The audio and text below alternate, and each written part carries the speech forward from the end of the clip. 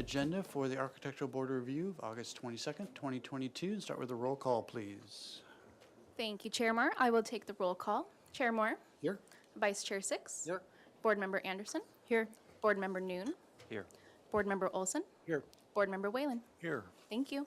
Okay, thank you very much. And then we're going to move on to public comment. Any member of the public may address the board for up to 2 minutes on any subject within our jurisdiction that is not scheduled on this agenda for public discussion. Do we have anybody here or remotely? Thank you, Chair Moore. I currently do not have any speaker slips for general public comment.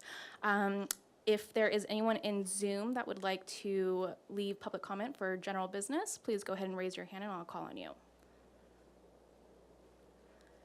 As of right now, I do not have any raised hands. We did receive some written correspondence from Kathleen Dagg and Bob Cunningham, and that was distributed to the board prior to the meeting. Thank you.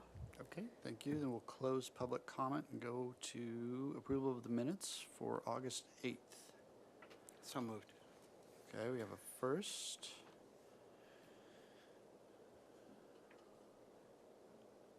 And I will second those. Any discussion? No? Okay, then let's take our vote, please. Thank you, Chair Moore. I will take the roll call vote. Chair Moore. Yes. Vice Chair Six. Yes. Board Member Anderson. Yes. Board Member Noon. Yes. Board Member Olson. Yes. Board Member Whalen. Yes. Motion passes. Thank you. Okay, and then moving on to the consent calendar for August 15th. Thank you, Chair Moore. The August 15th ABR consent minutes, we had one item and maybe two. 29 West Calle Lorales was continued indefinitely with the following comments. Item B, 1221 Coast Village Road was also continued indefinitely with the comment that the applicant is to return with alternative designs. And those were the only two on the August 15th consent hearing. Thank you. Okay. Motion to approve. Second. Any discussion? No, let's take a vote, please. Thank you, Chair Moore. I will take the roll call vote. Chair Moore. Yes. Vice Chair Six. Yes. Board Member Anderson. Yes. Board Member Noon. Yes. Board Member Olson. Yes. Board Member Whalen. Yes. Motion passes. Thank you. Okay, and then today's consent. Thank you, Chair Moore. We had one item on today's consent calendar, 3968 via Lucero, and that was approved with project design and final approval, and a minor zoning exception was approved as well. Thank you. Okay, thank you. I'll make a motion to approve. Second. Okay, any discussion? No? Okay, let's vote. Thank you, Chair Moore. I will take the roll call vote. Chair Moore. Yes. Vice Chair Six. Yes. Board Member Anderson. Yes. Board Member Noon. Yes. Board Member Olson. Yes. Board Member Whalen. Yes. Motion passes. Thank you. Okay, moving on to announcements, continuances, withdrawals, etc. Yes, Chair Moore. Good afternoon, Board. I wanted to make two announcements. One, we have a long meeting, so we have a food policy, of course, for the board and advisory boards. We've set up a coffee break at your discretion. There'll be a 20-minute coffee break whenever you wish, wherever it feel like it fits best in the meeting.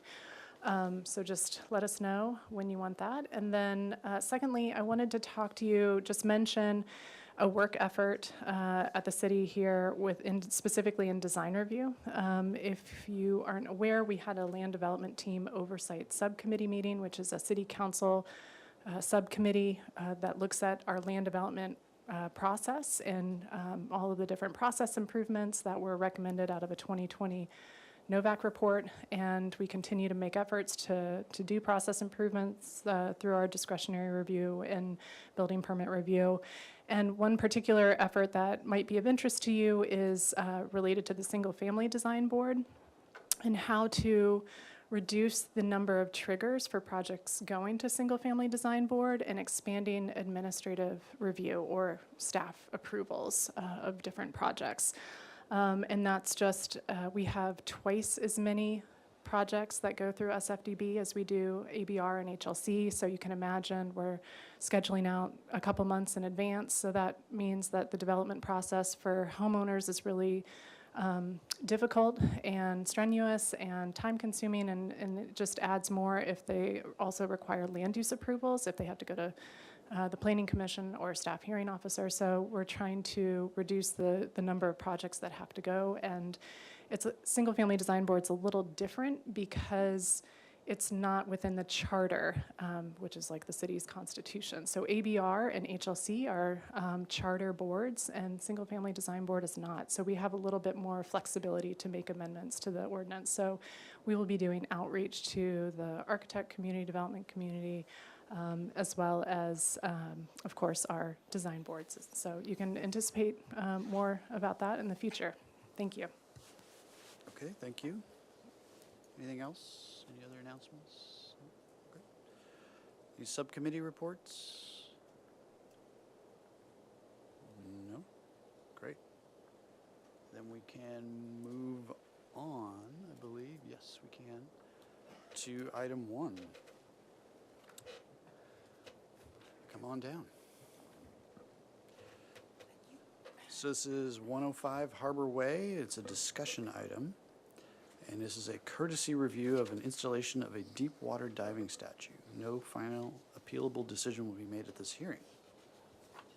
Okay. And if you could just turn on your mic. I'm sorry, it's just the little button right underneath the green light. There you That's go. the one. Now it's There on. you go. All right, if you could introduce yourself. Yes, And Chair just- Moore, members of the board, my name is Don Barthelmess, and I'm part of a team of individuals that's been working on this piece of culturally significant art, public art for Santa Barbara, which is going to be installed in the waterfront area. Hopefully you had a chance to look at the presentation, but I know you guys have a full agenda today, so I will be very brief. I'd like to start out with some introductions.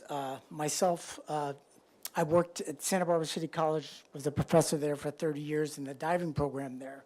So I have a real attachment to this project here in my retirement years.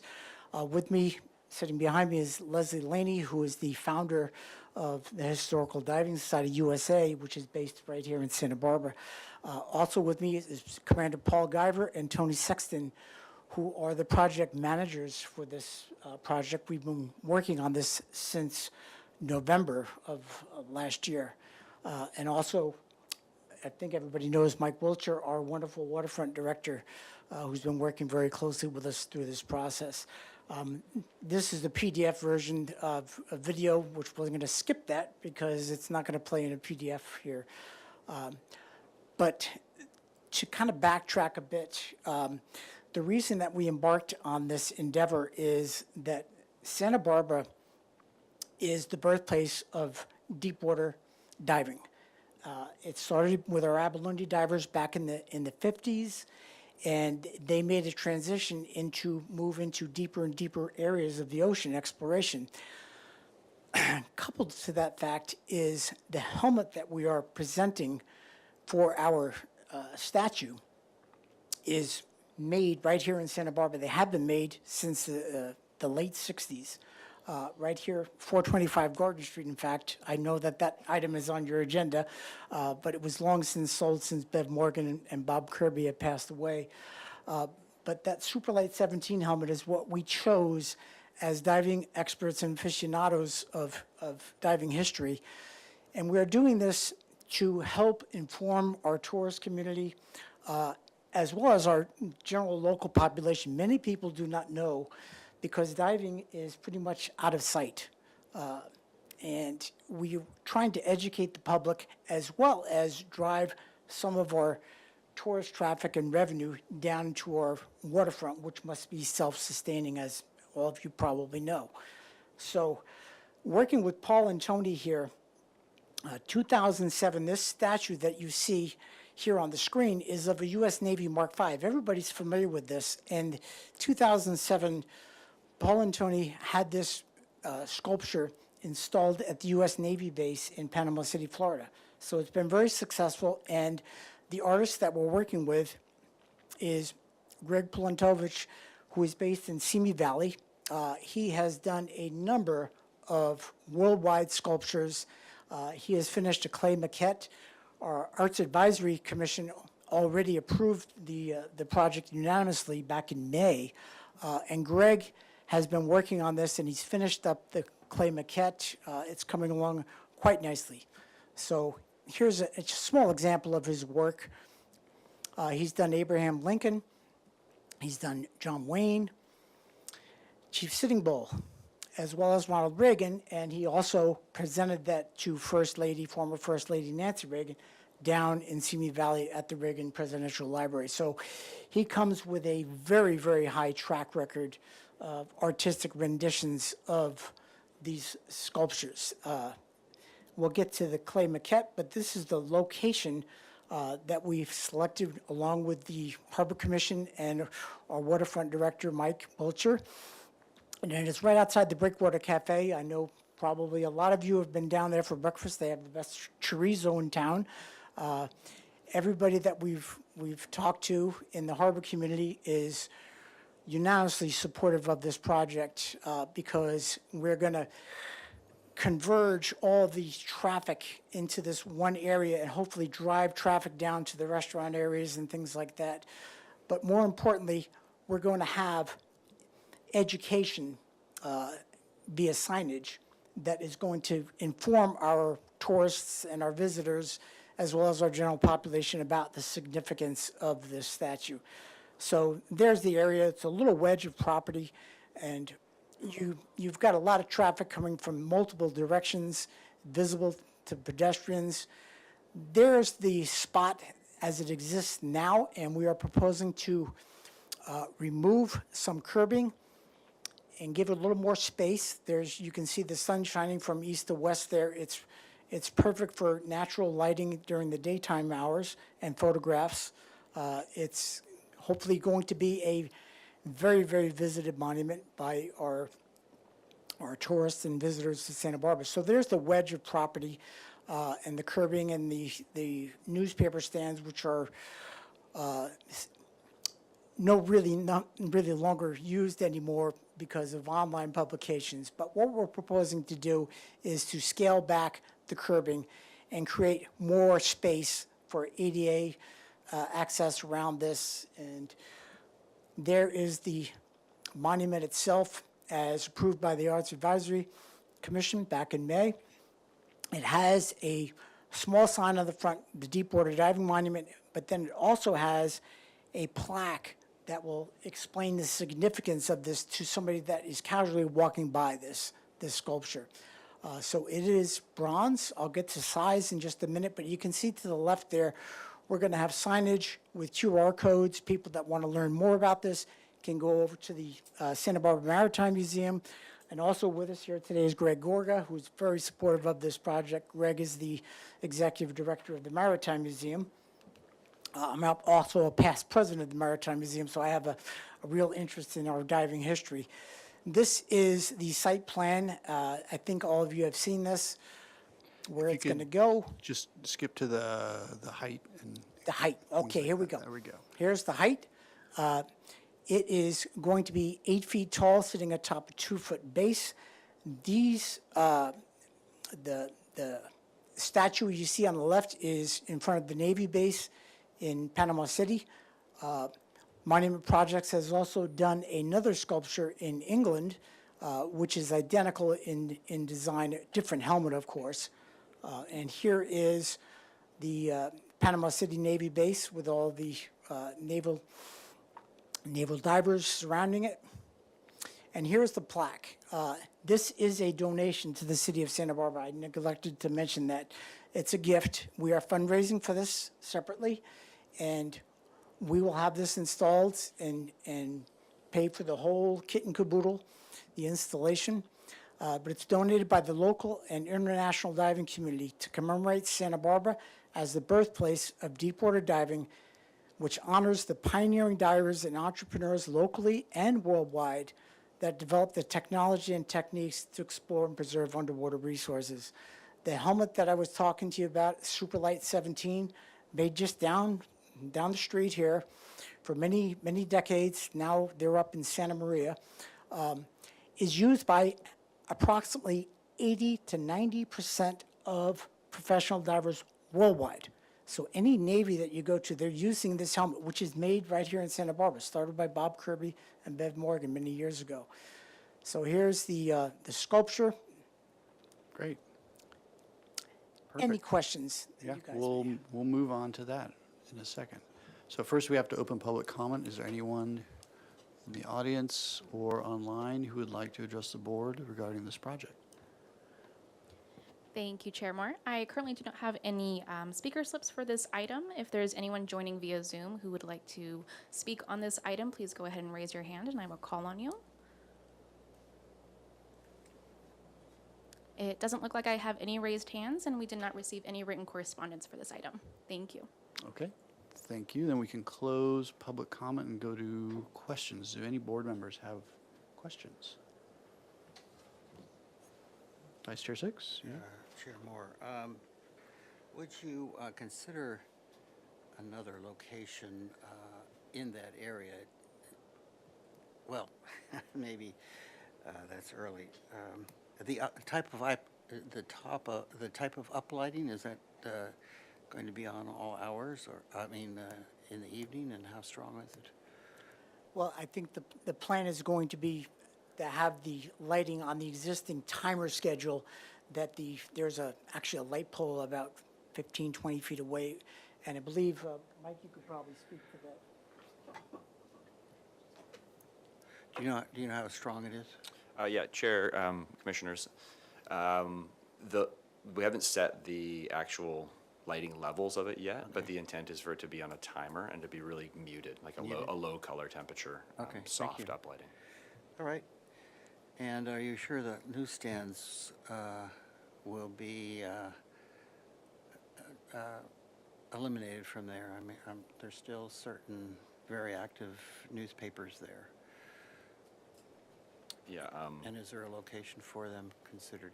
yeah, so down in the waterfront, we kind of manage a program of newsstands, and so sometimes we shuffle them around depending on usage and area, and so those ones are really underutilized, and the boxes themselves are in a state of disrepair, and so the intent was to consolidate what is needed and put them in more accessible areas. The statue itself won't fully utilize that whole area. There's still the possibility that some of those will remain if they need to. Okay, so you're in control over the locations, so if they need to be eliminated, then you can, right? There's a program that looks after that, and so we try and manage to, the aim of the program is to make sure that we don't have empty newsstands sitting around the waterfront, and so sometimes as publications remove them, we consolidate. Okay. My Friday morning breakfast buddy picks one up every Friday morning. We'll make sure it can still happen. All right, thanks. Okay, any other questions? I have a couple questions. One, out of curiosity, how many of you have been inside that apparatus? The helmet? Yeah. Oh, thousands and thousands of times. I've trained students over the years. A lot of our local divers that work on the wharf, and stuff, That's they great. use these same helmets, yeah. That's great. That's great. So just real quick and kind of tailing on Chair Six's comments just about the newspaper stands, the importance of those not cluttering up the area. But I also wanted, if you could pull up the site plan really quick, or just a photo of the monument plus the signage, the educational signage. Just a question if that was, if you studied, maybe this is not the final location of it, but if you studied the proximity of the traffic and people, coming to the harbor, did you determine that was the best place for the educational signage? I'm going to defer to Director Walter on that. That area, when we've had our discussions, is the convergence of much of the pedestrian traffic in that area. And Director Wilshire selected that area as ideal to impact that. And just to add to that question, this may not be exactly to scale. The statue itself Sure. will hug a little closer. We just want ADA clearance between and around it, and so it may be exaggerated a little further out. And really, that's kind of the safest and most appropriate spot for signage. Yeah, good. Okay, anything else? No? Okay, let's go to comments then. Who would like to start? Well, Mr. Chair, I would like, it's a great, it's a wonderful message and thing to do. it just seems like it's taking out a lot of landscape. It's mostly unless there's something significant with the machinery and like a fish's fin in the back of the statue, it's really a one-way statue, and I would like to see it either located much closer to the curb, or in another, like in the corner of the parkway closer to town, so the guy's facing out toward the water where he's going. So I would think that you could do a one-way view of it and not have to walk entirely around it and take up so much existing landscape and provide less need for hardscape. Okay. Anyone else? Yeah, I would just add to just making sure that this educational signage is in the most appropriate spot. I mean, it's a great monument, great idea. So I would want that to get seen from all sides. Ms. Anderson? I just want to thank you for your presentation and look forward to seeing it.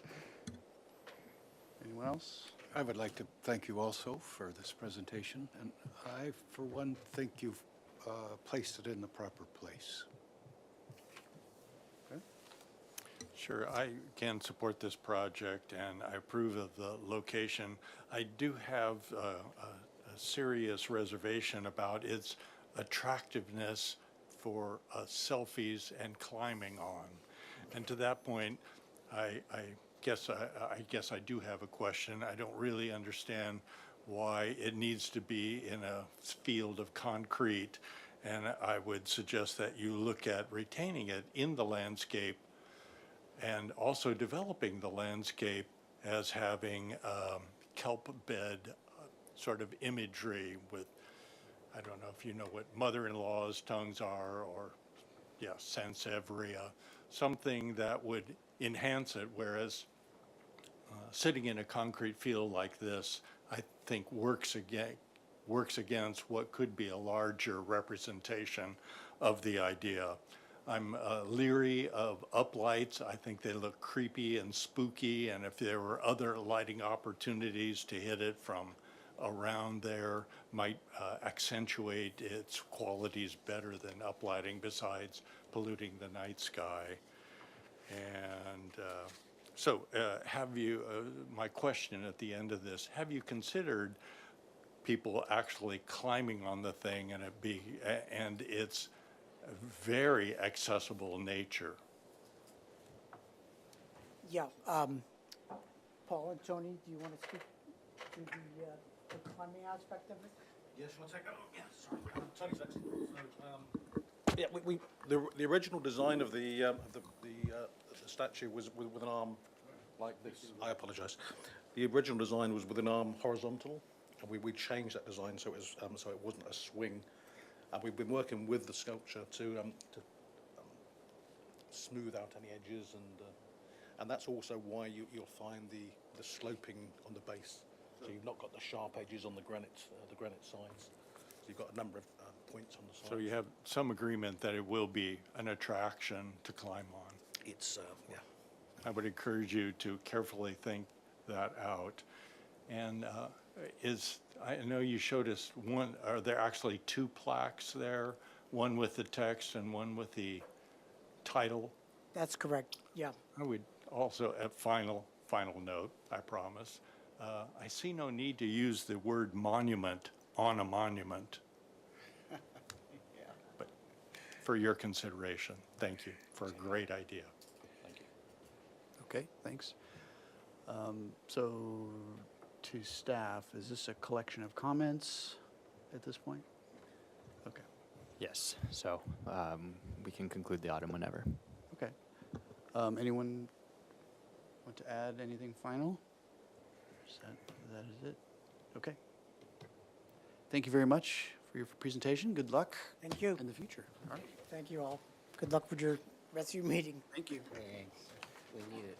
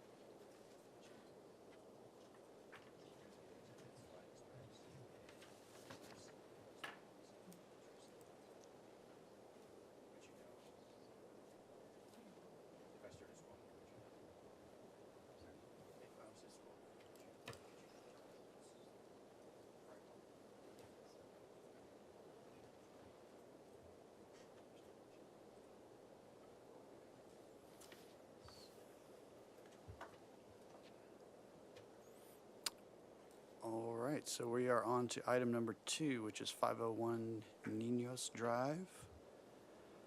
And this project consists of the renovation of an existing 8.3 acre city park and conversion of existing grass soccer field to multi-sport synthetic turf field, new natural turf baseball field, new natural turf informal activity area, new inclusive playground, new fitness area, new picnic areas, trash enclosure, and new restroom. Project includes demolition of existing restroom, playground, ball field, and fitness area. Other amenities include accessible pathways, bus loading zone, fencing, lighting. On-site vehicular parking would increase from 128 to 159 spaces. Perimeter parking would increase from 68 to 93 spaces. A total of 37 trees would be removed and 125 new trees would be planted. A portion of Sycamore Creek would be restored. The project includes improvements to vehicular circulation by preventing traffic from entering Park Road from Calle Puerto Vallarta. The project received Planning Commission approval on August 19th of 2021. And you're back here looking for a project design approval. And the project requires compliance with project compatibility findings and compliance with the Planning Commission Resolution number 06-21, and we last saw this July 27th of 2020. Welcome back. Before we jump in, could we have our motion from the last meeting and then any staff comments before we kick off? Yes, well, Mr. Russell's pulling that up. Thank you, Chair Moore. I just want to confirm this project, there are a couple, we had different ABR members at the time, and so we had contacted each and every one of you to confirm that you'll watch the video and read the minutes. So if you could go at least announce that you've kind of done that homework in advance to participate in this vote. I also want to acknowledge that our landscape architect, Board Member Black, is not here. However, he did review the video and read the minutes and submitted comments in a memo, so you all should have, those were distributed. So he will not be part of this vote because he's not here today, but from a landscape perspective, he added his questions and comments. So again, with the hopes that that could be helpful for you as a board as you're deliberating. And we also have Kathleen Kennedy here, who's the assigned case planner, in case you have any questions. Great. Could everyone chime in if they are up to speed on this project? Sure, I'll start. I watched the video and I read the minutes. Excellent. Ditto. All right. I watched both videos and both minutes. Great. Same for me. I was here. You were here. I did both was- videos and minutes. So. Great. Thank you guys for doing that. And could we add, if there are any planning commission comments that would be relevant to what we're doing today? I will have Ms. Kennedy be able to answer any questions regarding that. I don't think we have the minutes pulled up.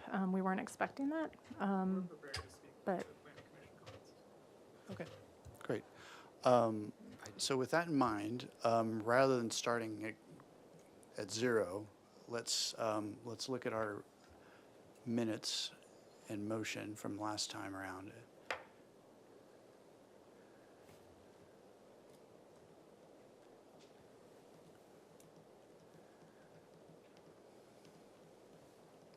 I don't recall there being too many issues that we had. It was really a lot of support, yeah. Okay.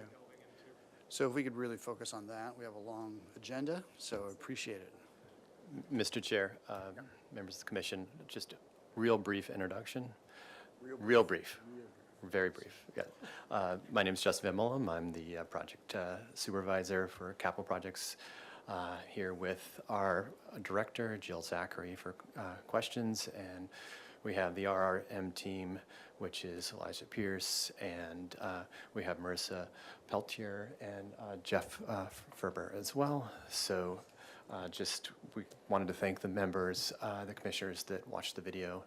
And also, we've been working on this for over 4 years, 16 community meetings, including City Council, Planning Commission, and our Parks and Recreation. It's a project that's been designed through community input with multiple workshops, on-site meetings, and multiple surveys. This is a very special park to the community because it's the only regulation soccer field that the city owns. And soccer players are very excited that we'll be getting a synthetic turf field because we will no longer have to close this field up to 4 months a year to allow the natural turf to regrow. This is also, there'll be another significant improvement, which is an all-inclusive and accessible playground. We are fortunate enough to partner with the Gwendolyn Strong Foundation, and in public comment, Victoria Strong will tell you a little bit more about that project. Okay, That's great. it.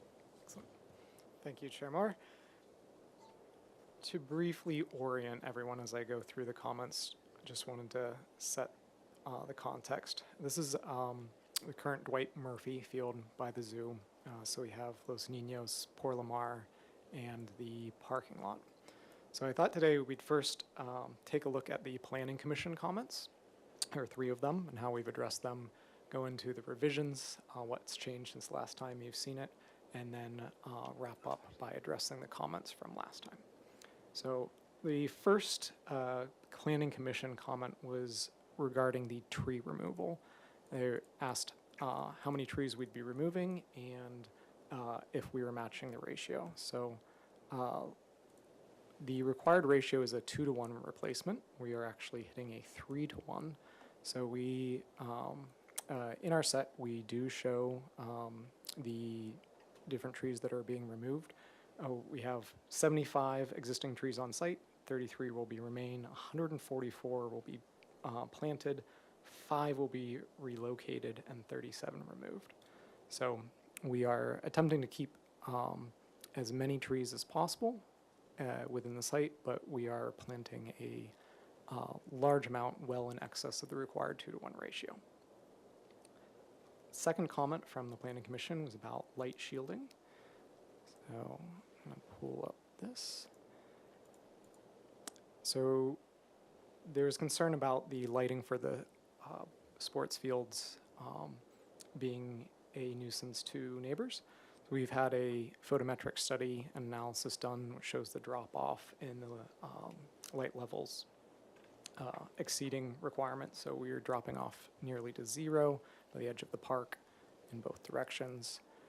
We also have been strategic in where we've placed the fields in the direction of the lights. So we're not casting our main lights back across to the residential neighbors. These are also the same lights that we have at the Cabrillo ballpark. So we're familiar with the type of light. And then there was a question about the backflow preventer. So we do have one backflow preventer near Port Lamar. It is both screened with a cage and also plantings. We were able to utilize non-potable water connections here, so we actually only have one backflow for potable water for the restroom building and any maintenance, but the main irrigation is non-potable. We don't have to have a large backflow for that. Those are the entirety of the Planning Commission comments, so I'd like to continue on to the revisions. So here's a fine page to show it. So one notable change is the angled parking along Los Ninos. So it is now head-in. We were able to get, I think, a more successful layout here, keeping our parking numbers up. And then continuing along here, we have what is a park road. It continues on the west side of the project. And this has been routed in through the parking lot. It no longer is a through road, which will cut down a lot of through traffic in what is a fairly tight road, if you're familiar with it. Should keep this safer and more usable by the users of the park. Similarly, we are proposing swing gates at the entrances to this area, to the parking lot here, and then along Port Lamar here. And this allows the Parks and Rec Department to better control the site in the evenings and when the park is closed. Right. Also further studying the uses of the park and the orientation, we have added a fence along this curvilinear wall right here. Basically, an additional higher fence. Any extremely well-hit baseballs will no longer be a risk to the children playing. In this area as well, we added an accessible ramp that comes from here the whole way up. So we had an accessible route to here before, but not a direct one. So as we're providing these steps, we also wanted to provide a ramp as well, which gets you down to this area. And just a minor change up here. Let's see if I can get you a better plan.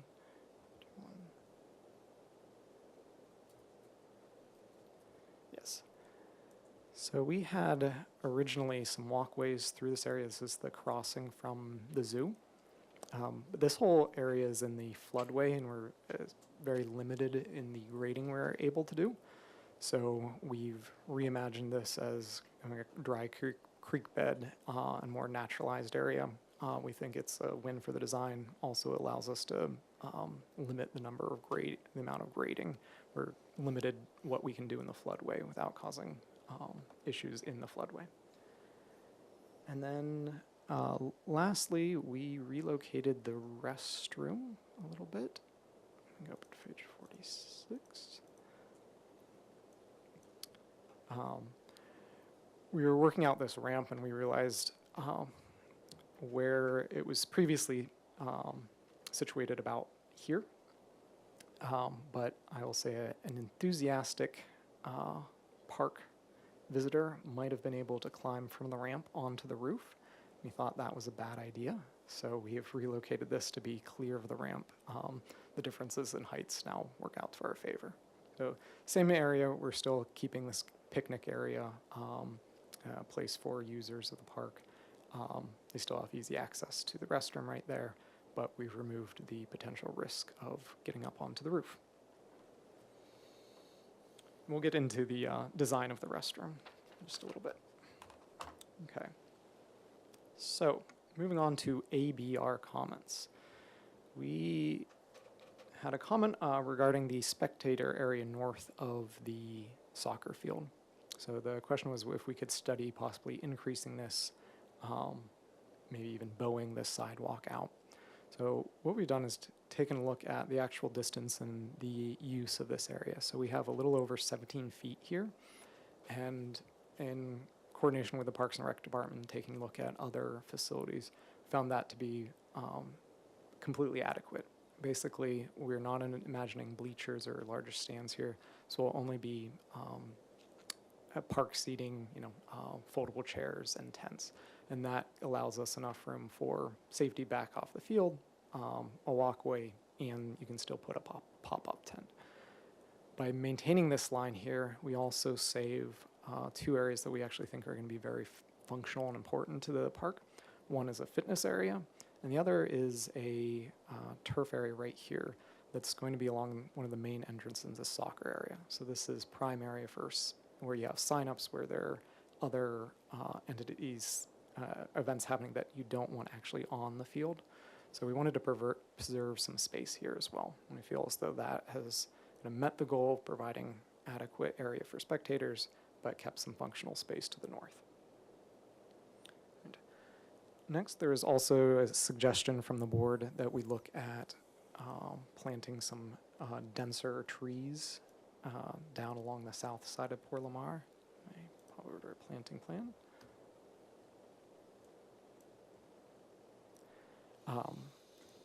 And we thoroughly agree. So we're now showing a number of dense evergreens, I believe holly and live oaks along that route.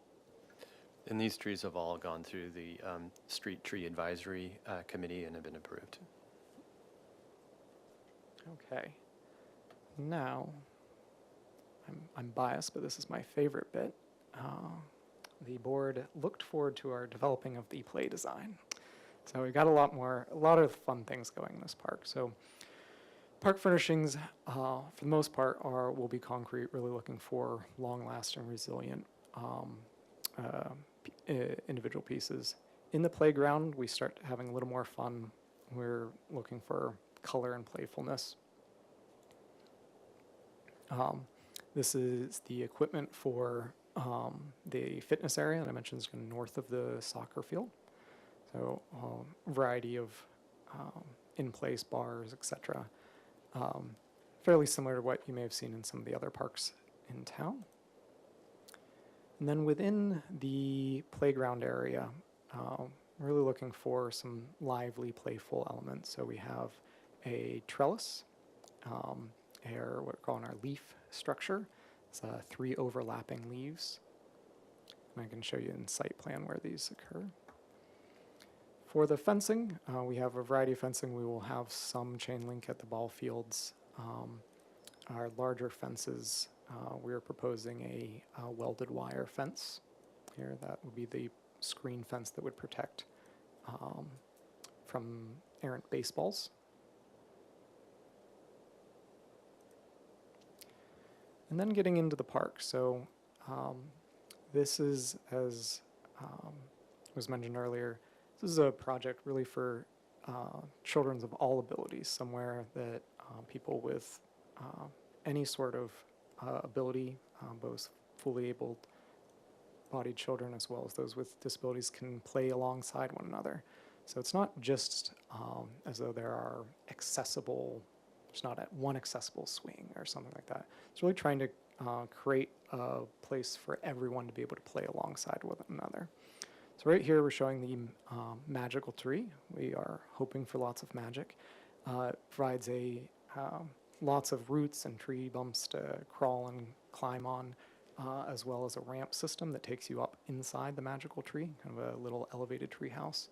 And the ramps that take you up to there are completely accessible, so you can both climb, wheel, stroll, run, can get there a whole variety of ways.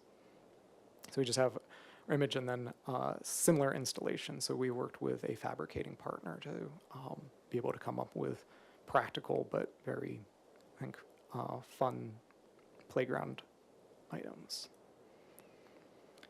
Moving over to the restroom. So the restroom building is located on the south side of the site. One notable thing regarding the restroom is that we've opted for individual stalls that are generous in size, that if you are a parent with multiple children, multiple strollers, or you're helping somebody that might be in a wheelchair, these can serve you all. So it's a building that we think will be very, very practical and of great use to all sorts of users of the park.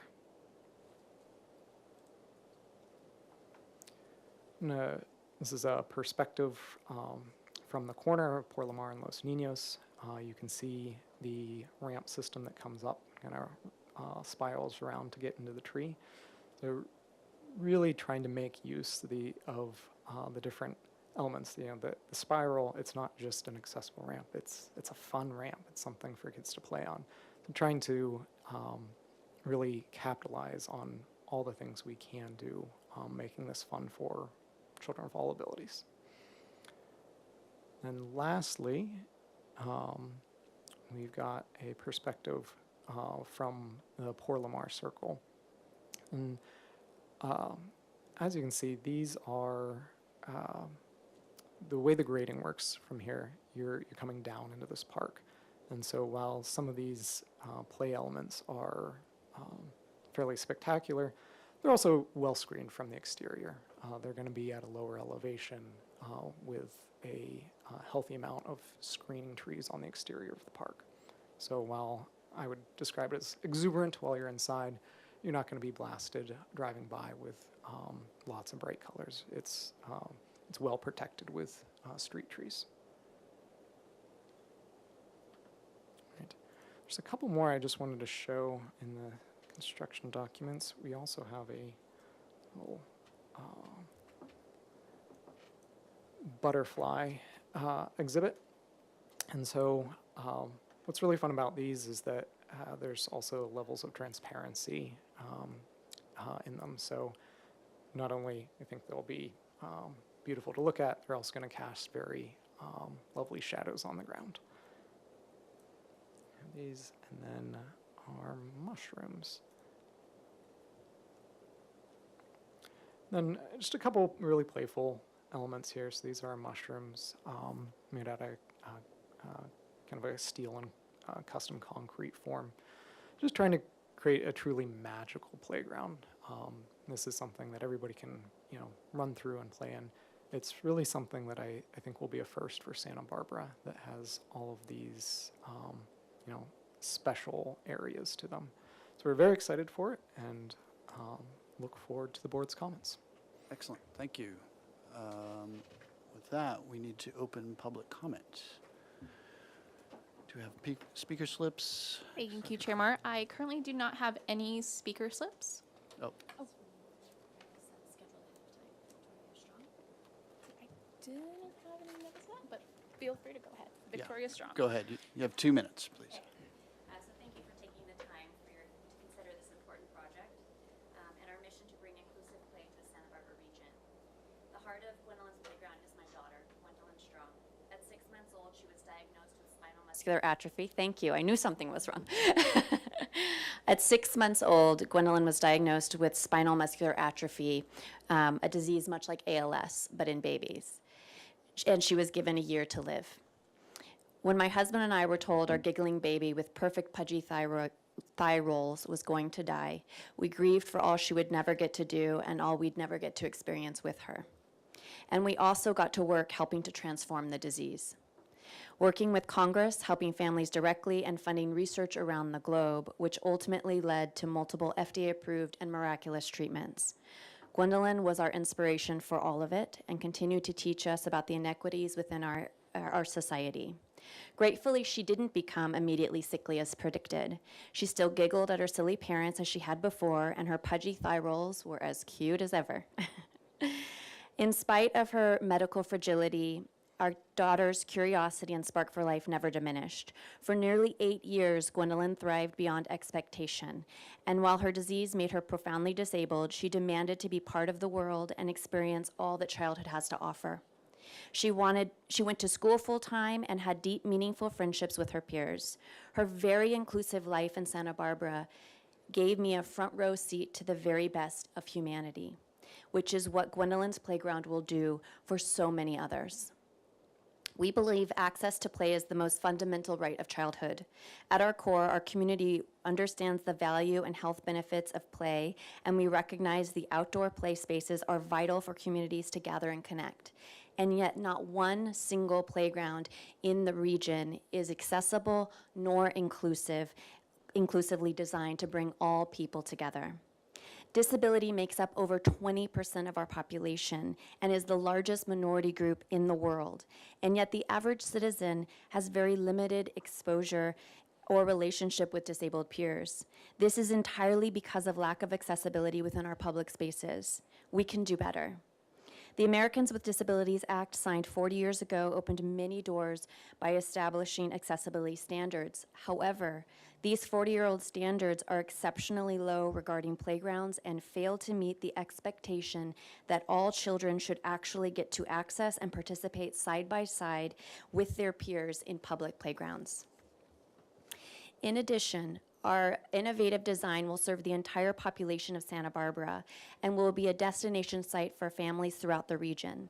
Not only does our design thoughtfully incorporate the needs of children and adults with physical disabilities, but also considers the needs of individuals with autism and sensory impairments, intellectual disabilities, and vision and hearing loss, while providing dynamic movement and socialization opportunities for everyone, including tweens who typically age out of playgrounds and seniors who are often caregivers and may not be comfortable with uneven bark flooring and ascending ladder structures. Estimates for inclusive playgrounds in other regions and from the data the Santa Barbara Zoo has collected since their newly garnered autism designation put Gwendolyn's Playground at more than 5 times the current visitors of any playground in the region. This is a draw for increasing tourism and generating revenue for our county. We have an opportunity as a community to create a truly state-of-the-art space rich with innovation and creativity that serves our entire community, for which Santa Barbara will be praised around the country as the new standard and model of public play. In building Gwendolyn's Playground, our inclusive design not only provides long overdue accessible play to every child, it brings people together and creates joy. And that shifts stigma and builds bridges of community, care, and compassion. Designed for the widest context of users, the renovations at Dwight Murphy Field improve and diversify our open spaces to encourage group and individual discovery, adventure, fitness, and reflection, while amplifying the usability and accessibility of the space with equipment and in facilities that ensure everyone is included. With the grassroots support of so many in our community and beyond, we have raised over $4 million for this project and are well on our way to reaching our final fundraising goals. The effort is a shining example of what can be achieved through public, private, and nonprofit collaboration. Your support of Gwendolyn's Playground and the Dwight Murphy Field renovations sends a message to all communities about the value of equitable play standards and the benefit of celebrating diversity and inclusion. Thank you, and I look forward to playing with you out on the playground. Okay, thank you. Do we have any other speakers? Thank you, Chair Moore. I'll go ahead and move to virtual public comment. If there's anyone joining via Zoom that would like to speak on this item, please go ahead and raise your hand, and then I will call on you. I'm not seeing any hands raised, so I'll go ahead and go on to written correspondence. We did receive a few written correspondences from, let's see, we have Nick Turner, Paul Ramsey, Lois and Laura Capps, Philip DeLeo, and JJ McLeod, which was distributed to the board prior to the meeting. Thank you. Okay, with that, we'll close public comment and go to questions from the board. Mr. Whalen? Yes, a couple of quick questions for staff. When I compared the existing and the proposed softball fields, they appeared the same. My question is the baseball, softball field built to any standard regulation size, or is it just merely a replacement of the existing size? Mr. Chair, members of the commission, the baseball field is for youth, so it's for the younger players, and that's how it's been sized. So it's because we have limited space, and it's good. Yeah. Right. So the answer is it is designed to a specific standard for youth baseball. Thank you. And then this is the first time I can recall seeing the restroom. Could you speak to that design and specifically the wave on the wall? What is the intent of that design? Absolutely. Previously, we had been looking at a prefabricated restroom. If we could put that particular elevation up, that would be helpful.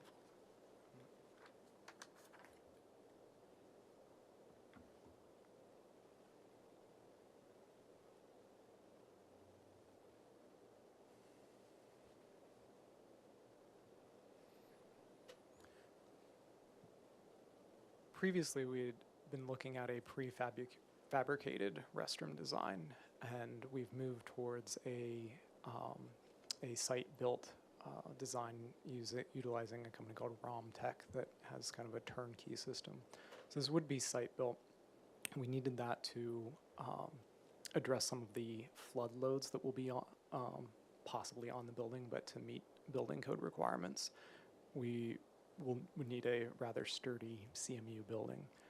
We took a look and wanted to have something that had a little bit of kind of a Santa Barbara traditional flavor, but also reflected a little bit of the playfulness of its surroundings. I think that's where you start to see the wave element come in.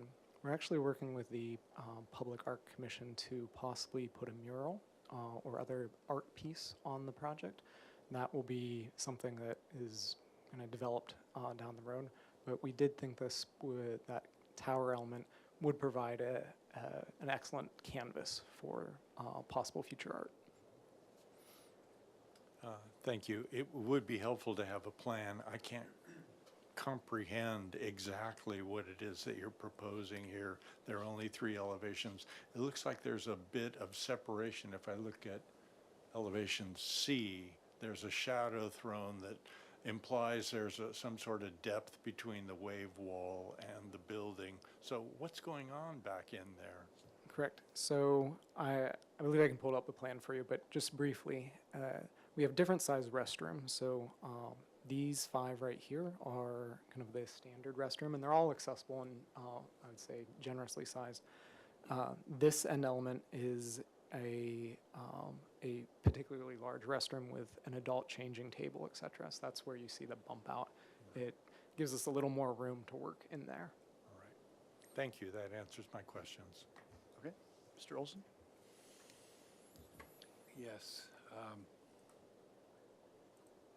interested in the the materials that you're using for the magic tree and the elements in that area. It seems like there are wonderful ideas and very inviting, but has the potential of not looking good after several years. So have you been careful in the choice of those materials? So we partnered with a company that does this specifically. So they work a lot of times for zoos, playgrounds, things like that. So this is what they do. They kind of fabricate. So we do the design, but they figure out how to actually make it happen. For the most part, it's a steel frame, and then it's coated in concrete that's then colored and painted. So this is very much meant to be sturdy. So if you're familiar with, at the Santa Barbara Zoo, they have a number of like rock outcroppings and things. It's in a lot of ways somewhat similar. The tree will be a little more refined. You know, we're going for bark rather than rock, but nonetheless, this won't be plastic, for instance. Thank you. In the past, and I think maybe in the last meeting before this group, there was discussion about the AstroTurf and the differences in maintenance between that and natural turf. And some of the criticisms were of this type of AstroTurf were that it doesn't revigorate itself as grass does. And when animals use it in ways other than what we might prefer, how those areas get clean. So I see definitely the need for it and how it gives an extra 4 months, which I think offsets some disadvantages, but I'm just wondering if you've given any more thought to how you might help with that issue. Mr. Chair, Commissioner Olson, so we're very fortunate that we're not the first to do a synthetic turf field in Santa Barbara. The City College, they're on their 3rd turf field, and they've really been able to experiment with different products and have found something, a system that works extremely well for them. So they have a UV ray that they drag across the field when they're sweeping things up, and it's no longer the crumb rubber that, you know, like ground up tires. There's much more natural materials. That's one of the things that we set as a condition for this project with Planning Commission, was that we would use a fill that was a natural material. So, as far as like just watering the field, the City College waters down their field twice a year, just after 2 special events.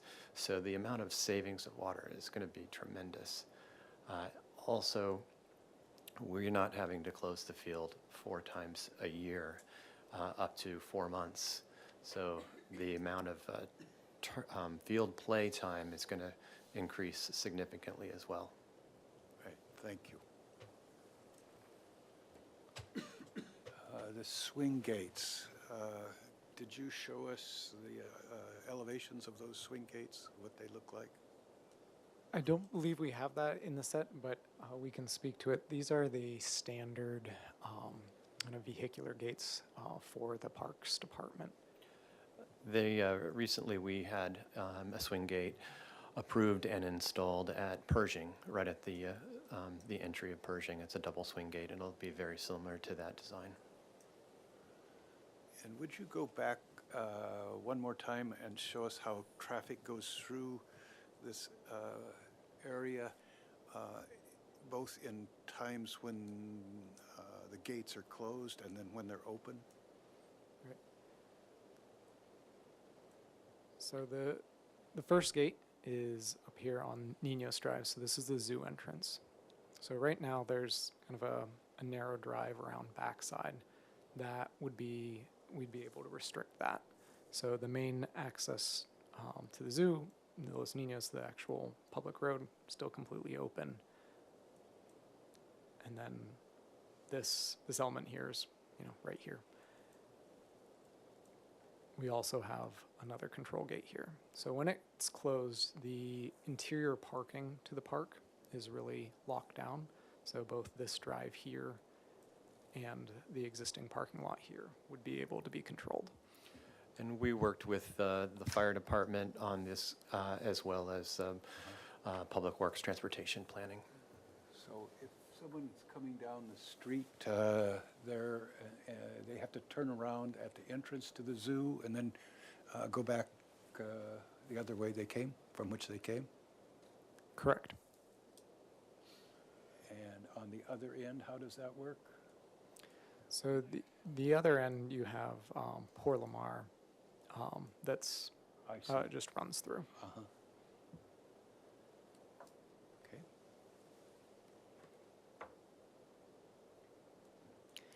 I was interested in what Mr. Black's questions were. He'd asked about location of fencing, and have we, could you briefly show us again where that fencing is from this site plan? So we have a variety of types of fencing. We have some fencing surrounding the fields. We have perimeter fencing, and then within the play area, we have the screen fencing. So let me show you here.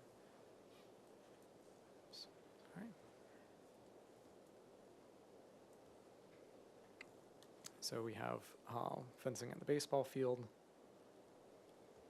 just the general fencing around the playground, just kind of protective fencing. On the north side of the site, across from the zoo, we just have a kind of wood rail fencing, mostly just to keep people from trying to walk through that swale. We then have the welded wire fence at the athletic area and the baseball playground interface. And then we just have a little bit of the mesh at Sycamore Creek. And the baseball field fence, seems like at the last ABR meeting they had discussed, or you had discussed, whether that would be something other than a galvanized fence. Had you considered that? We did. So we took a look at some options. One thing that we wanted to make sure is that this did not become a large visual element. This is a 16-foot tall fence, so it is sizable. The welded wire gives us a really nice advantage of strength, but still it is very transparent. So we're proposing that this would be painted black, so this won't be raw galvanized. So in a lot of ways, I think this will kind of disappear. This is almost like a shading element rather than a solid element. Okay.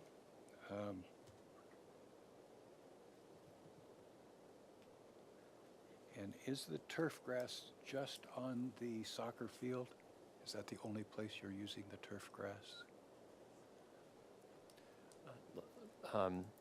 Mr. Chair, Commissioner Olson, I just want to clarify. So the synthetic turf will only be on the soccer field, and we have natural turf on the baseball diamond. Thank you for correcting me. Yes, that was the answer I was looking for.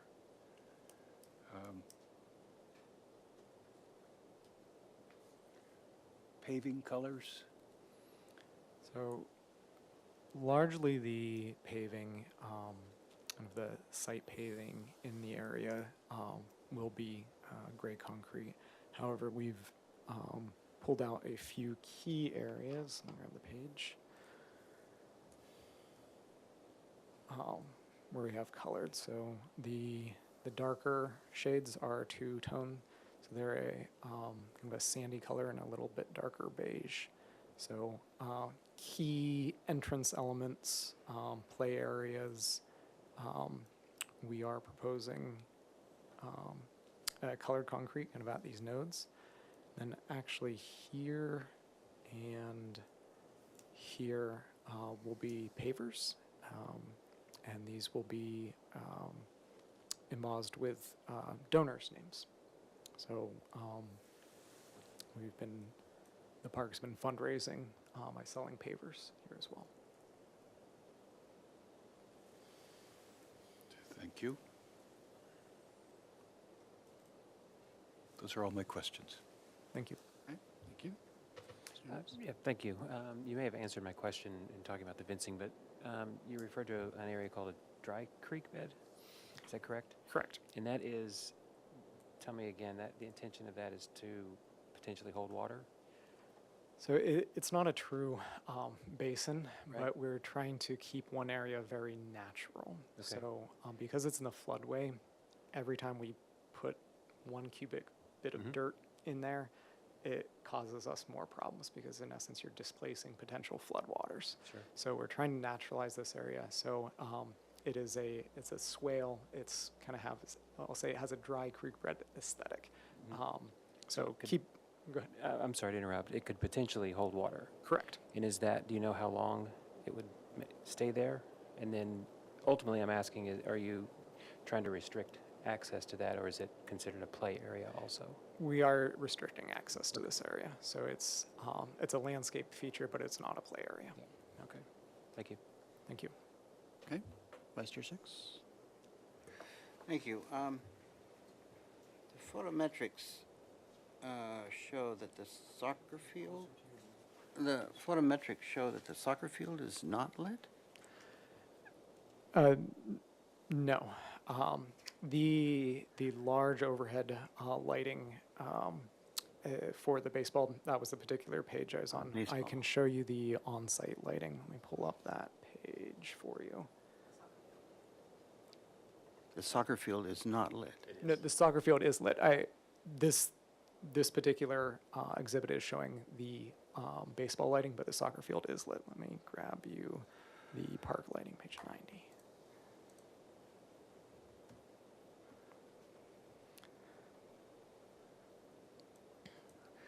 So we do have perimeter lighting as well. They are So directed those- towards. So those photometric bubbles look like they're just simply under the lamp. That's not true. It's a widespread. Right. What's being shown in this diagram are the light levels on the walk.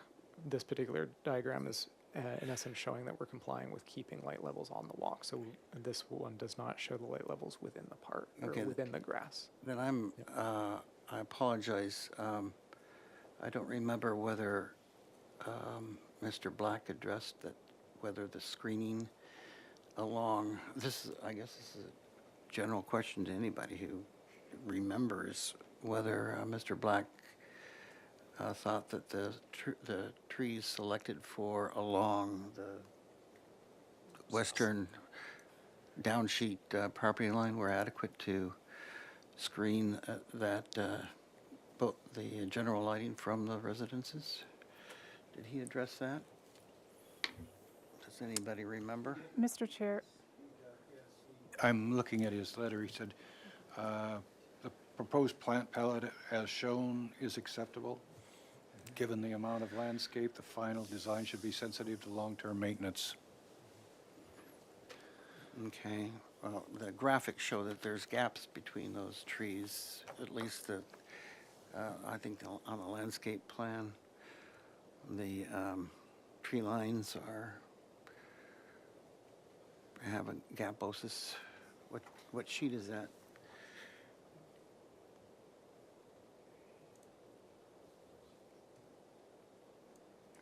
Yeah, there you go.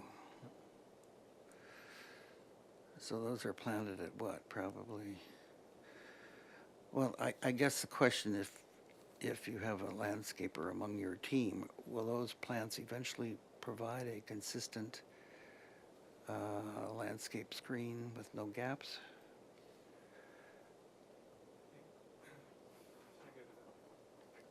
Or here. Right here? Hi, Jeff Ferber. I think we took it as screening, not necessarily a complete screen. So I think the trees are generally drawn at like 75% of their maturity, so it's hard to tell with living creatures. Yeah. But I wouldn't say that it's a complete, wall of vegetation. We could add some trees.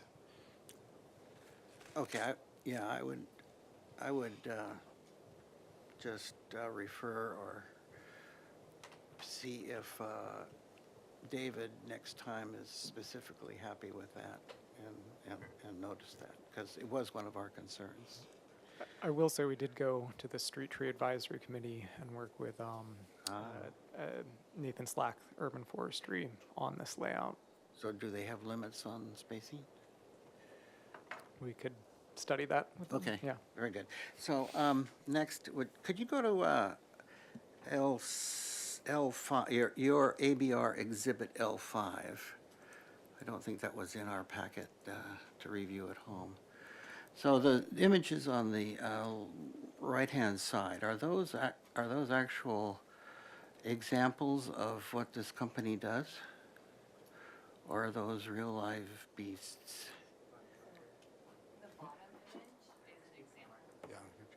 If you don't mind stating your name for the record, too. Thank you. Marissa Peltier from RRM Design Group. That image is an example of a tree that was created by this company. And the one above it? That is just a aesthetic example of a tree that's That's a real at live beast? Disneyland. No, It's a graphic. this is a fabricated tree as well. Inspiration image. Yep. Oh, okay, very good. Thanks. And then, what is the material of the, thank you very much, the material of the approach ramps going up to and around the tree? Is it, They will likely be steel beams and posts and the finished material of the decking, of potentially the composite decking. sides and the Oh, right now it's steel, but we're still looking at, if there's going to be any type of cladding on there. galvanized weather? No, it would be probably powder coated. Powder coated? Yes. Okay. And then do you have an image example of the rubberized ground cover for the majority of the playground? Is that it right there? And you can see it a little bit here. So it is the poured rubber. It's poured in place. Okay.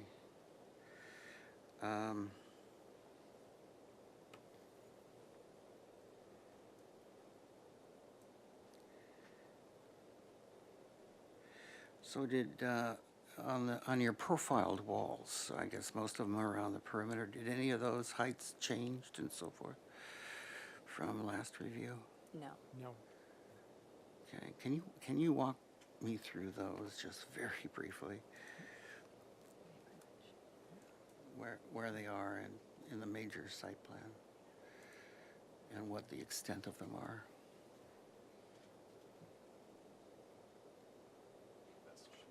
Well, we do have wall profiles on page 21 of the That's PDF. that's where I was speaking You to. were looking, yeah. okay.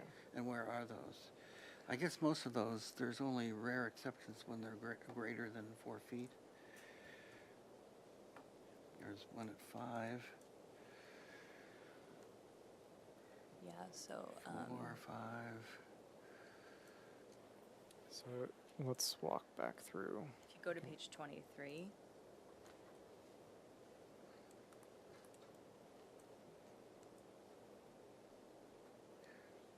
So on those profiles, is it my, please confirm that there's only probably a very few that are more than 4 feet, is that correct? yes, actually, there's only one that is 4 feet, and it is the wall that's behind the restroom, Or greater than 4 feet? greater than 4 feet. And that's a retaining wall. Yes. Okay, So it's that wall right It's right there. here. right there. Yes. And that's where the 5-footer is on the profiles? Yes. Okay, thank you. You know, when I look at the overall site plan, it doesn't look as significant amount as it does when you zoom in. But it appears, and this is leading to a question, there appears a lot of gray concrete, like behind the ball field, in the arched or semicircular trellis. The whole of the fitness area is all gray concrete. Was there any opportunity to, make, either do pavings or something that was more softer or even more permeable? A lot of the paving within the park is vehicular rated for maintenance vehicles, so it just makes, more financial sense for that to be standard gray concrete. Well, for instance, along the two wings of the ball field, there's the vehicular, and then there's an extension of that for patio tables and so forth. Is there an opportunity, is there an opportunity, my question would be, to examine more permeable paving and more softer, more decorative stuff? Pavers are an option, as well as, decomposed granite is an option. However, has a very high maintenance to it. There are type of stabilized decomposed granite that definitely have less maintenance involved. So we can discuss that with Parks for sure. Yeah, thank you. Those are my questions. Thank you. Okay, Ms. Anderson? I don't really have any additional questions except one. And right on this page, can you just tell me what is south of the picnic tables, right next to the bathrooms? That's just a planter area, so there will be Okay. shade trees there. Got it. Okay. Yeah, those are my questions. Okay. Do you want to go right into comments then? Oh, sure. If you're ready. Okay, yeah. All right. So I think this is a great plan, and they've considered a lot of the comments from the past meeting. It would be nice to kind of say what Mr. Six was saying, was just look at the possibility of reducing the amount of impermeable paving, or look at maybe not making it such a consistent color throughout, give it a little bit more differentiate, I guess. And I look forward to further details and a more concise color board, maybe even an image or an elevation of the new gates. And I didn't see the specifications for the lighting, but in the next round that would be helpful. And that's it. Okay, thank you. Vice Chair Six? Yeah, I think it's a wonderful project too. A lot of wonderful, intense uses and beautiful designs. As I say, I echo the reduction of the gray concrete in some areas where possible. I don't mean to be a curmudgeon, but I have a problem with the treehouse structure. And, I think I mentioned it in my last comments. We're looking forward to seeing artistic development of the play structures. And I'm okay with a mushroom and a worm and, a ladybug and being colorful and cartoonish and so forth. But the treehouse is a major architectural structure that will be significant from the street. And to have it cartoony and colorful purples and pinks and da-da-da, to me is uncomfortable.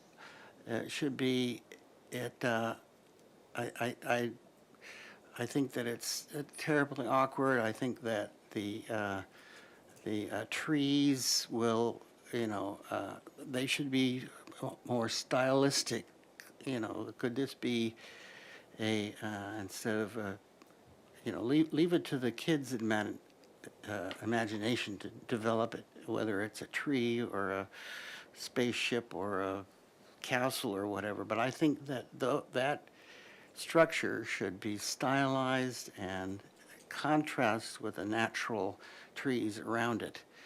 And at least and that it could be of a monotone or a grade muted color that would contrast. So, and I appreciate the stimulus and the colors, and so it was wonderful. But I think that contrast between the ladybug in the house and by the house or over here against a subdued background is just as invigorating as doing the whole thing as colorful and that way. So I really have a problem with that large.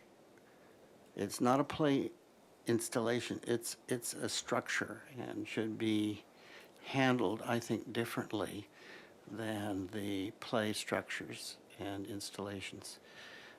And perhaps it's more ties in with the ramp going around it. That it's not contrasting. It's anyway.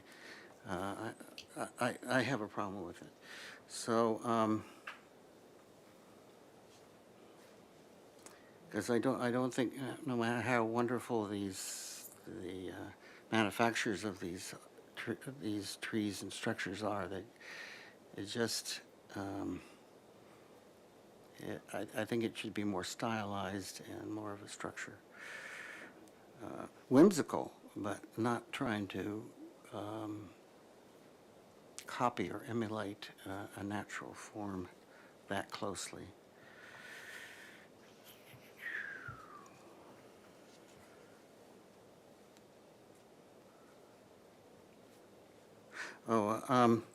And I'm a little uncomfortable. I would love, I'll hold my critique opinion until there's an awful lot of this rubberized material on the playground, and I'm just wondering if it's just going to be so much a plastic environment rather than organic, and I would like to recommend that maybe some areas would be DG or some other organic or pavers. I know that there's safeties and kids fall down and scrape their knees and so forth, but to have all that rubberized plastic ground is unfortunate to me. Other than that, it's a wonderful, wonderful project. Okay, thank you. Any comments down here? I'll just be brief. I mean, it relates to my comment earlier. Not that, I would recommend a redesign or anything like that, just a verification that, if that area is going to hold water, that it's, how long and that it's, appropriate. It looks like a fun place to wander, so. Okay, Mr. Olson? Yes, I guess this is my day to disagree with Mr. Six. I don't usually do that. I have great admiration for your advice. But in this particular case, I could call a spade here, is that we're not making a forest, we're making a kid's place to play, an attractive place. I think that the consideration, the 4 years of consideration to these improvements to this park are grand, and I would disagree with starting from scratch here or redesigning this part of the park. And and say, it's time this project gets going. And they've been around long enough. It's a great project. Let's get it under construction. That's all my questions or my comments. Mr. Whalen? Thank you. First, a side note to Ms. Kokinda. When I reviewed the video and the minutes, it said that Member Chair Moore was absent when I believe it was actually Mr. Cunningham. So just a minor note. I'm trying to change the record there a bit. Thank you. If this project is looking for design approval, I can support it. I think it's doing many, many things right. Just a couple of comments on the details.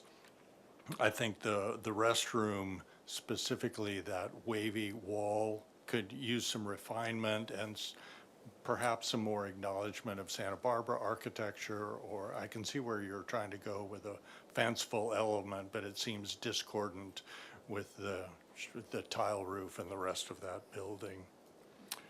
It seems to me that the cleaning and the maintenance of many of these elements, not many of them, is going to be difficult. I know that turf, artificial turf, having worked at UCSB, that it is not, it's like a giant carpet, and it needs cleaning and it needs maintenance, and I'm sure you're all aware of that. And I want to thank you for disabusing my assumption that it was going to have the crushed rubber, because that stuff was awful. It just got everywhere, it smelled terrible. As these things develop, perhaps this will be a better solution, and in time, it will be like a carpet, removed and replaced with the next generation of materials. I did want to acknowledge Member 6 for being a self-described lovable curmudgeon. And I would agree with him and disagree with Mr. Olson that it's difficult for me to see any magic in the Magic House at this point. When the immediate association I think of is the Swiss Family Robinson treehouse in Disneyland. Not that you should attempt to duplicate that, but there is that sense of wonder and imagination displayed in that one that I think could be transferable to this one. When I look at the renderings of it, like I say, I don't see much magic in that. Aside from those comments, I think you're ready for project design approval. Okay, thank you. I too agree that you're ready for project design approval. My 2 cents on the treehouse aspect is I think, it's largely very successful. I do agree that perhaps some more whimsy could be added, whether that is to the degree that there's less sort of house-ness to it and more tree to it. I think that would go a long way to helping it be more successful as a design element. That is the extent of my comments. Okay, so how many board members, let's do a straw vote. How many board members feel that this project is ready for project design approval today? Okay, we have one lone dissenter. Would you like to say why? I think significant work needs to be done on the treehouse. Okay. Well, Chair 6, I'm sorry, Chair Moore. yes. Could I make a suggestion that we maybe do another straw vote to see who's in support of the treehouse as it stands? Because I wouldn't want to require that as a condition to move forward. I guess I see at this level, project design approval, it's setting kind of in other projects, it would be the mass bulk and scale, right? Mm-hmm. The general temperament and Okay. feel of the project. I think my opinion is that the treehouse is like many other things in this project. It's a detail within the larger program. So I would hope that the board and the applicant would understand that that is something that can be continued to be refined, just like much of the other things. Okay. So, But on that point, will it return to the board with refinements? well, let's have our motion. Depends on the motion. Well, then, I'll make a motion then to move for project design approval with that it be continued and return with refinements to the treehouse and restroom. Does that sum it up? Okay. I'll second that. Point of clarification, that would be returned to the board prior to final? Well, yes, yeah. Okay, thank you. Oh, no, not, did you mean an in-progress review or to return for final review? For final project review. Okay. as Member 6 says, for final project review, as Member 6 suggests. Okay. So no in progress? I just, I will listen to your sage advice. I don't Mr. want to, I don't want to carry this any further than it needs to be. If we have a strong commitment or our wording on our preliminary is strong about the redesign of, or Well, let's- refinement of the treehouse, then I would be fine Okay, well, supporting let's do this. PDA. So the motion on the table as a seconder, so I was a seconder, so let's, now in discussion. Your concern is that they would return, have done extensive work to return and to not have support on the treehouse design. Is that the concern? Okay, well, it's certainly up to the applicant if they would like to attempt to schedule an in-progress review, that can be done, correct? Mr. Chair, through you to the board, you could do, there are multiple considerations. Yes, in progress is an action. Oftentimes, in progress reviews are reserved for really large projects that have lots of details, and it just gives more of a chance before an applicant is ready to propose or to have their project ready for final approval. It may be the case that that the applicant is ready for final approval with all the specs, and we could still agendize it for final approval, but it's still the board's discretion whether or not you want to grant final approval. So if it's agendized for final approval and you feel like it's not ready there and you know, they've made changes that you still feel need refinement, then you're not obligated. You could still have it returned to the full board for another review or so. Okay. I don't know if that changes your mind at all? I'm not sure it does or either. Mr. Chair, I would be happy to vote for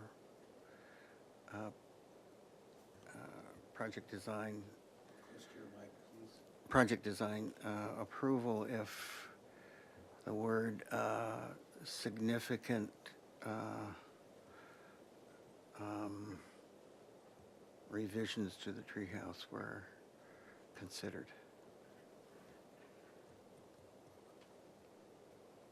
Mr. Whalen, any thoughts?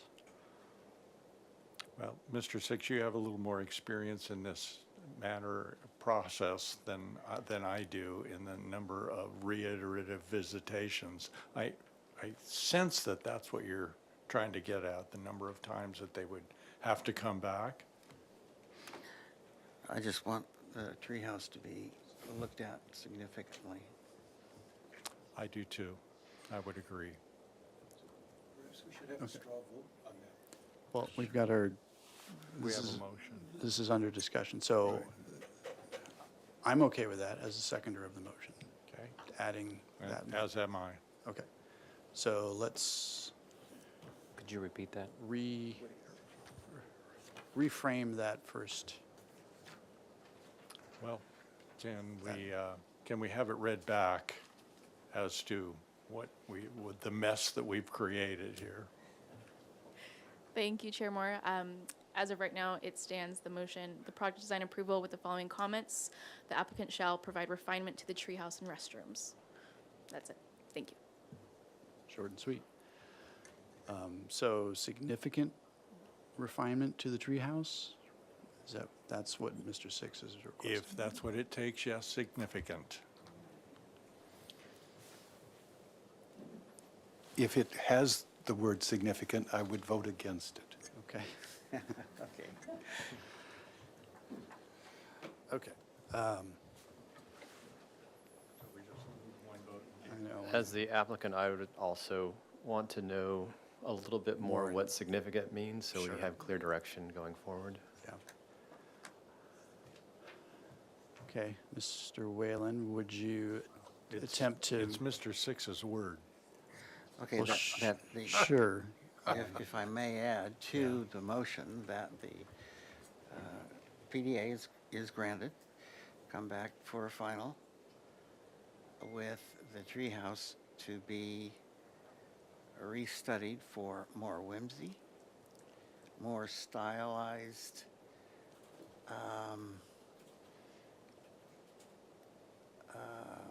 aesthetic, less cartoony, and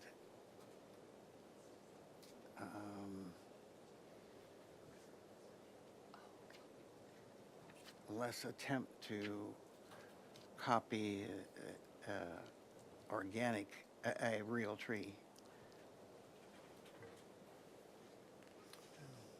I'm not sure I agree with that. I would The last say one?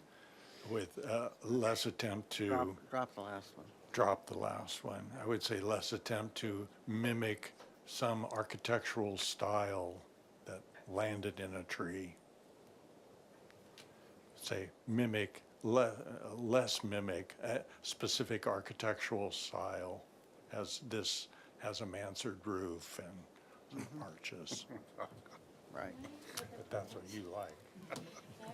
Sorry, we're in discussion here. So, I mean, I think everybody's in agreement that we would like to move this project along, It's just the wording. move it forwards. So, we just need to give them enough direction so that they feel confident when they return, they have a successful design. So, if we could read that last edit back. Thank you, Chair Moore. The last edit was significant refinement to the treehouse to include more whimsy, more stylized aesthetic, less cartoony, and less mimic of architectural styles. Okay, is that sufficient? Okay. Fine with me. Okay. Is there any other discussion regarding, there were concerns about the potential tree screen and lighting issues along the southern edge?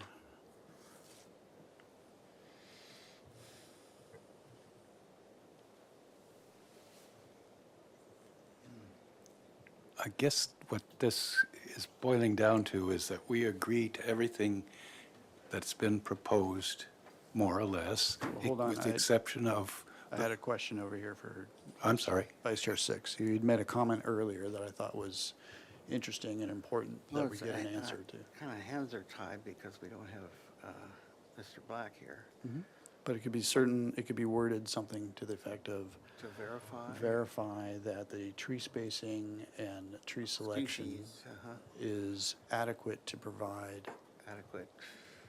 lighting, screening to the residents and hotels adjacent for the lighting. Perfect. Is that okay that we add that, Mr. Whalen? Acceptable. Okay, so we really just have 3 comments. And we're in support of the project as a whole. So is there anything you'd like to add, Mr. Olson? No, we've messed with it enough. Okay, any other discussion? I would just like to add a comment with the support of Gwendolyn's playground, how you've transformed your loss into something really positive and beautiful, and I really want to acknowledge that in the strongest way. Thank you. Here, here. Yes. Okay, let us take our vote, please. Thank you, Chair Moore. I will take the roll call vote. Chair Moore? Yes. Vice Chair Six? Yes. Board Member Anderson? Yes. Board Member Noon? No. Board Member Olson? No. Board Member Whalen? Yes. Motion passes. Thank you. Okay. Would you Mr. Olson, Mr. Noon would like to express why. Well, Mr. Six can't be the only curmudgeon in the group. I have to have part of that. So I just don't see the need to do this. They've hired people to design this. It seems quite appropriate to me. It's a place to attract children, and I can't see a reason to mess with it. Okay. It seems like that's what we're doing. Okay, thank you. I would reiterate the same. I'm in support of PDA, but I just didn't support the motion. Okay. Thank you. Okay, guys, thank you very much.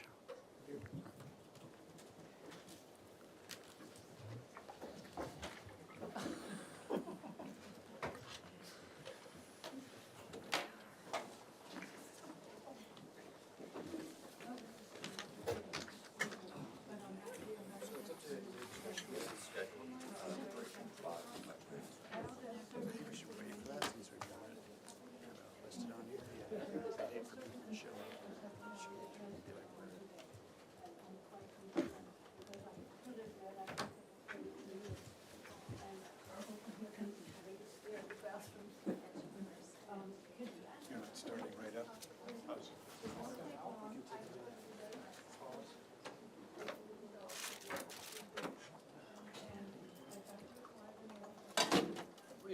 Mr. Ritz. Hi.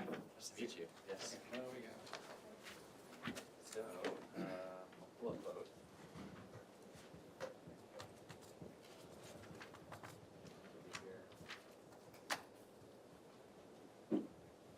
On. Yep, on. On. Yep, yep.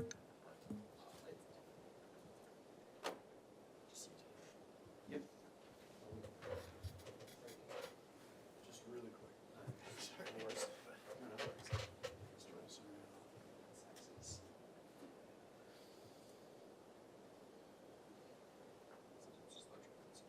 Take a while.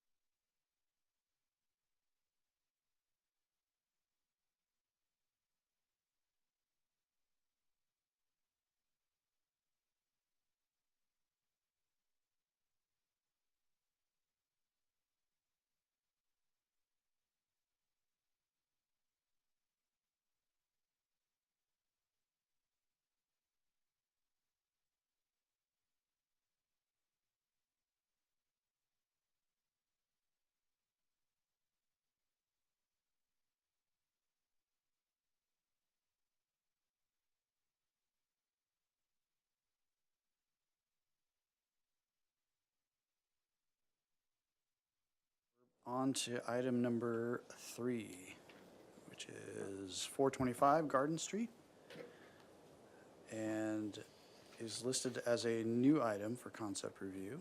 This project consists of demolition of all on-site structures and construction of a 4-story, 33-unit residential complex with common rooftop amenities. The project proposes 2 moderate-income rental units, 4 very low-income, and 30 market-rate rental units. No parking is proposed on site, consistent with the AUD ordinance. The project is proposed at a density of 94.74 units per acre, which is allowable with the state density bonus law. No final appealable decision will be made at this hearing.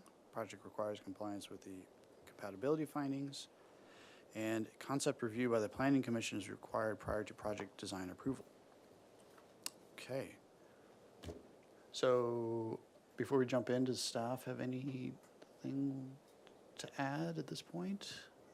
I can just quickly state that under state density bonus law, the applicant is requesting a concession to reduce the amount of open yard area and waive story poles. And we've tentatively scheduled it for Planning Commission concept review on September 15th. Okay. So I noticed this is listed as a new item for concept review. Is this not connected with the previous version?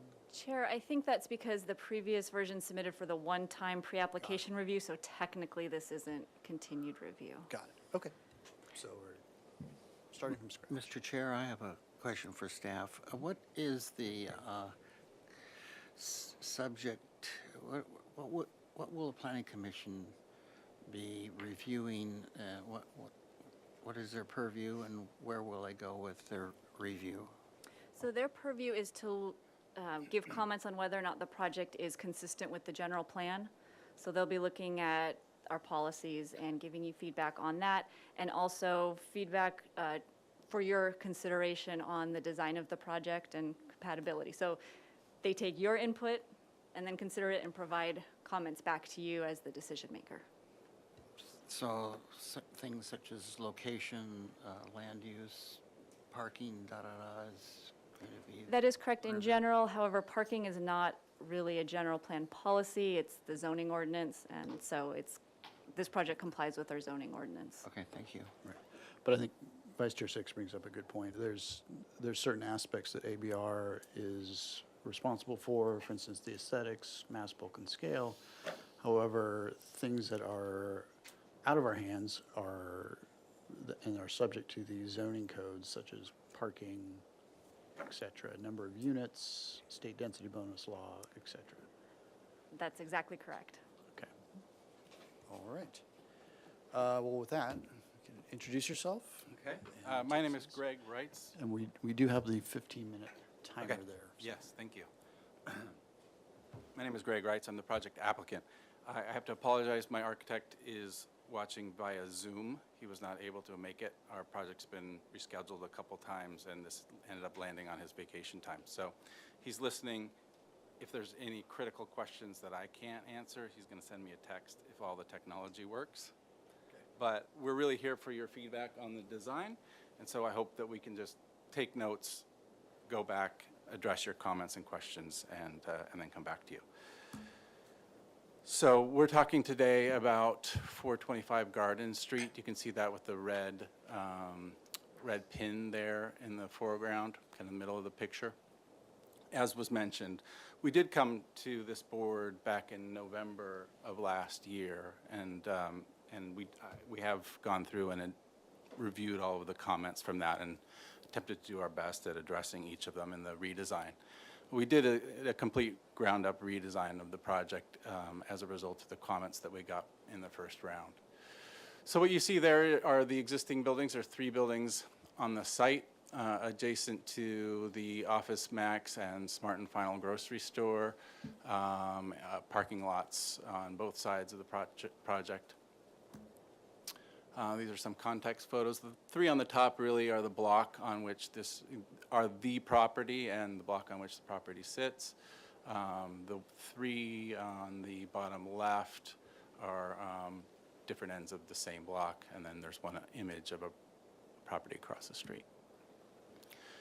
So this is what we wish we saw here instead of all that parking and kind of ugly buildings, but that's not what we get. This was our previous version that we got substantial comments on and redesigned.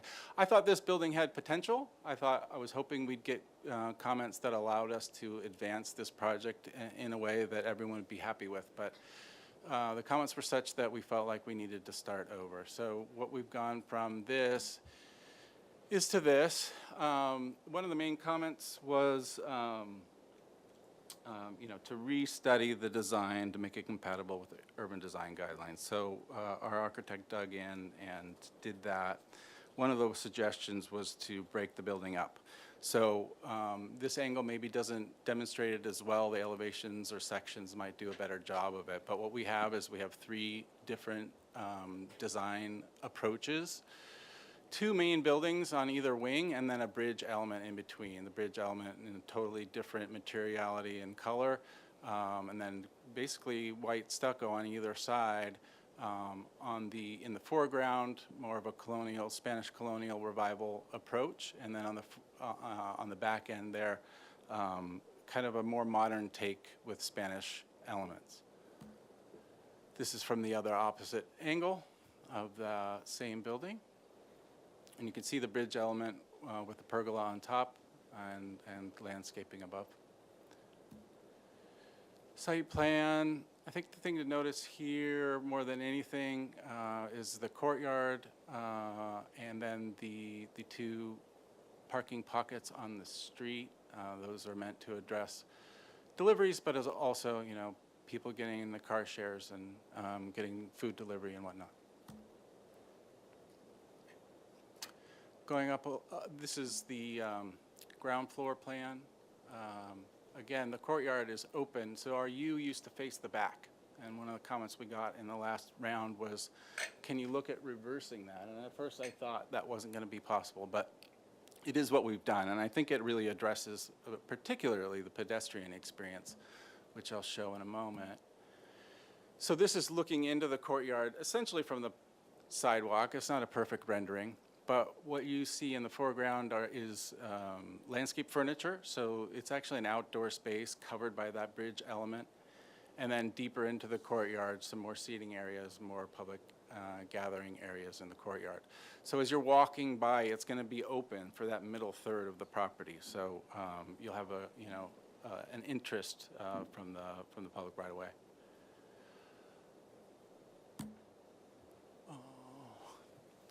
This shows where that bridge element now covers that courtyard. It was noted that we've sought an open space reduction. However, part of that, and we really aren't under the open space. Part of it is that covered area of the courtyard doesn't count. We might be able to count some of it. We just, because we have the incentives, we thought not important to argue over those details, but there's another 730 square feet under that element there of open space that happens to be shaded, and I think that will actually be one of the most popular spaces in the common area. And then when you go up to the roof, so this is the same floor plan, 2nd and 3rd floors. You get to the 4th floor, that bridge element becomes a public deck. Again, we took out the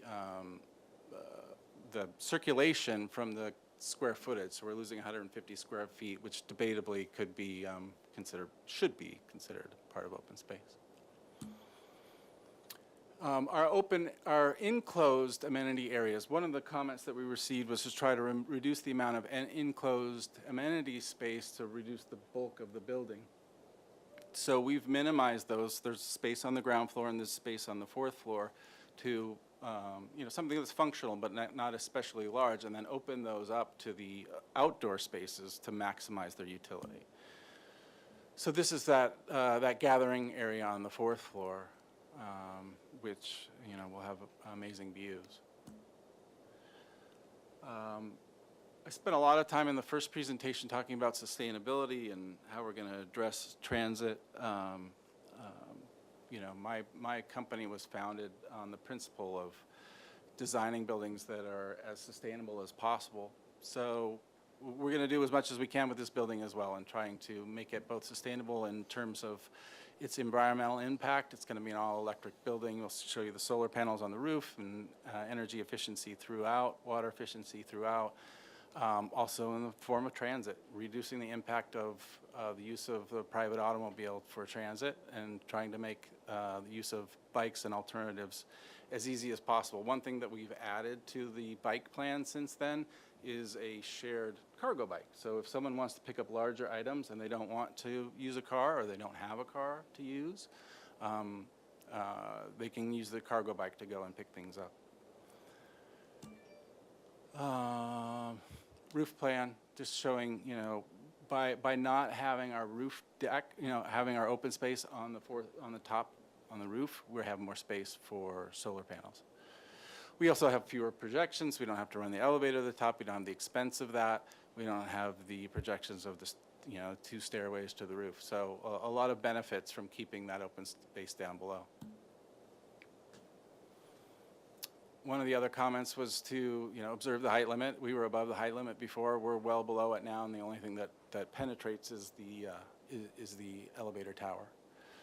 And this is measured from the lowest point of either finished grade or existing grade. So we're not penetrating that 48 height limit, even though we could ask for concession under the density bonus to allow that.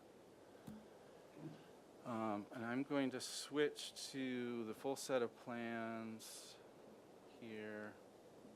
And go to show you the elevations. If there's any of these sheets that I'm flipping through quickly that you want to go back to later, I'd be happy to do so. So some elevations, and actually if I go, I thought this section, the bottom right here, was instructive. It shows the depth of the recess for that bridge element. So it's stepping back from the facade on the other 2 sides.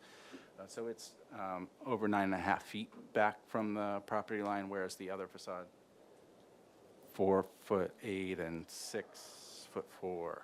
So creating that relief, and again trying to emulate what was asked of us last time, which was to create a series of buildings rather than one building on the property. And then so back to the elevations, quickly on materiality. Traditional Spanish colonial materials on the building on the left. In between, open to feedback on the material, but for that bridge element there, the idea is, simulated standing seam patina copper to break it up, to really divide the two pieces. But like I said, open to feedback on that. And then you could see, I think in this, perhaps better than any of the other images, the bridge element and how that pedestrian experience would allow for people to see deep into the courtyard space. And then the pergola element with landscaping on the top of that bridge element to soften the facade.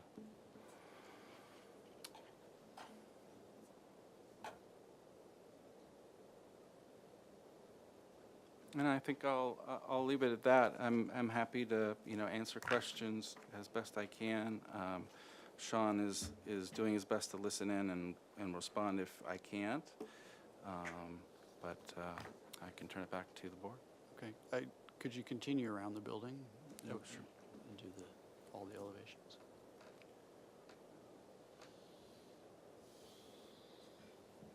That's southwest.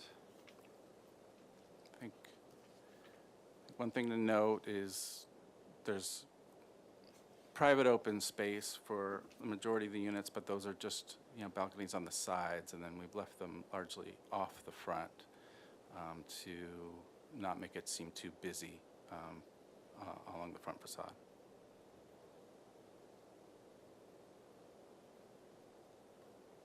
Okay. Is there a landscape component at this time? Oh, yeah. I don't think that ended up on this computer. We do have a landscape design that shows more detail than these plans, unfortunately. For example, in front of the bike room here, bike room 109 and waste room 109 and 110 there's more planted area there than is shown, and then there's more planted area in the courtyard than is currently shown.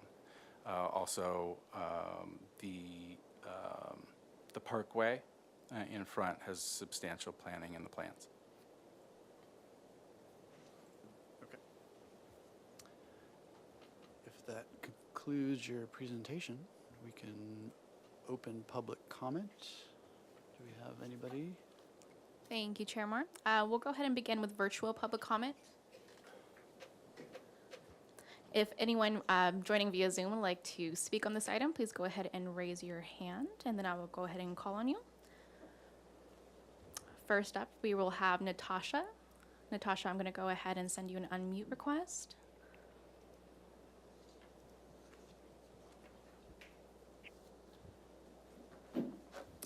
So I'm looking at these plans and absolutely surprised at just how massive this is. Just because you stick white stucco on the front and the sides doesn't mean that you've changed the design, because essentially the size is there. It's massive. The bulk, massive. And I walk that street all the time. There are little cottages across the street. It's totally out of size for the area. I can see why it was rejected the first time, and it should be rejected this time as well. It's not suitable for our town. I mean, it looks perfect for maybe downtown Los Angeles, but not for Santa Barbara. I'm really surprised that your architects are recommending this. It's way too big. It's just massive block of just white stuff. It's horrible. I hope you guys disapprove of this. Say no to it. Thank you. Okay, thank you.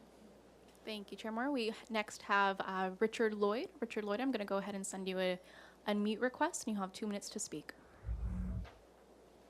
All right, thank you. Yes, good afternoon, board members.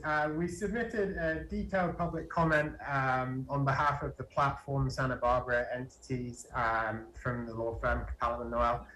I won't go over it in detail, but other than just to say, I agree. I think the size, bulk, and scale, particularly when looking at the concerns expressed back in November, that really all that's being done is change a few colors here and some cosmetic aspects, whereas really little is taken into account the ABR's main objections. And I think too, there's the controversy about the parking.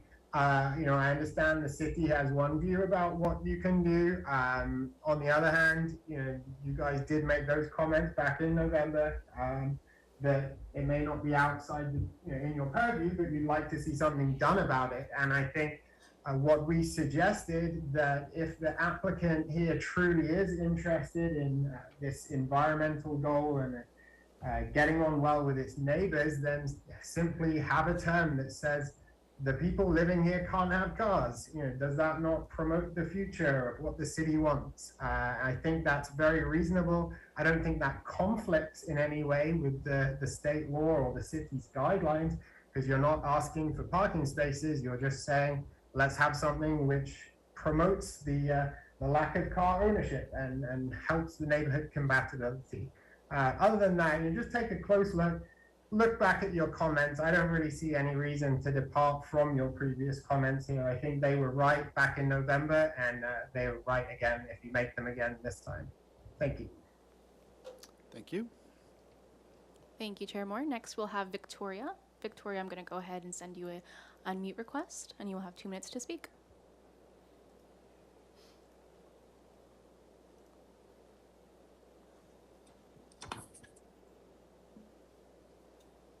Board members, hello. I think that the building design looks a lot nicer than it did last time. I like the style, but I agree with the other speakers. It is massive. My main objection, and indeed I oppose this project. My main objection is the parking. Unfortunately, it's not your purview. 35 or 36 units and no parking. For this mass, bulk, and scale, you should at least be providing adequate parking for the residential units proposed. There is no street parking here, and it's unrealistic to think that residents, visitors, and service providers will arrive at this location by bicycle. Does the developer really believe this? Or have they accepted that those who come and visit can use the Smart and Final parking lot? Because that's what I think they're planning on. Don't fool yourself. People aren't getting rid of their cars. This design should include a U-shaped driveway that wraps around the building and provides parking underneath. In addition, this section of Garden Street is a major thoroughfare to Highway 101. During rush hour, traffic backs up on this block. The inadequate drop-off locations proposed at the entrance would exacerbate existing conditions. By supplying 6 affordable units, the developer gets a green light to build 30 market rate units with rents that are unaffordable to working class residents, and in the process would add to existing congestion and destroy any remaining livability of the neighborhood. I urge you to reject this project. Thank you. Okay, thank you. Thank you, Chair Moore. Unless there's any last members of the public who'd like to speak on this item, we are done with virtual comments. Next, we'll go to in-person comment. First up, I have Barry Winnick, and then it'll be Fred Sweeney and Julie Lombers after. Chair, members of the board, please just press the. Oh, yep, thank you. We'll start over. Board. Chair Moore, I can't do it now. And members of the board. Barry Winnick, so I'm a local business owner, architect here, and of course, once upon a time sat here on HLC. And thank you for giving me the opportunity. First of all, I just want to do a little bit of housekeeping. The project description that came up on, is on this document and came up on the board actually differs from the neighborhood announcement. This is still the one from back in November of last year, calling out the 33 units. It's actually a 36 unit, should be called out, just for your bookkeeping. And in fact, this one doesn't have a rooftop amenity, which again, the agenda noticed it, so that should be corrected. I'm here opposing the project. I do appreciate the gesture of going with the U-shape facing the street. I do feel like that's a positive move. And by the way, I also submitted a letter, so I'm not going to repeat what was in my letter, but I hope that's in the records. So I do appreciate that positive move. Aesthetically, I know, that is up to ABR. I don't feel that this is a great building aesthetically. I think the other one was more interesting, quite honestly. If it's going to be Spanish colonial, I'd like to see much more authentic detailing. And this kind of amalgam of different building styles, I don't know. If the idea is to break up the building mass, that I appreciate, but I'm not saying I'm in favor of what's done. I only have 30 seconds. Can we go to slide 3 if it's possible, if anybody has control of this thing?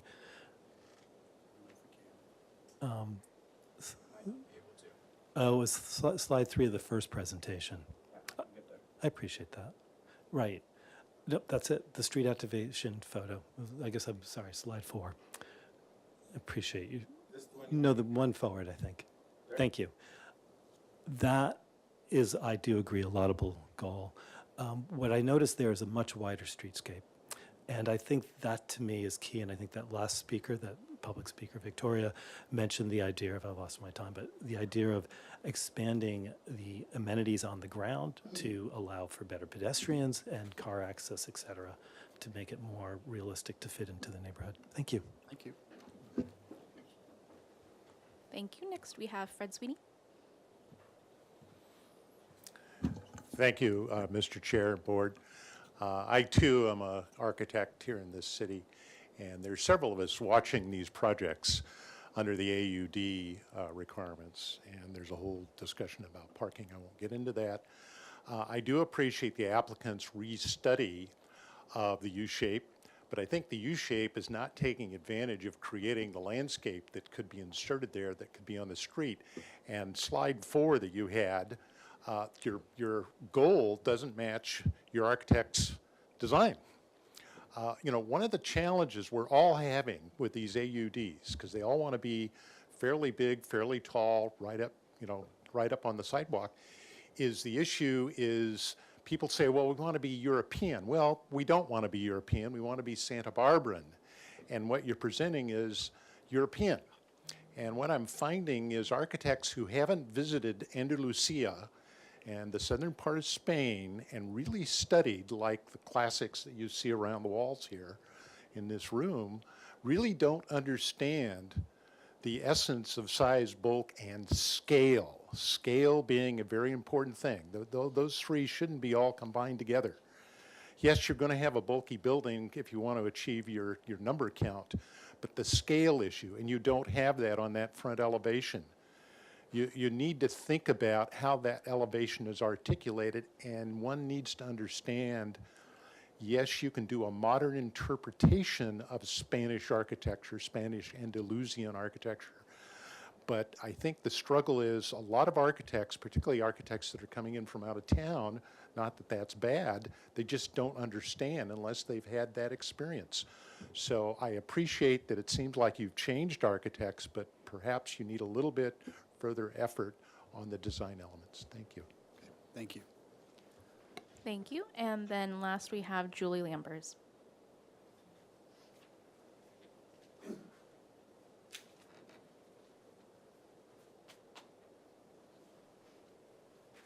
Board and everyone, I am not a public speaker. I hate this. I was actually here to look at another project, and then I saw this one come up. I lived at 414 Garden Street for 15 years. I rent, or I have 3 rentals on that street. I don't own them, but I manage them.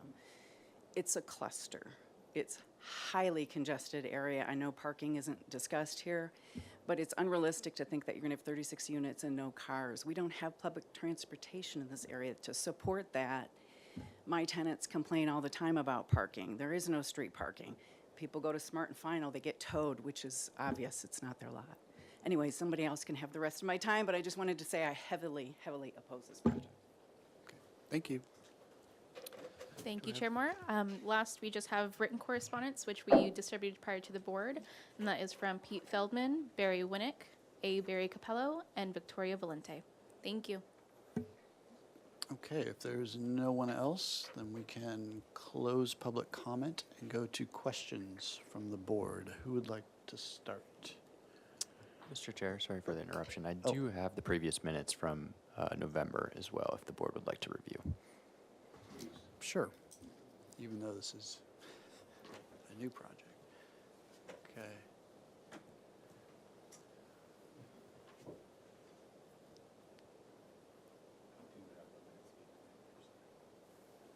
Okay.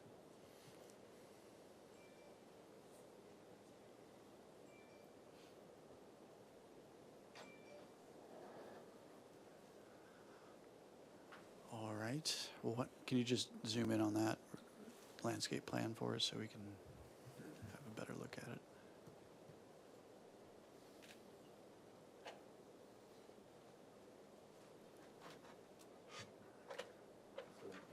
Like, zoom in on it so we can see it.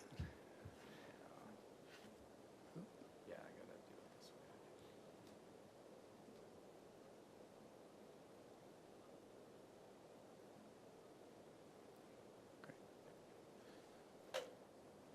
I was calling attention to the parkway landscaping, this landscaping which doesn't show on the renderings, and then more landscaping here along the opening of the courtyard, which is, you know, kind of somewhat responds to the comment, one of the comments we received. This does show on the rendering, so I apologize for it not quite reflecting the current landscape plan. Okay, thank you. All right, so questions. Would you like to start? All right, since we're right here, what is the width of your parkway or the sidewalk? Sorry. The parkway is 8 feet. There you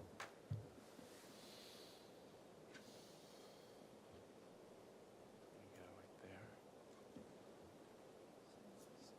Okay. Sidewalk is 6 feet. Okay, and then can we go to the first floor plan?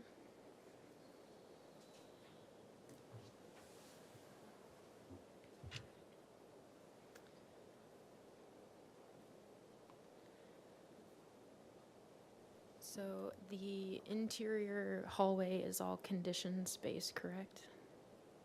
The purple there? Yes. Yes. And there's a ramp up into the space and this is for the flood elevation, correct? Yeah, we have flood elevation's about 18 inches that we need to get up. And then you ramp back down to the elevator in the back. Is that what that's showing? believe that's what it's showing, yes. Okay. Sorry. Okay. Can we go to the elevations, please?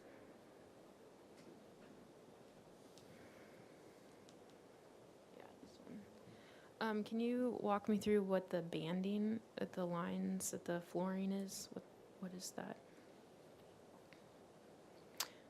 No. Okay. Okay. But the intention is that that whole thing is plaster? Is that maybe a reveal or Yeah, something? and this would be an opportunity for you to have a suggestion if you like it and what the, contrasting materiality would be Sure. appropriate. Yeah, at this point, it's just questions, I guess. Okay, and then you mentioned the bridge is a copper material. Yeah, meant to be a patina copper appearance. Okay. And then what is the material of the balconies? It's wrought iron, black metal. Okay. And then what was your intention for the different architectural styles for particularly this elevation for the three forms? So this is meant to be more in keeping with the colonial revival Spanish, and then this is meant to be elements of Spanish, but more of a contemporary facade. So was the intention to break up the form, or are you trying to be cohesive?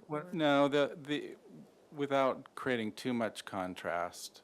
So the idea was to use similar materials, different different fenestration, but different styles so that it appeared to be distinct buildings. Okay.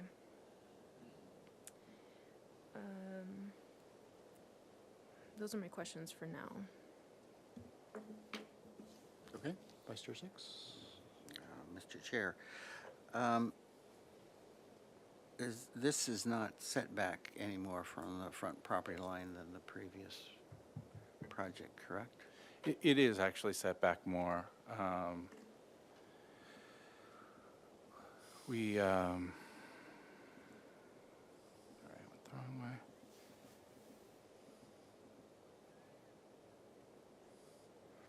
This is the study of the 5-foot variable setback. It doesn't have exact dimensions, but I think it illustrates where it's more setback versus less than 5 feet. But that 5 foot is not from the property lines, from an easement. So our easement is allowing for the full width sidewalk of 6 feet, so it actually extends about 18 inches onto the property. So we're measuring from the edge of the easement.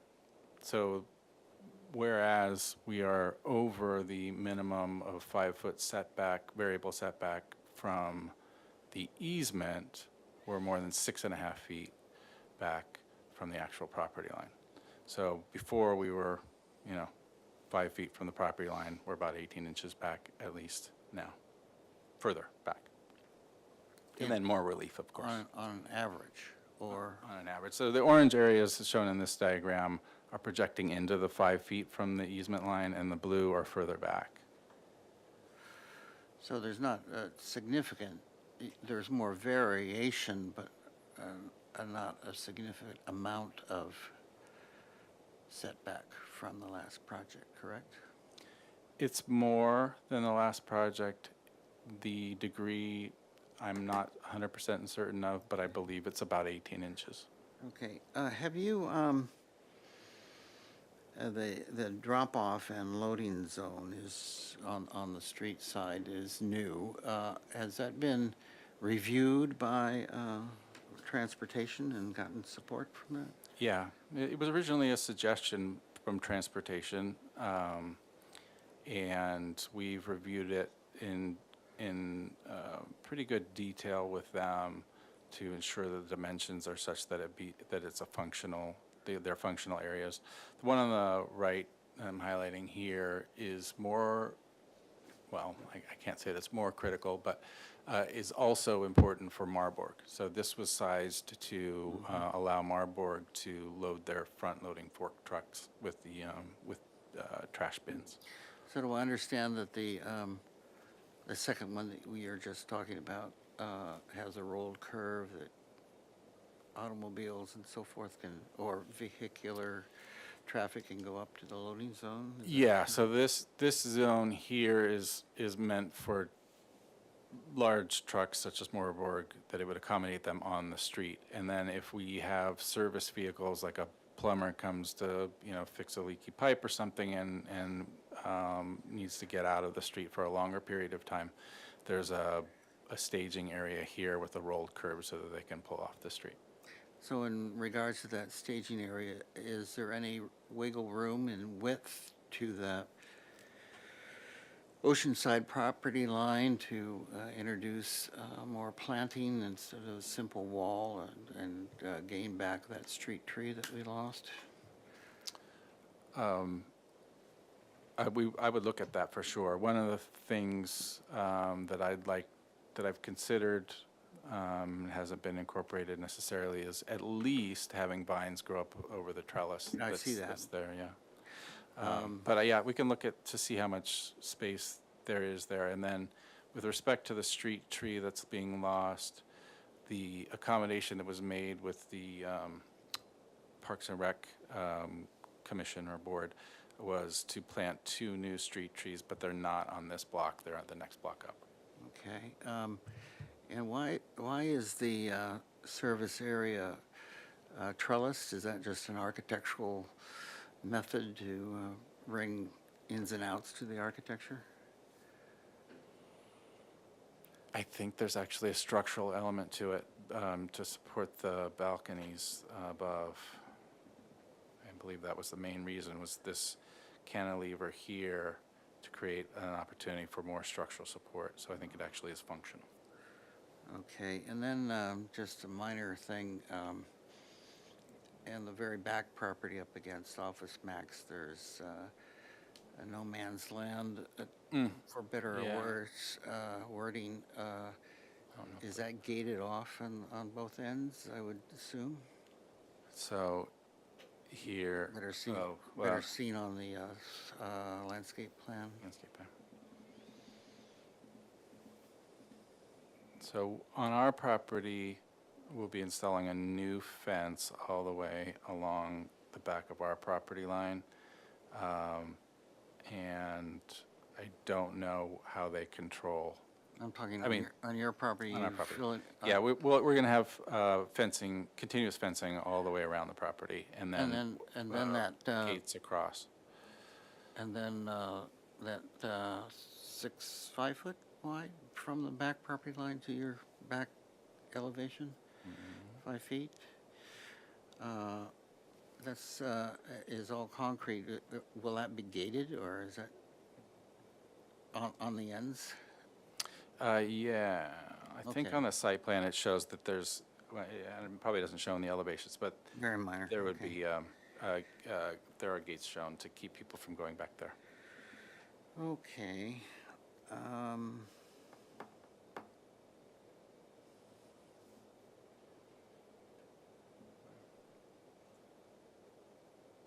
I think those are my questions. Thanks. Okay. Mr. Noon? Let's see. I think that, gosh, that really answered mine. I didn't understand the loading area, but in relation to the existing. But I guess you've worked it out with transportation, and I was going to comment or ask about moving them together, but you've sort of addressed that with the Marburg issue. One thing, the transformer, is there, so that is sort of, is there an easement on that Office Max property to access that, or what, is there a concern, or do you have a concern over that, in the future, that is sort It's certainly something we'll continue to study. It was designed and located there with some feedback from an electrical engineer, but I wouldn't say that I have 100% confidence it will remain in that location. Yep. That's all I have. Thank you. Okay, Mr. Olson? I'm looking at the comments from our last meeting, and would certainly recognize that you have point by point addressed almost all of the issues that we had asked you to do. The last one, perhaps not so much, which was we encouraged the applicant to provide off-site parking as well as alternative transportation. So I assume the alternative transportation that you've given some thought to is cargo bikes? Well, that is one thing. I probably did have enough time in my presentation to go into it in a little bit more depth. We've contacted 2 property owners that have excess parking that are willing to rent parking spaces to our tenants. The public lots are 2.5 blocks from our site, but they do also have an option of renting spaces there.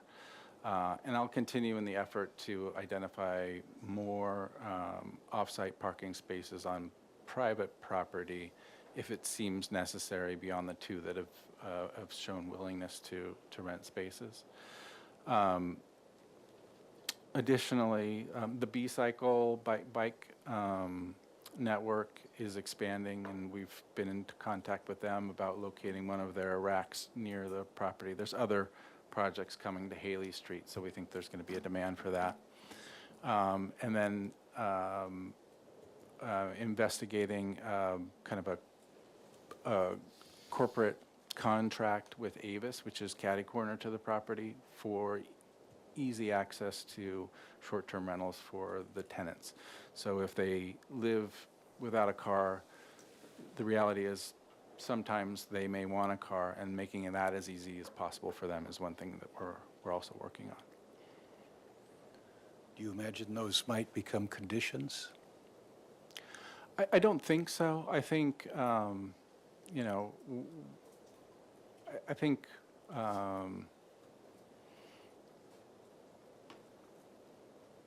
no, I think we're going to make best efforts to accommodate all the parking needs and all the transportation needs of the tenants, and we'll attract tenants that are willing to live with the conditions and pay a commensurate rent for not having private parking on site. So it appears that in front that you might have some room for some of the e-bikes placement there. Did you already mention that and I missed that? As part of the, I think it's B-Cycle city network of That's bicycles. the B-Cycle? Yeah. We would love for it to be directly in front. We don't know that they're going to favor us over other projects that are proposed nearby, but certainly at Garden and Haley and in that neighborhood is what we've expressed an interest in seeing, and they were receptive to it. It's obviously quite a ways off from implementation in terms of our project, being built, but we anticipate there will be more availability of that to the project at the time we're done. I was interested in Mr. Capello's letter. He had said that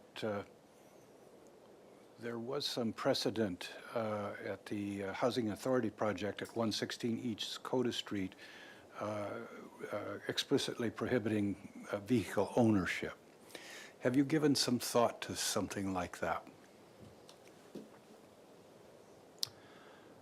I wouldn't, yeah, I mean, I would leave it to our tenants to figure out what's right for them. I looked at census data. There's 25% of people in Santa Barbara don't commute to work by car.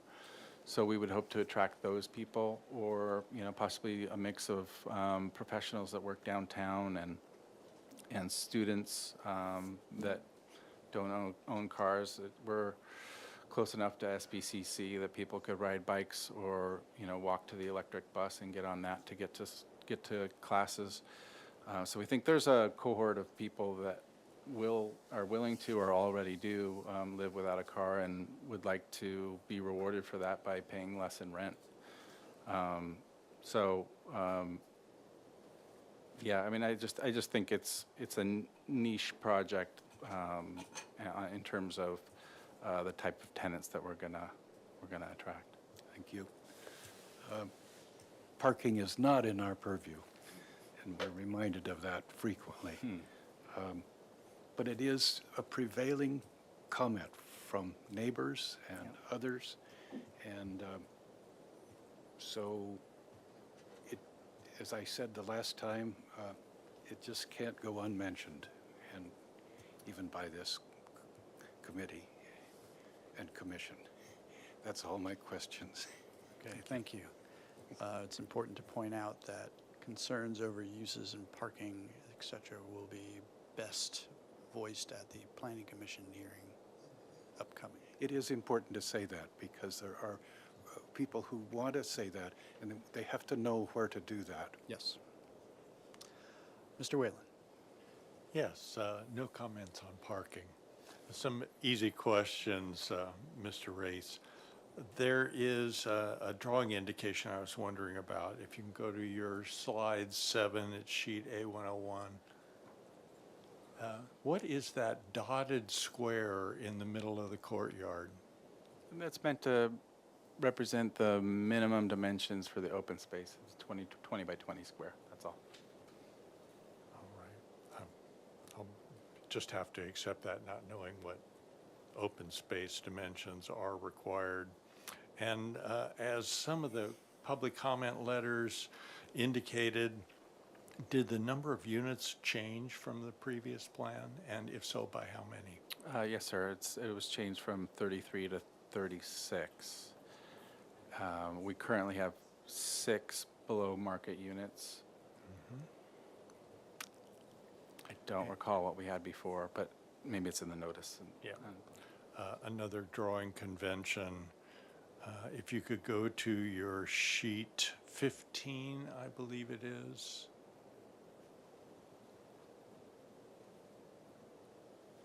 Yes, on the walkway, the sidewalk there, what is that material on the left-hand corner that appears to be part of the walkway? This here? What is that? Yes. That is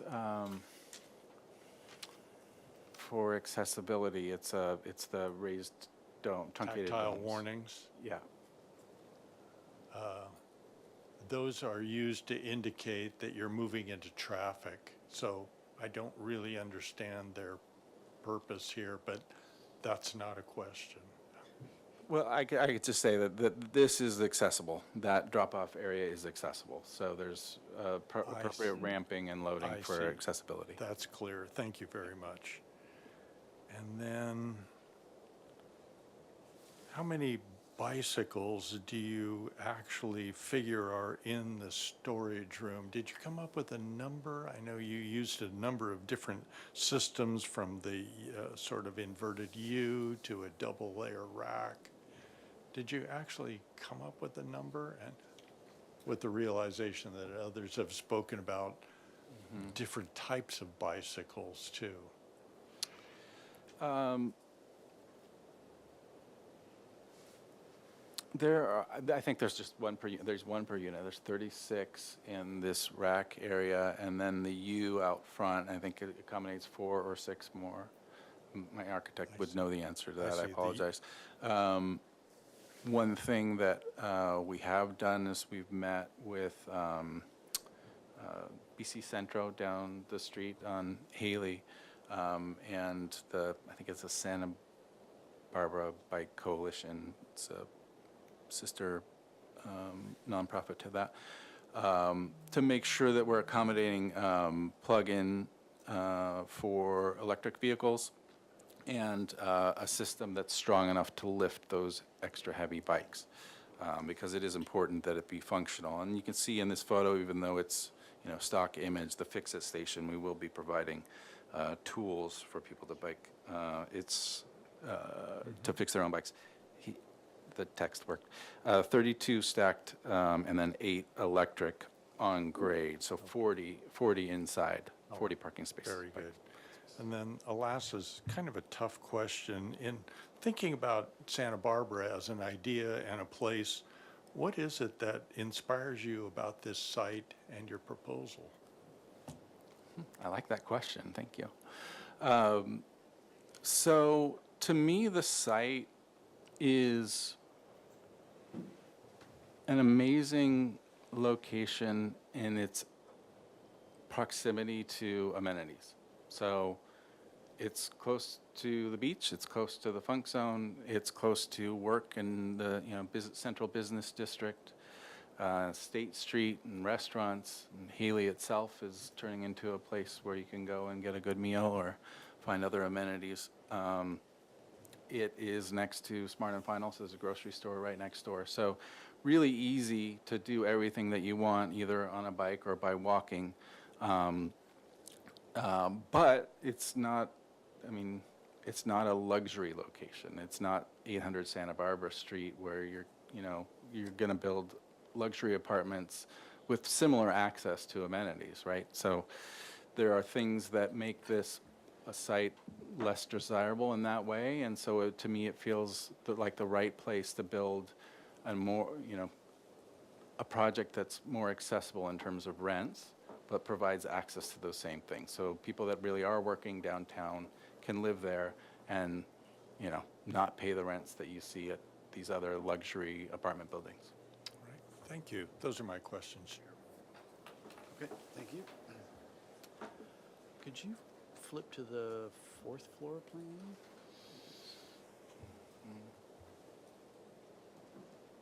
Oh, sorry, I'll zoom that back in a sec.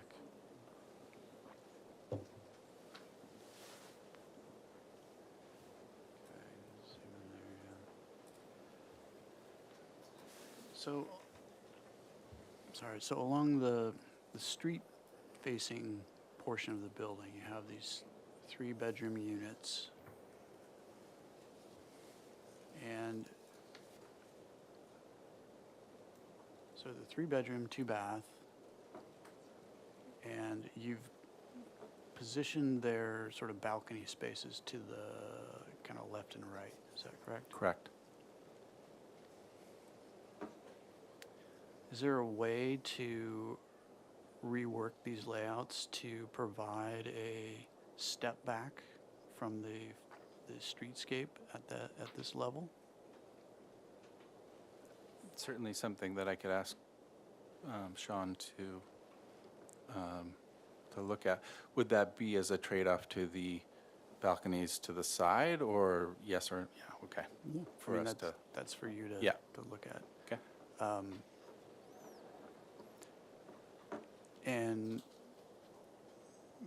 I'm making the suggestion, or the question is, related to trying to reduce the apparent massing at the street. So, and the same question kind of goes for these corners. I appreciate that they've been sort of tucked in a little bit.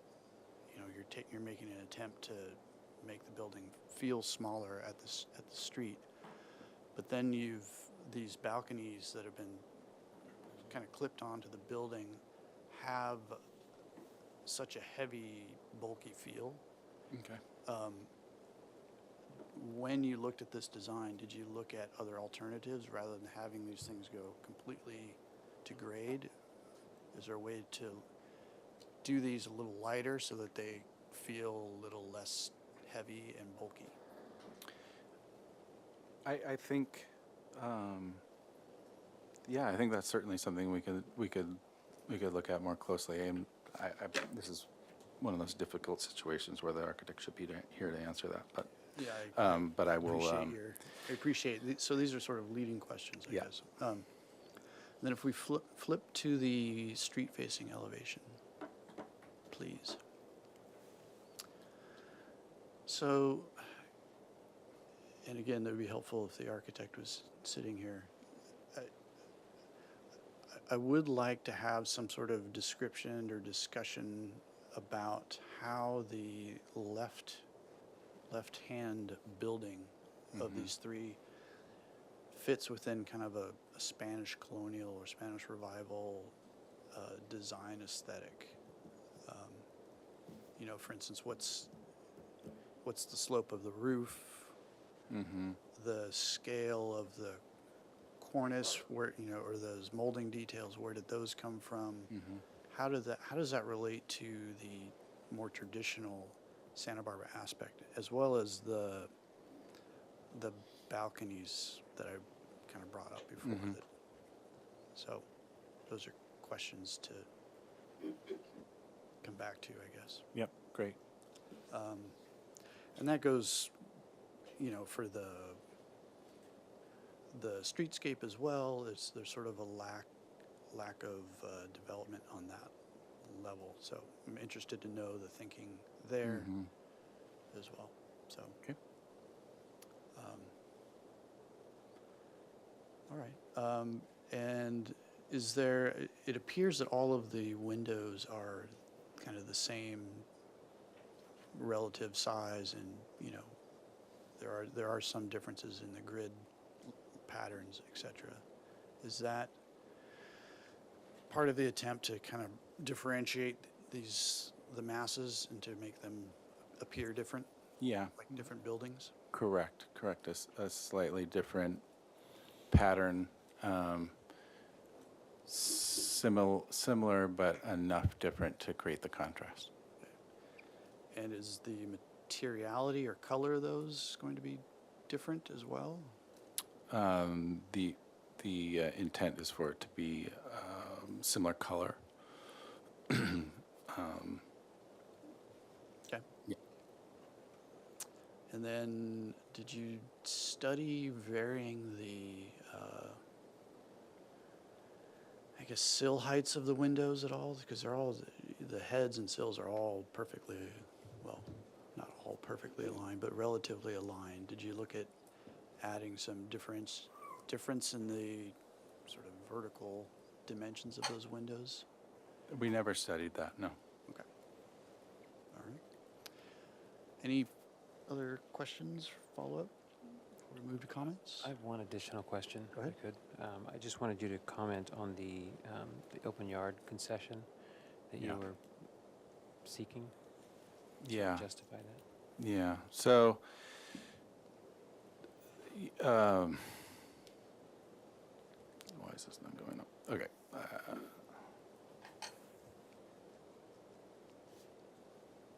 Well, maybe that's a good one to illustrate. So, to get additional open space, common open space, with this design, we'd have had to go to the very top roof. So that was an expense, extending the elevator to 2 stairs, also the projection, so the massing would have changed. But we actually do provide more than the minimum requirement of open space, but we haven't counted some of it. So because we have the concession, we didn't bother to split hairs, so we just took the concession and didn't get into any discussions of whether maybe we do comply. We're on this level in the deck. You can see the gray area going across the deck here. It's 153 square feet, I think. We're not counting that because it's part of our emergency egress, and we weren't sure if someone would say, oh, well, that's emergency egress, it's required, you can't count it towards open space. So we just took it out. And then, I guess I can just leave it on this. So this bridge element is 730 square feet. So that same amount of open space is mirrored, but underneath the bridge element at the courtyard level, and we're not taking any credit for that 730 square feet because it's covered. I think the code allows 25% of your area to be covered, so it's possible that we could have counted some of that, but again, because we had the concession, we just chose not to dig too deeply into those arguments. So we're requesting 300 and some odd square feet reduction from the open space. We actually have 800, almost 900 more that we're not counting. So, you could argue that we're 600 square feet above the minimum requirement. Okay, thank you. Okay. Mr. Olson? I have one more question. I frequently drive down Garden Street at the 4 and 5 o'clock time, and traffic backs up 2 and 3 blocks, trying to get to the freeway. Have you talked with traffic about that? And there's some discussion of any way that you might address that problem? I haven't talked about any solutions to that problem with transportation, but that was part of the reason that these turnouts were so important and were scrutinized, especially by Marburg, is because we don't want to create a condition where Marburg's going to end up blocking traffic to unload the trash. Yeah, same goes for other types of deliveries and, you know, Lyft, Uber type, you know, giving them a way to get out of traffic so that it doesn't exacerbate the problem. Thank you. No more questions. Okay. If that's all of our questions, let's go to comments. Who would like to start?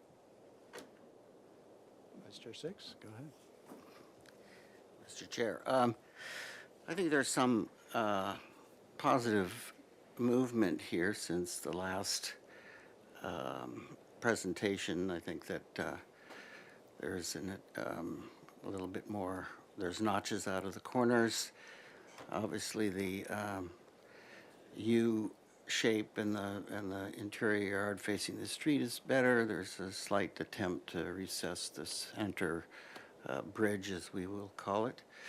But I see this project as, I still have a significant problem with the overall mass, bulk, and scale. It's a very good engineering solution to maximize everything that's allowed under zoning and the new bonus laws and so forth, and that's not what Santa Barbara architecture is about. You radically whittle from that maximum envelope to something that's is palatable with a street that has setbacks, has more manageable amenities at street level, on the ground. You know, as opposed to what we see here, as that brings up all these questions about the minimal service yard and the pullouts and so forth. If there was a lot more amenities on the ground floor, that a lot of those questions would go away. So I still really have a significant problem with the mass, bulk, and scale, and because of the engineering the maximum of the program.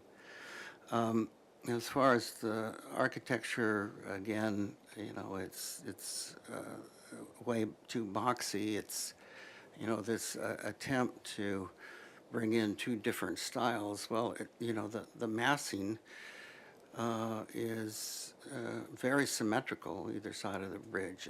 It would be like, and the attempt to apply different suggestions of different architecture on both sides is not successful. It's like a woman doing her hair differently on one side, and her lipstick on one side is differently on her mouth than the other. It just, you know, it needs to have some significant, if that's going the way, if that's what you're attempting to do here, the massing needs to be significantly different to echo an honest expression of different styles, because styles have a lot to do with how they're massed.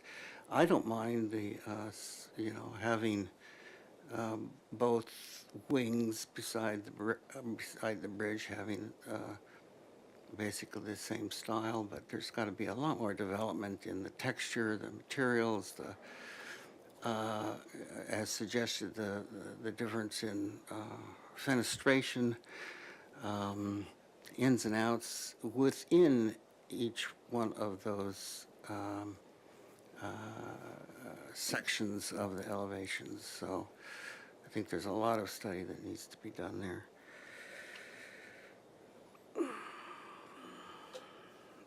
And I had the same comment and resonate with Chair Moore's suggested question on here. There's been an effort to take notches out of the sides of the front sides of the buildings, but yet it's grown back to receive these massive continuous structures of balconies.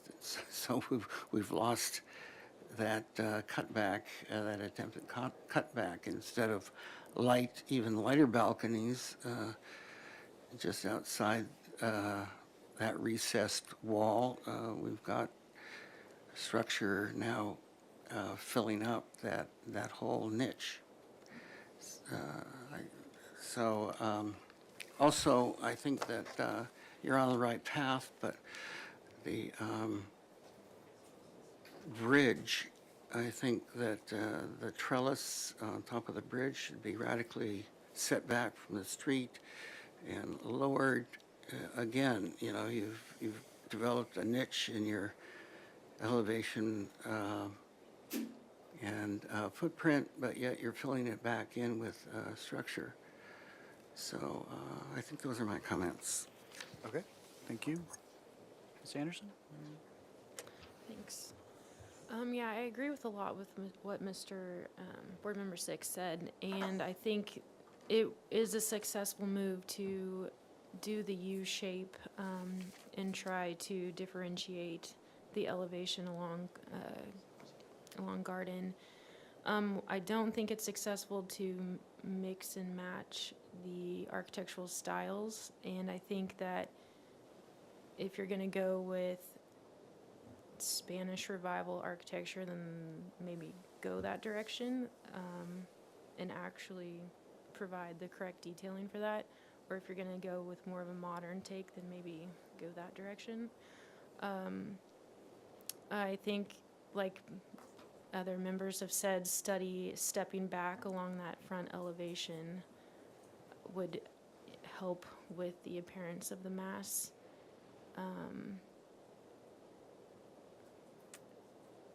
And again, studying the proportions of the windows and their function with the space behind it will provide some relief on the elevations.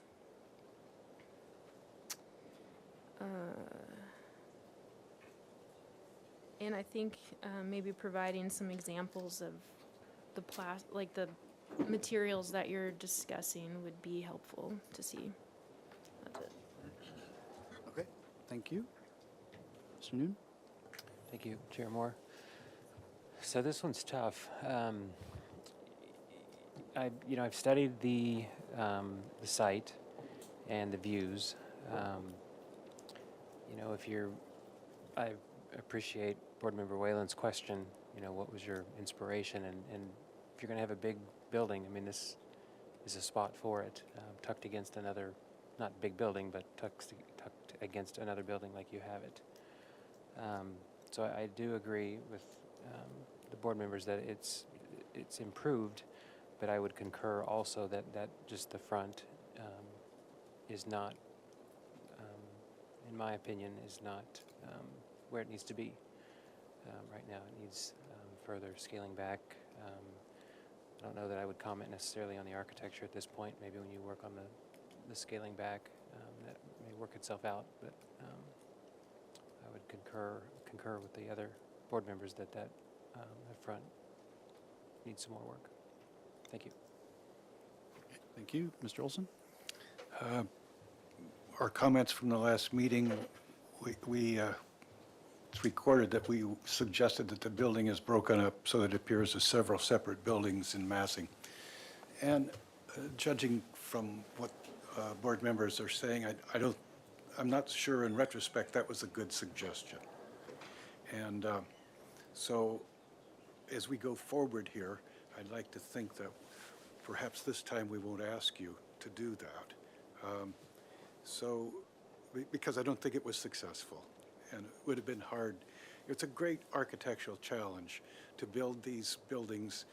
Now what we're going to be required to do and what we're going to be seeing a lot of is this stack and pack version where we're trying to get as much as we can to try to meet the mandate of building these units.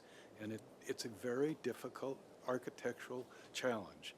And so I think what we're saying here is that we appreciate the efforts you've made to move towards this, but it's not quite right yet. And so I would say, well, perhaps that's enough. Okay, thank you. Mr. Whalen? Thank you, Mr. Olson for those very good words. I may get a bit into the weeds with some of my comments, but I certainly share the broader concerns of the other board members in terms of mass and scale. It's an exciting project, a great challenge for an architect to manipulate all of these elements, but in a manner that is appropriate for Santa Barbara and this specific location. Since the emphasis is going to be on bicycles as the major source of wheeled transportation, shall we say, I don't think the design reflects any of that. It's rather an afterthought. Yes, you'll walk your bike through the entryway. Perhaps it should have its own entryway off the street where that rolled curb is for the service access, and direct entry into the street, treat it as a transportation system, not as a secondary alternative to walking. And if you really want to sell this project as a bicycle project, then I think the design, the physical design, really has to display that. I noticed that in Board Member Anderson's comments about the elevation, there is a finished floor elevation which makes the entire courtyard raked of somewhere between 18 inches and my own calculation of 36 inches. I think that's going to be a very uncomfortable space to be sort of at a slant in, and I don't quite know how you would resolve that, but the variation in the windows could certainly help alleviate this problem of different buildings being reflected in the elevations, because as already been remarked, you have different hats but the same dress on the building. I don't understand the introduction of the arch windows. It seems like an afterthought of, oh yeah, we'll pick out one little Santa Barbara element and throw them in here, and it just doesn't make any sense with the rest of the composition, no matter how much you like contemporary music. It would be helpful if the adjacent buildings were shown in the elevations, not only the shopping center, but the small building, so that we can get an idea. And this is on the north, the small cottage yellow building. And this is probably where stepping the building back on that north side would be a way to address that building. I do think it's a misstep to apply for encroachments into the public space when actually the reverse should be happening, to step the building back. The elevations, as others have said, are just uninspired. The use of these thin, spindly columns to support the balconies, I think, is a mistake. And collectively, as a gateway building into Santa Barbara, this just doesn't make it. And I'm sorry to say, you could take some better cues from the shopping center next door to inspire you. And that's not a great Santa Barbara building, but sorry to say, it's better than what you have proposed for us today. So keep working on that. Let's see. And I would profoundly disagree with everyone else on the orientation of the courtyard.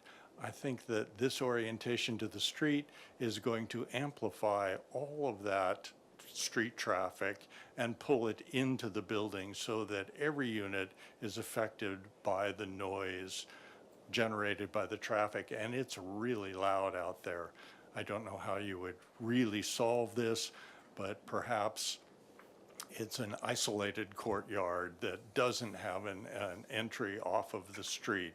It seems to me to be the biggest challenge is, how do you deal with a housing project on a really busy street? And this one, I think, fails in the noise test. Let's see.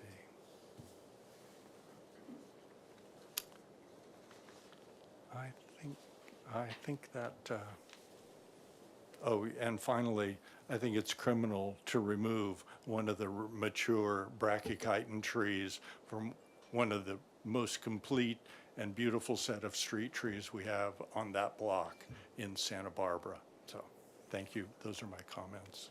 I'd like to agree with Mr. Whalen on that, how opening that courtyard to the street brings in the street noise. I live in a building like that, and it does do that. It amplifies that noise. So again, we've asked you to do that, and I'm not sure that that is the right solution either. Yes. Oh, and off of your ire, Member Olson, it seems to me that the facade facing the blank wall of the shopping center is got to be one of the more dismal places for human habitation. I mean, you've got 4 or 5 feet of fence, another 4 or 5 feet, and a blank wall on the first floor and even the second floor. It just seems to me to be criminal as architects and designers to even postulate something like that. Thank you. Okay, thank you. Yeah, as a few others have mentioned, this is a difficult project. Housing is needed. There's always great pushback for projects that try and maximize that aspect. So I'm certainly sympathetic to your position. And I would suggest that well, based on Mr. Olson and Mr. Whalen's comments, I disagree. I think that opening the courtyard to the street is the correct move, regardless of traffic noise and et cetera. This is a way to embrace the public sphere and to reduce the apparent mass, bulk, and scale of the project by allowing some of that daylight into the project and to flow out onto the street. I think that a lot of progress has been made in the overall design. However, I think that the 4-story aspect coming and continuing straight up needs to be examined carefully. And I would suggest that you look for ways to pull that 4th story back from the street, restudy your unit mix, your unit layout, whatever it takes. And I think that would go a long way into reducing this kind of overwhelming feel that's apparent in the renderings. I could go either way as far as which direction you decide to go on the design styling. I appreciate the move to break this building into thirds and to create that bridge piece. I think that is successful, and I think it could go either way as far as a more traditional or a little bit more modern version of a traditional building using traditional materials. Easy ways to make for differentiation and not just a continuous sort of pancake of flats would be to vary the window sizing, vary the locations, make sure that they're appropriate for the interior spaces so that the interior layout makes sense. That will help to drive the window variation. Definitely look at varying the heights of these elements. So parapet heights, eave heights, whichever direction you end up going. Those are my comments.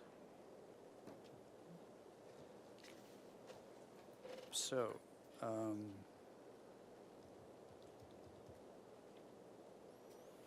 question for planning staff. Obviously, the applicant will at some point want to go to the planning commission, and it's probably a good question for them as well, what they would like to do, because they could certainly continue to planning commission at this date, correct? So what are the options for them? Thank you, Chair Moore. So the only requirement that planning has is that the project that goes to planning commission is the same one that the ABR commented on, because we want them to understand how your comments relate to the plans. So as you say, it would be up to the applicant if they want to take these comments and move forward to planning commission, or want to come back to ABR for another round of conceptual review before going to planning commission. Do you have any thoughts at this time? Yeah, I think we'd like to have a complete set of comments from both the design review board and from planning commission to step back and look at all of them in context of what changes should be appropriate. Okay, so you'd like to be continued to planning commission? Yes. Okay. Okay, well, with that understanding, would somebody like to make that motion? I have a quick question, Chair Moore, just for, Yeah. maybe for staff. Does the board need to comment on the open yard concession and the waiver of the story pole? Is that part of our? No, Commissioner Noon, that's not within the purview. That's a concession under state law. Okay, thank you. Okay. Any takers? A motion? No? Okay, I'll take a crack at it. So I'll make a motion for continuance to the planning commission with the following comments. The board appreciates the design changes that have been made from the prior submittal. The board feels that the reorientation of the courtyard and the opening and its opening to the street is appropriate for the area. The board appreciates the attempt to break the massing down into smaller structures, apparent smaller structures. However, the board still has concerns over the scale of the project relative to the site coverage.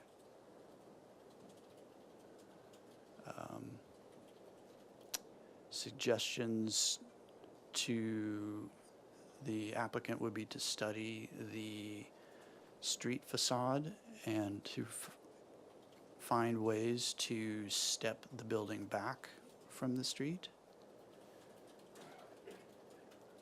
in an attempt to reduce the apparent mass at the street. To restudy the design of the proposed balconies, to make them appear lighter and less massive, to study the window sizes, layouts, and locations to make them less repetitive and more in keeping with a Santa Barbara style design.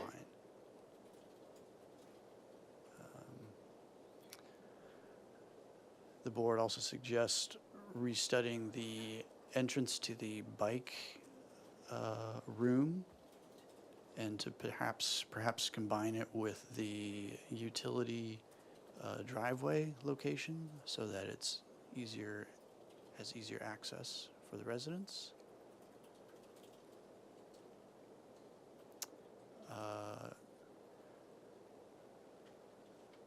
Let's see.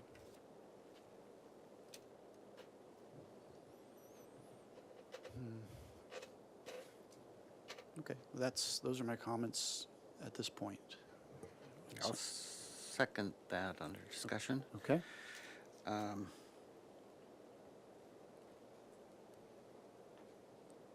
You mentioned varying the boxiness or the plainness of the elevations. Can we add other, besides window sizes, other architectural elements to provide variation and texture to the elevations.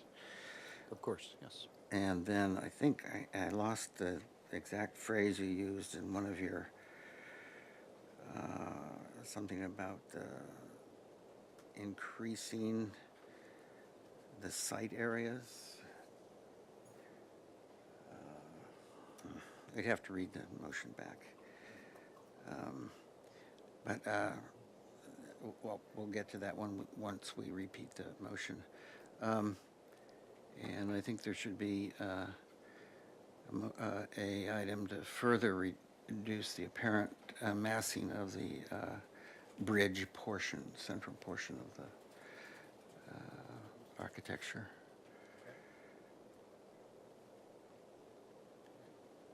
Could you read that back, please? Thank you, Chair Moore. Let's see. The motion is to continue to the Planning Commission with the following comments. The board appreciates the design changes that have been made from the prior submittal. The board feels that the reorientation of the courtyard and its opening to the street is appropriate for the area. The board appreciates the attempt to break the massing down to smaller apparent structures. The board has concerns over the scale of the project relative to site coverage. The applicant shall study the street facade and find ways to step the building back from the street in an attempt to reduce the apparent mass. The applicant shall restudy the design of the proposed balconies to make them appear lighter and less massive. The applicant shall study the window size layouts and locations to make them less repetitive and more in keeping with Santa Barbara style. The board suggests resetting the entrance to the bike room, perhaps combining with the utility driveway location for easier access to residents. And then they shall further reduce the apparent massing of the bridge portions. And then Vice Chair 6, I believe I missed your edits to item number 7. Was it? Having to do with elements and texture. Oh, under the item about window sizes and so forth, another sentence that says provide additional architectural elements and textures to bring variation and interest to the otherwise flat elevations. Thank you, Vice Chair 6. And then I think it was under site coverage comment that there was too much site coverage. I think that there's too much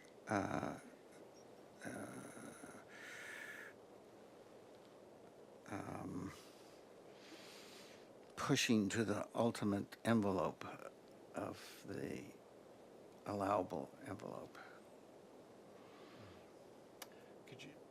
Could you read that one sentence? About the site coverage. The board has concerns over the scale of the project relative to site coverage.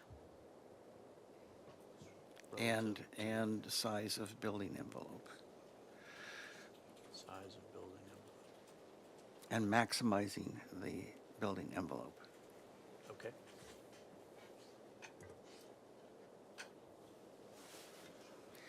So there are two additions that Commissioner 6 added. Can we hear both of those repeated? Yes. Can we repeat that one item? Yeah. Thank you. For item 4, the board has concerns over the scale of project relative to site coverage and maximizing the building envelope. And then also number 7, did you need to repeat back? Yes. And then to study the window size layouts and locations to make them less repetitive and more keeping in Santa Barbara style, and provide additional architecture elements and textures to bring the variation and interest. Yes. To the elevation. And do we want to address Mr. Whalen's disappointment? I think we all are with the backside between TJ Maxx and the building. I don't know whether it's really in the back, but it's very unfortunate.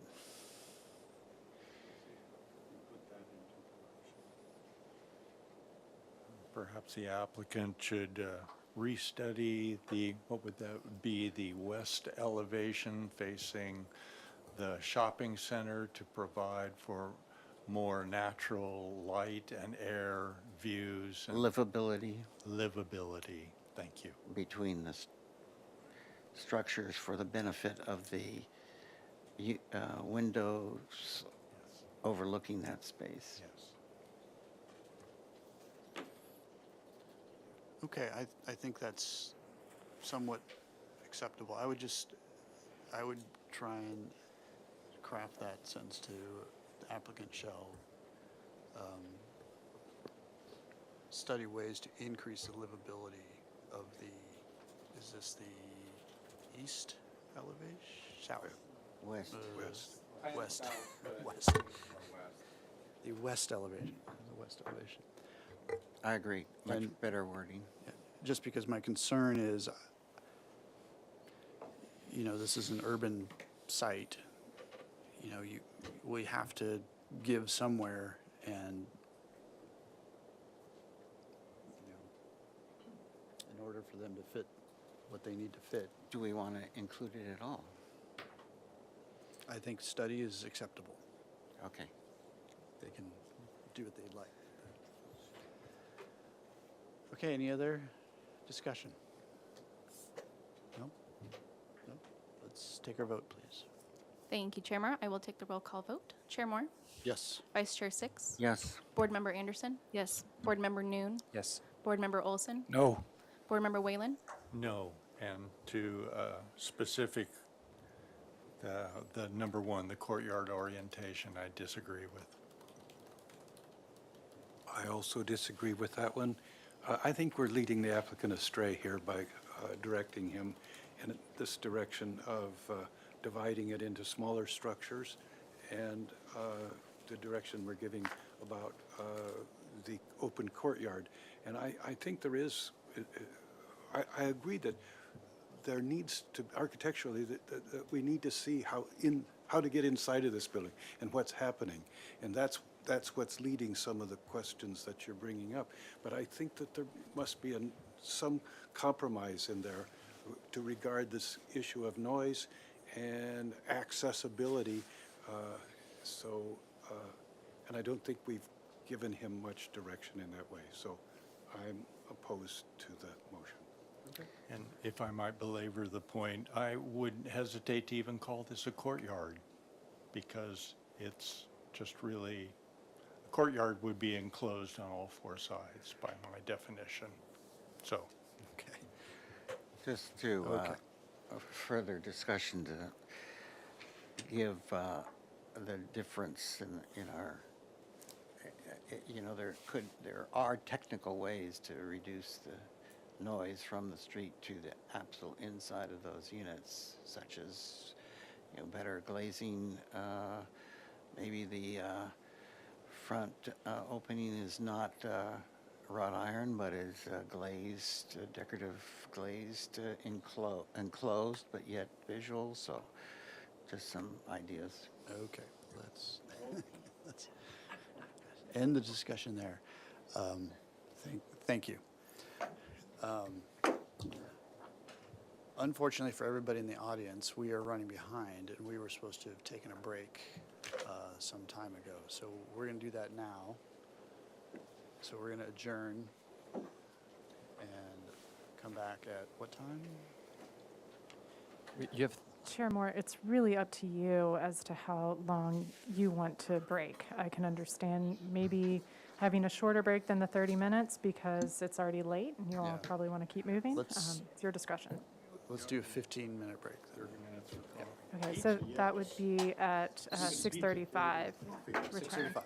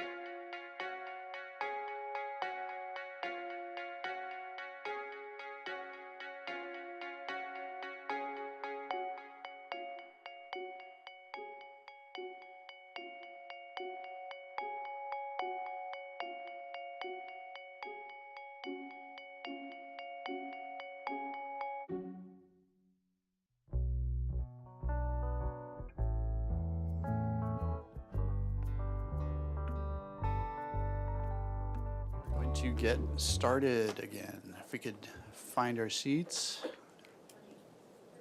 if you'd like. Okay, we are going to reopen the meeting and move on to item 4. Okay, this is a one-time pre-application consultation for 1922 De La Vina Street. This is a proposal to retain the existing commercial buildings and construct a new 45-foot high residential apartment structure comprised of 3 stories above a parking podium level, containing 26 residential units, of which 10 will be allowed through state density bonus provisions. 3 additional loft units are proposed in a portion of the existing commercial building fronting the proposed paseo. Total proposed residential units on site total 29. The site is located in the city's medium-high density AED program area and includes a lot line adjustment with a portion of the adjacent parcel. The residential units will include 40 to 100 square foot private outdoor decks and common outdoor area located on the roofed area. The parking structure includes 21 residential parking spaces and 11 commercial spaces. 11 surface parking spaces will remain, and outdoor public paseo space is proposed to complement the existing commercial uses. Access will be provided from the existing driveways off Mission Street and De La Vina Street. No final appealable decision will be made at this hearing. Project requires compliance with the project compatibility findings. Okay, I think staff has some. Yes, Mr. Chair, thank you, and to the rest of the board. Just to clarify, again, this applicant is requesting a one-time pre-application consultation, so it's just a request to get design input early on, so this is not yet a formal application. And the applicant is ready to present. Okay, welcome. If you could introduce yourselves. Trish Allen with SEPS. And Bobby Walker with Bobby Walker Design. And I'm sorry. Bobby Walker with Bobby Walker Design. And just to very briefly give you some introductory comments, as Ms. Kukenda mentioned, this is our first or a design consultation hearing. So we have not submitted an application to city staff for any review or feedback. We wanted to come to you first to present the project and make sure we're going in the right direction.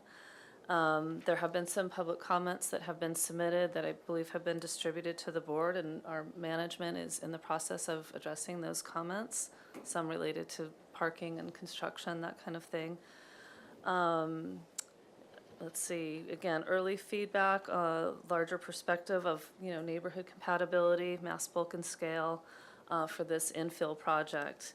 And just wanted to note that we are maintaining the existing commercial retail frontage along De La Vina Street. Bobby will get into that a little bit more. And also, we're really excited about introducing a paseo area for a shared space between the future residences and the commercial uses there to activate this area. And with that, I'll just turn it over to Bobby. Thank you, Trish. I think just to start, I want to say we're really excited about this project because we consider this a true infill project. So I know the clients grew up here and they love this community. So we consider that commercial space that's existing kind of part of the fabric of the community. So to be able to bring a project forward that increases density but maintains that existing history there is really important to us. It's early in the process, like that has been mentioned, so we're excited for your feedback on the design. Here's the existing site plan. The project's proposed in this back area, which we're gaining from a lot line adjustment, as mentioned in the project description. The parking here behind the existing commercial space will be remaining. And then this lost parking, you call it back here, and where the paseo is going to go over here, will be reintroduced with the new design. So here's a quick site plan of what we're proposing. Some of the ground floor elements that you can see here are this new paseo. We're hoping to invite pedestrian access in here and open up the residential building, potentially the commercial space, and some new live-work units onto the paseo. Could you zoom in on that? Yeah, of course. Just a little tighter.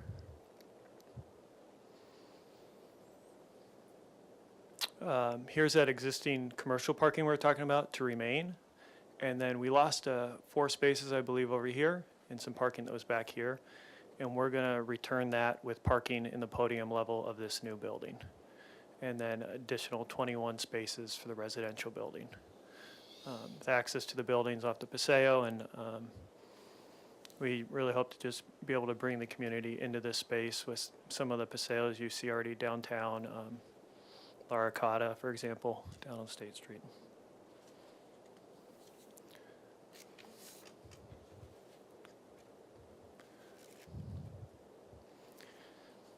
Here's a bird's eye perspective of the site. Although it's not kind of detailed out yet, this would be the Paseo entrance here. What's important to us, as you can see, is that this existing commercial still activates the street frontage. It's what you see from a human scale at the sidewalk. And we believe we're effective at stepping the building back from the sidewalk so that you kind of get a view corridor and can see all parts of the building. This is a good example to show that even from this bird's eye view, this 3rd floor roof does a really good job of masking the fourth story, the partial 4th story up here. Here's some examples of kind of street elevation view. I can zoom in here too. Here's from De La Vina Street. The idea here is this is that Paseo, future Paseo corridor that invites you into the space. And you can see here the roof continues to kind of block the 4th story that steps back, and we use stair towers and additional articulation to break up the facade. I can show you the view that we're kind of picturing from Mission Street.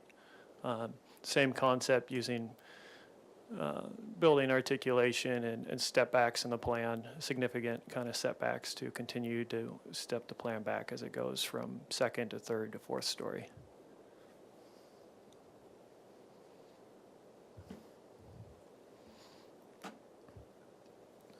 Here's the ground floor of the building, and this just further kind of zooms in on this commercial parking that we are maintaining on the site. And here we show you entry from De La Vina and additional resident parking. 2 stair corridors coming down from the building.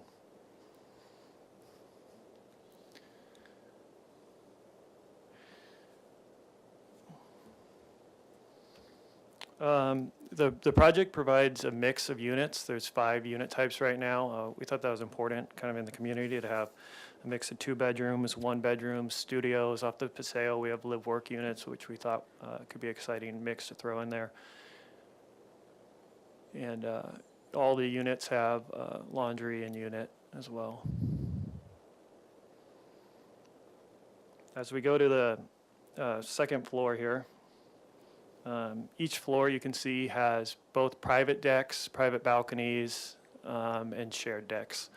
So the shared decks are small on the 2nd and 3rd floor, but there's large community space on the 4th floor with the views. But these 2nd floor decks, really substantial. And as we go up the building, 3rd floor, continue to have private decks and balconies. The balconies are implemented instead of decks to help continue to step back the building as it gets taller and make the form a little lighter as well. You can see the unit plans are also designed kind of with the building articulation in mind.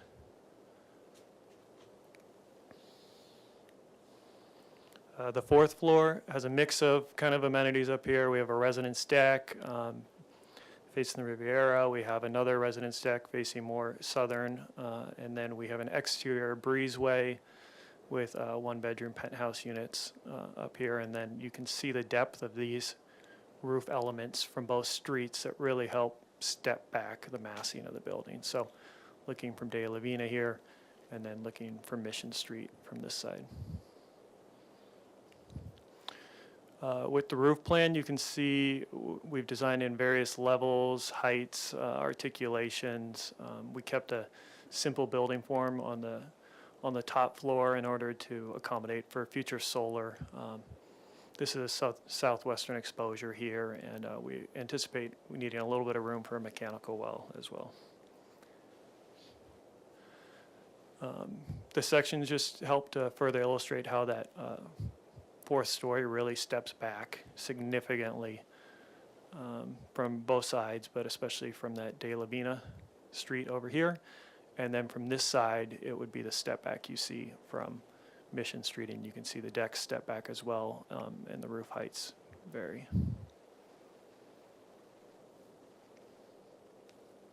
This is a floor plan of the commercial space that's currently vacant right now that we're proposing to reduce the depth of the commercial space to put those live-work units in there. And so a couple things there. One is just continue to activate the Paseo with live-work lofts, provide different type of unit and lifestyle, as well as reduce the commercial space, as we've seen some of the deeper commercial spaces are sometimes not as successful.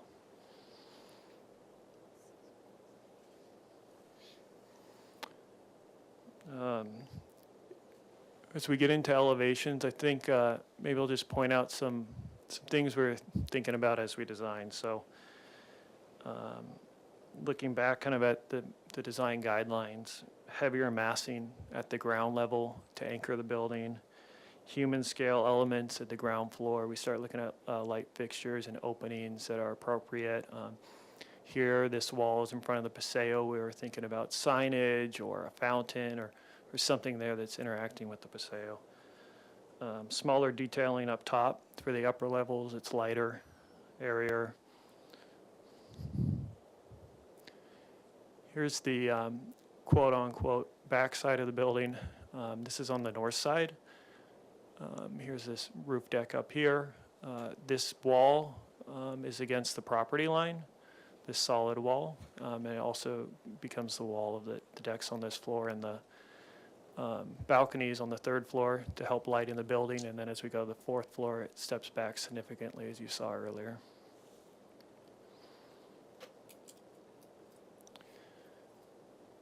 Here we provide just kind of a preliminary idea of materials. So a couple tones of stucco help provide additional depth to the building with that darker plaster color in the back. Precast concrete caps, tile roof, accenting trim paint, wood accent where we have heavy timber, metal guardrail and metal light fixtures, awnings, potentially cloth awnings or metal awnings, and then contrasting doors and windows. Here's more of a conceptual detail vignette. Not everything here matches exactly, but some ideas of what more a final presentation might look like. Again, just to point out some design details that we see as becoming important in this design is heavy timber, tile accents, contrasting window trim and recessed windows, potentially shutters on the building, tile roof, and then metal railings, metal light fixtures, metal accent pieces, lighter metal accent pieces up top, finials on the roof. And that concludes the package we've put together for you today, and we look forward to hearing your feedback. Thank you. Okay, thank you. Do you have additional photos of the area? We do not have additional photos in this package, but I can go back to the bird's eye for you for now. Okay, and is there a landscape component yet? There's no landscape plan yet. Thank you. Okay. If that concludes your presentation, we can move to public comment. Thank you. Do we have any speaker slips? Thank you, Chair Moore. I do not have any speaker slips for this item. If there is anyone attending virtually via Zoom, please go ahead and raise your hand and I'll call on you to speak. All right, Richard Lloyd, I see you've raised your hand. I'm going to go ahead and send you an unmute request.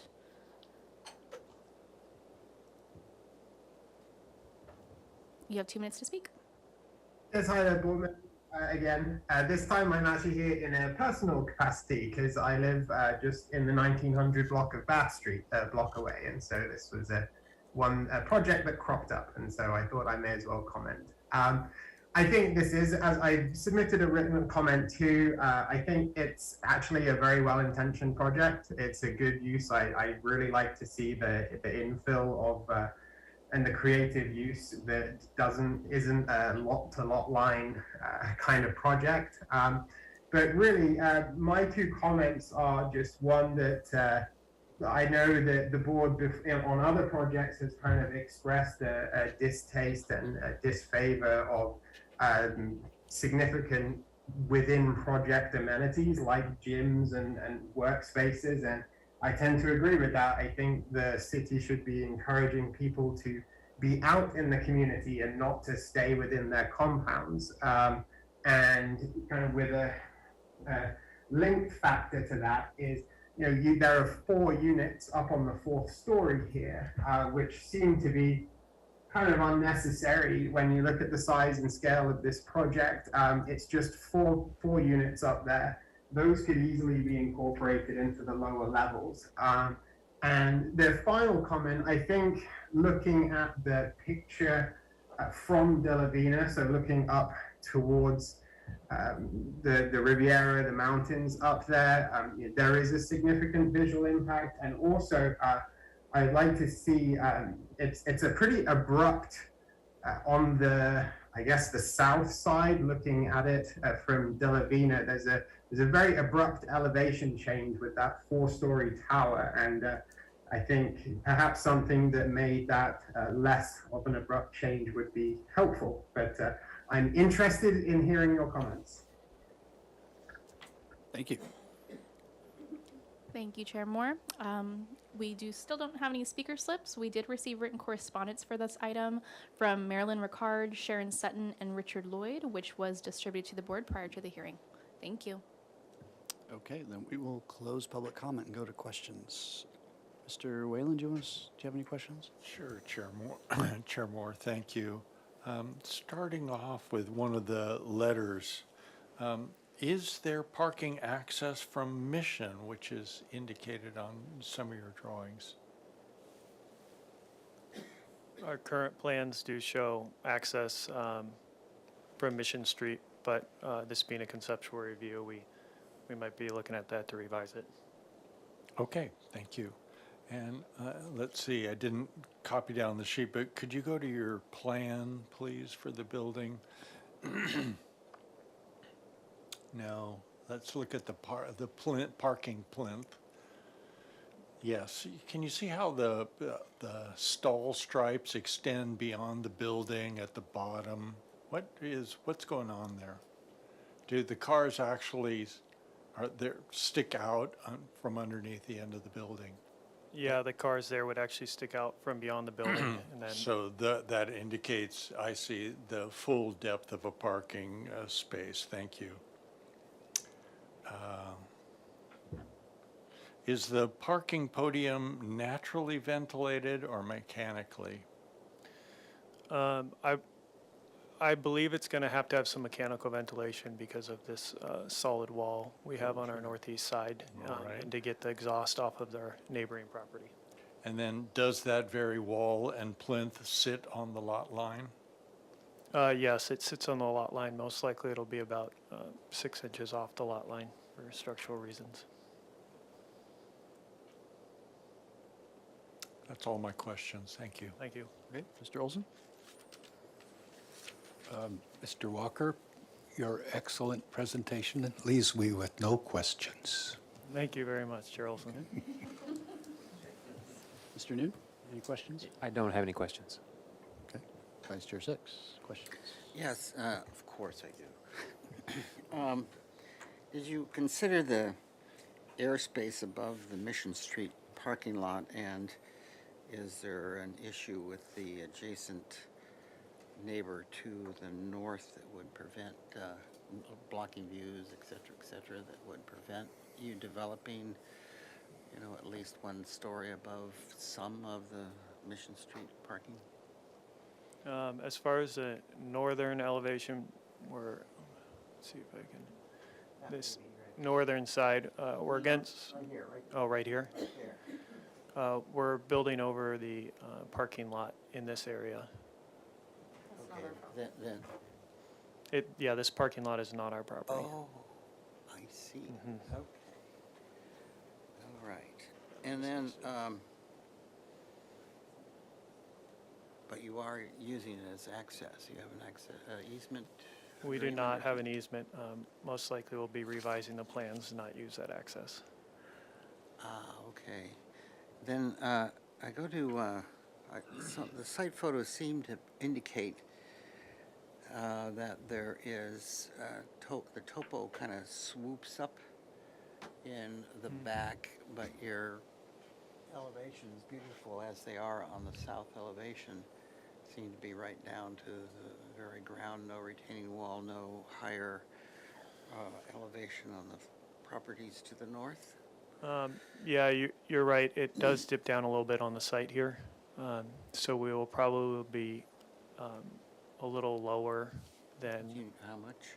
I think it's about 3 to 4 feet potentially, but So there's a 3 to 4, eventually there'll be a 3 to 4 foot difference between the back of that, the northern edge of that. yeah, our neighboring property is higher Yeah, by okay. about 3 feet. And did you study any possibility, now that you're not using as access that Mission Street, of settling the parking back, into the ground a little bit more as partial subterranean, with the ramp down approach and so forth? Yeah, I think that's a great idea, and the client even was suggesting that to me earlier, that on this side it will be recessed down into the ground. I was thinking that with your entry to the existing parking in the rear of the commercial strip, that south, where is that? I can't, right there, yes. You have, can you ramp that down further? Definitely, I think with the civil plans that we'll have a slope down. Yes. So the parking that's coming into the building could be on that level, and then a step down for the parking that's stuck in. Definitely, I think that's a great idea, and probably the direction the plans will end up heading because right. of that grade change. Thank you very much. That's my questions. Ms. Anderson, any questions?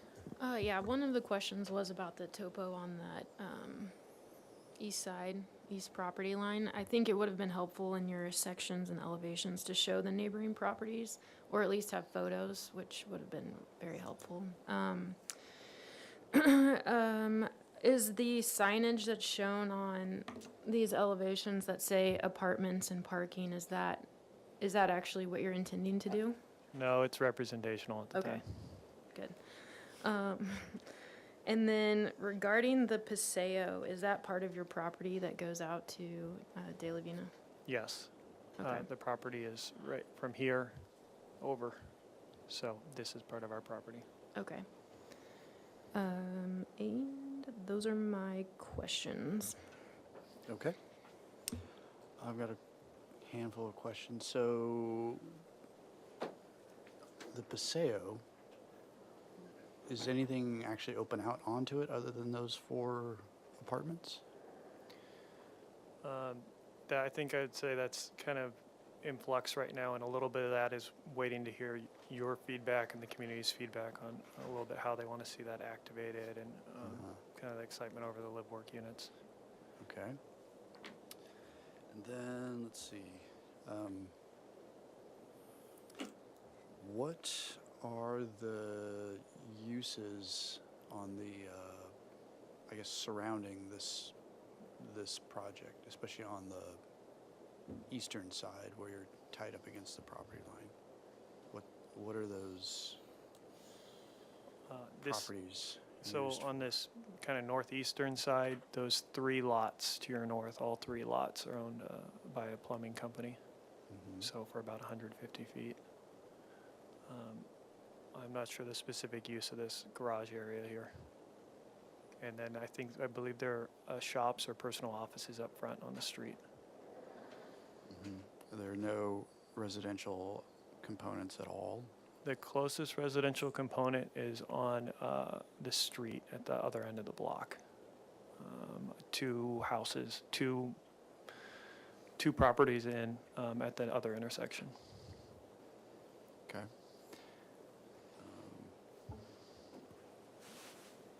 So the fact is you don't control this parking lot off of Mission Street, and does your building currently come right to that property line? Yes, the building currently comes close to the property line, so there would probably be some maybe revisions with openings or. Right, so you wouldn't have those openings, technically, okay. And then getting into the building, tell us more about the amenities. What are they? How many square feet total is it? Just tell us why those are a part of this project. Yeah, I'd love to get into that. So we envision this building, as we said, like a true infill building, and the type of resident we picture doing that would be kind of the worker of tomorrow who works from home occasionally, who works from the office occasionally, who likes the gym but also gets outdoors and kayaks and does all that stuff. So we wanted to provide an array of amenities in the building. So we provide a workspace on each floor, and then we thought this would be a gorgeous rooftop deck with the views to the north especially. So to think about having a event space for residents of the building in case they want to have family over or a birthday party or that sort of thing to really maximize the roof deck. Okay, where would a resident store their kayak? Oops. Down at the harbor, yeah. No, that's a good question, and I think looking at how we can work personal storage into the kind of the footprint of the building or see what's available there is a Sorry, great I know comment. it's early on for that. Yeah. But that also brings up questions that, end up causing problems later in the projects. Things like trash enclosures, transformer locations. Have you thought about that at all? You have a rough idea where those might go? I think we're still working on the layout of that Paseo space, so it's still in process. Yeah. Okay. Save a little bit for the next round. Okay. And then if we go to the fourth floor again.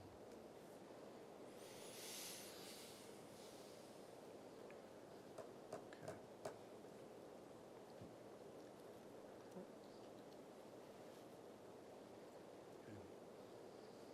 And then as we descend through the floors, if you could just walk us through some of the private outdoor spaces. Yeah, so fourth floor, private decks with views to the north, hills to the north. On the third floor, we have both private decks as well as balconies. We are providing balconies on this north side both to provide a little bit less bulk as well as just because of the distance from the property line for opening percentage requirements. Okay. And what is the dimensions of the bedrooms on the plan, the bottom of the plan there? These one bedrooms? Yeah. They're about 9 by 10 right now in that kind of clear space. Got it. Okay.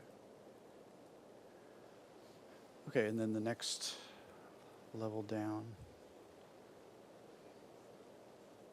Here we utilize the podium deck to really maximize the private decks for that level. So a little bit of thought, you're a little bit lower down, but you get more deck space, more livable deck space. Okay. And then what is the height of that wall on the property line there? Yeah. Right here.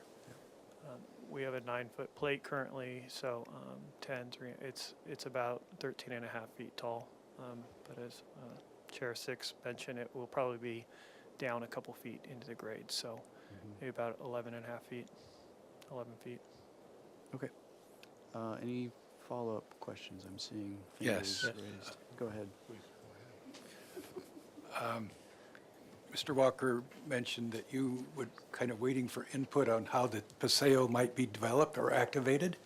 And I was wondering if you'd had some ideas of how to activate that Paseo.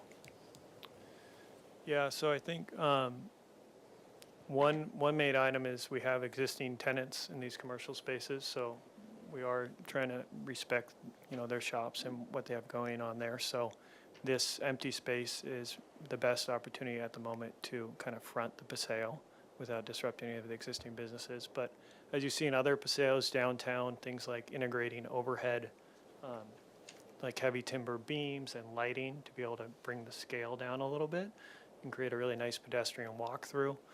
And then also we'd like to block off this area between the parking and the Paseo with planting and trellises and provide a mix of bicycle access, in this transportation space as well as in the building. Hopefully some places to sit, to eat, and then amenities, as you go in and out of the building, maybe just places for respite or to rest or that sort of thing for the residents. Those seem like quite reasonable ideas. I hope you include them in your next presentation. Thank you. We'll definitely include them in some renderings as we move forward. Mr. Whalen? Go ahead. I think I should have preceded Member Olson's comment. So is it your intention that this current driveway become an exclusive pedestrian area and all vehicular traffic navigate from the other drive entryway? Yes, that's exactly right. Go ahead. Floor to floor height. Have any indicated on your sections? Yes, we do. We'll take you there.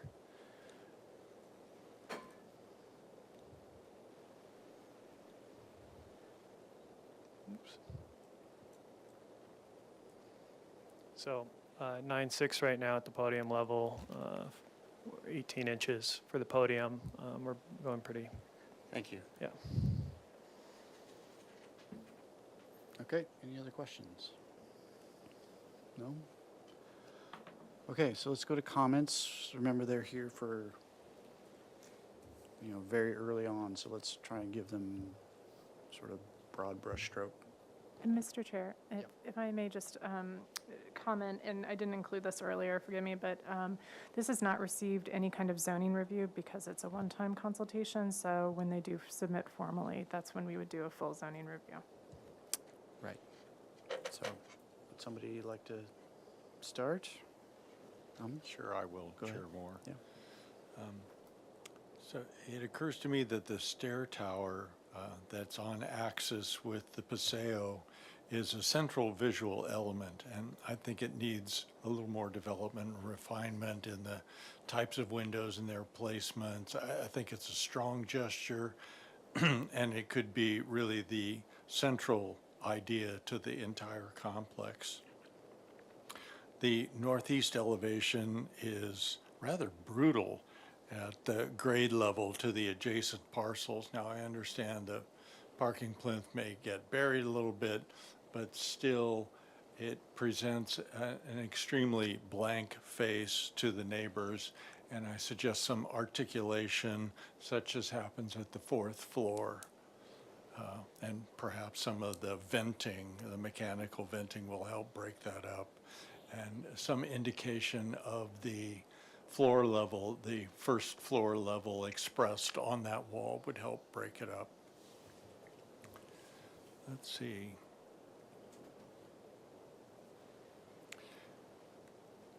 Could you go to the site section that's number 2?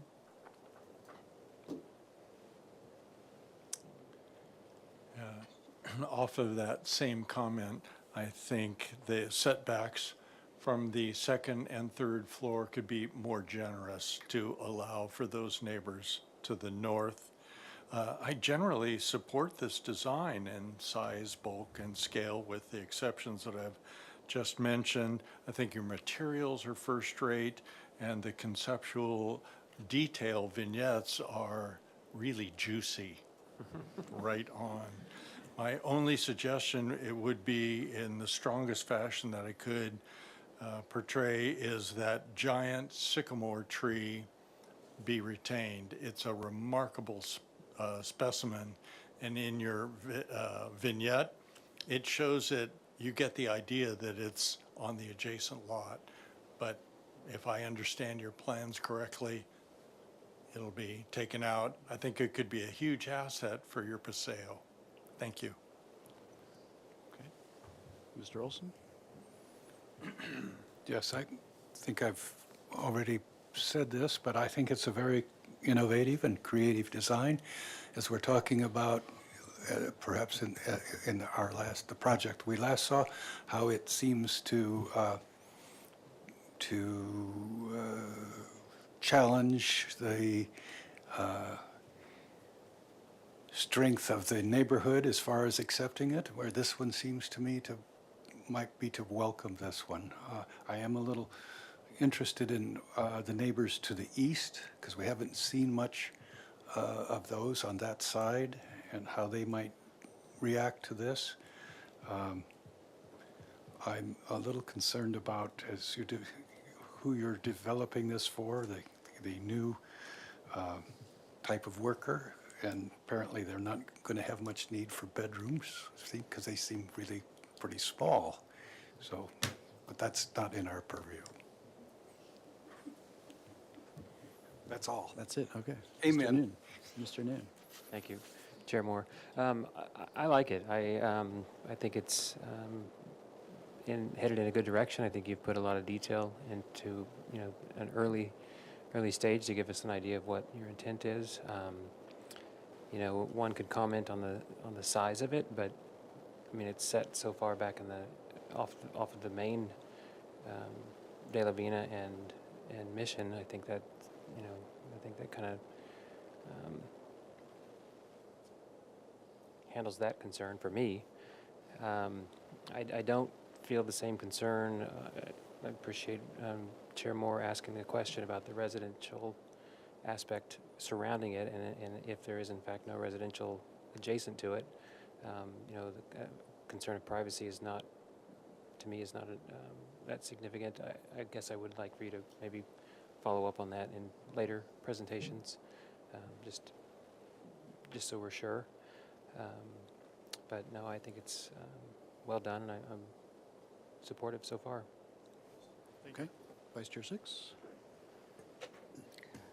Yeah, I think it's a nicely conceptualized plan. I have no problems with the way the site's laid out and the uses and organized. The big question is it too massive and blocking views and so forth.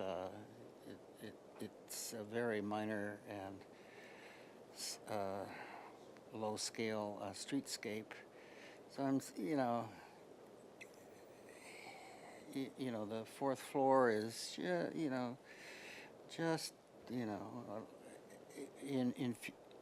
and that's why I say, is there any way to submerge the ground parking lot to nestle it in more, and instead of 2 to 3 to 4 feet on that back property line, is it 5 or 6? Anything that would help. So I think once we review this, there'll be a lot more sections and sight lines and so forth that I'd like to see, and the board has already mentioned how does the building affect the neighbors and the uses to the north.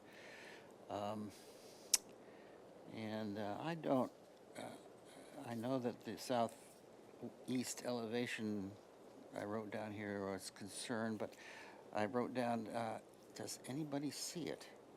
So again, in future meetings, document just how visual that portion of the building is and from where.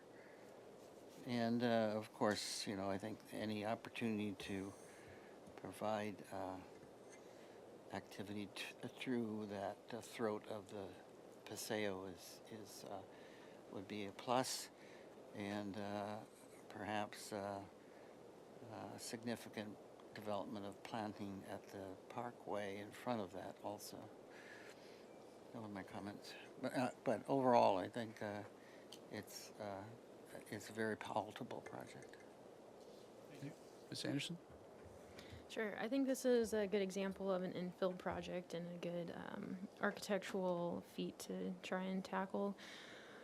Things I would consider as you move forward, I think it's been mentioned, like utilities and location of that, where you're putting your mechanical units and how that might affect your roof. How you would address the access along the Paseo and the existing curb cut and what might need to take place there to not allow cars to drive in. Obviously, a landscape plan will be desirable and required.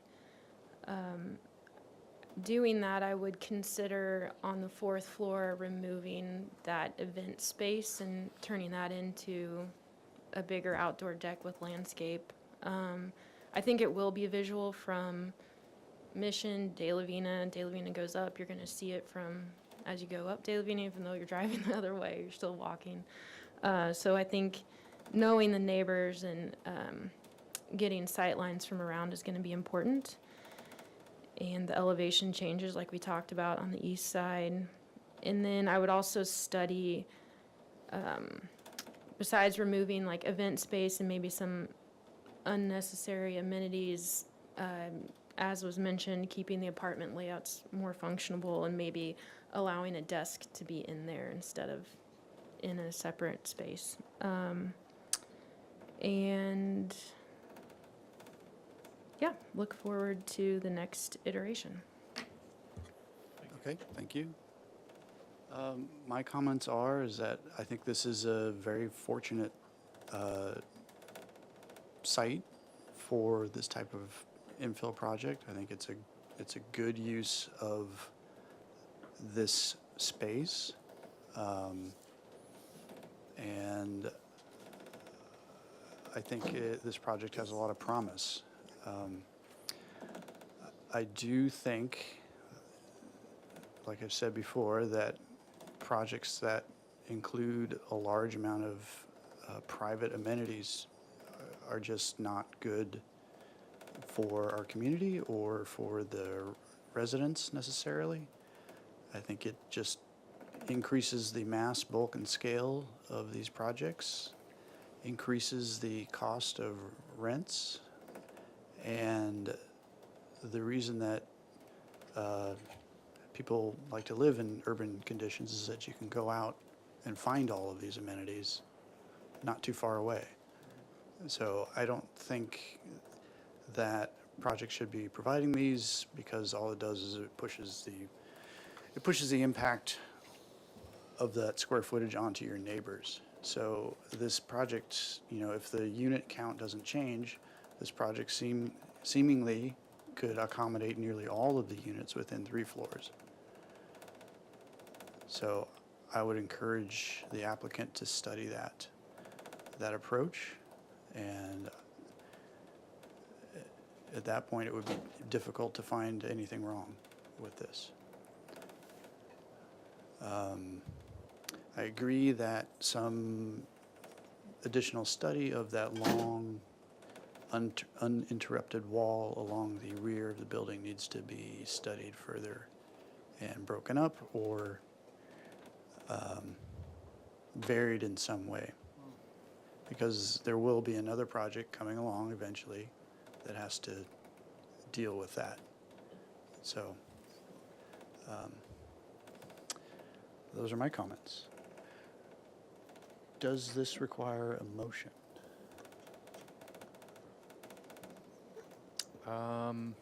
No. Just the comments. I do not, no. Okay, so if that's all of our comments, does anyone have anything else they want to toss in before we let them go? Yes, I would just say that I don't agree with the idea of taking the amenities out. And so, while I respect your point on that, I wouldn't want the applicant to think that that was universally held by this group. Okay. I just wanted to say one other thing. Along the Mission Street elevation, I know there's a parking lot between you and your property, but I would just consider or studying pushing your building back from the property line for future development or increasing your landscape area. Okay. Okay, thank you very much. Thank you very much.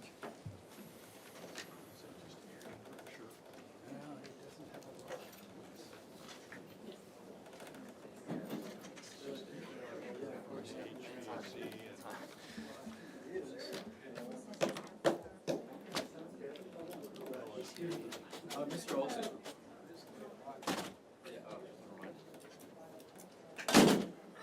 I can latch it. I've got the magic key. Flash it up. Okay.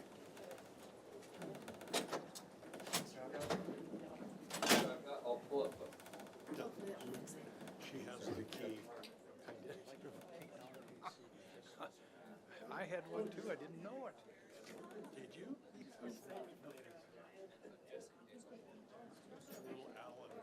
I thought it was just brute strength. There is a place for that. Okay. So, Mr. Chair, just again, a reminder to you and to the rest of the board, we are going to need to reopen item 2 at the very end, just to go through the project compatibility slides. That's for the Dwight Murphy Field project. It shouldn't take but just a moment, but I don't want you to run off after this item. Okay. If we could do that. We will. Okay, so now we're moving on to item 5, which is 418 North Milpas Street. And this is another one-time pre-application consultation.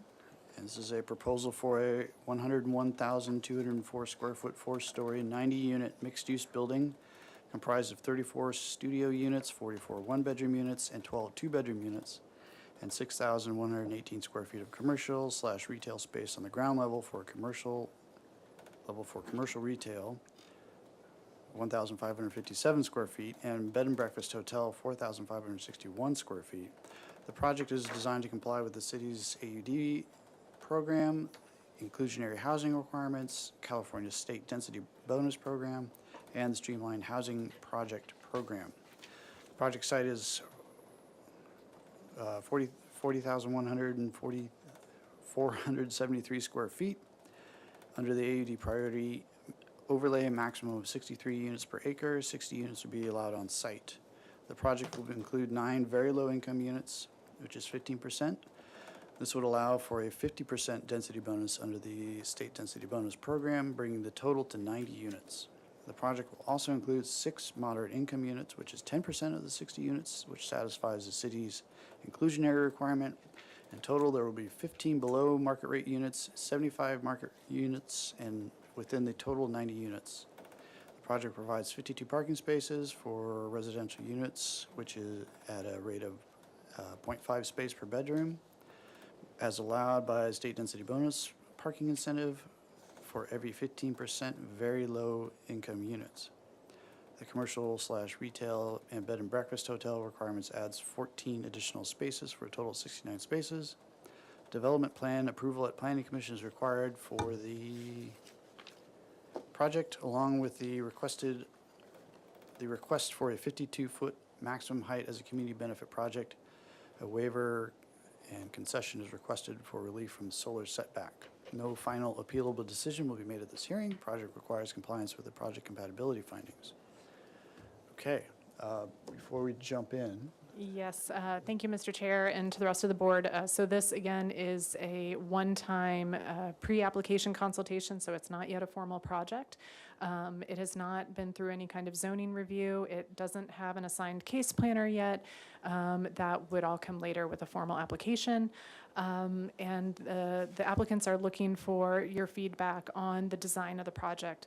I also want to point out to members of the public who are here, if you haven't already, we highly recommend that you email us and request to be listed as an interested party.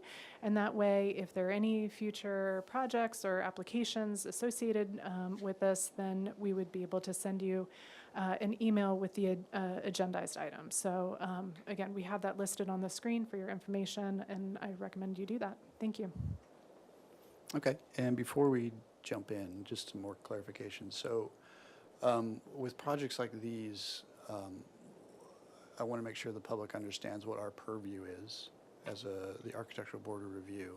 So if you could clarify what our scope of review is, that would be helpful. Right, so the Architectural Board of Review is looking at the design of the project. So you're looking at the aesthetics, you're looking at the mass, the bulk, and the scale, how it fits in with the neighborhood. So we call that neighborhood compatibility, to see to what extent a project meets or doesn't meet or isn't compatible with the neighborhood.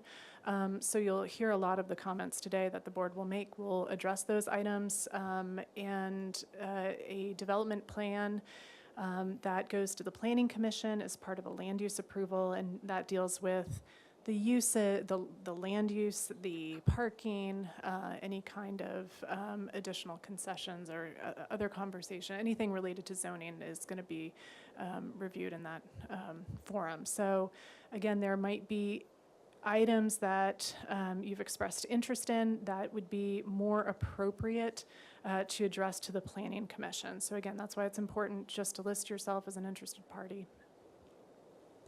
Okay, thank you. Oh, Mr. Six. Beautiful presentation, staff. Just to make sure public understands that the neighborhood compatibility is for aesthetics, not use, parking, et cetera, et cetera. That is correct.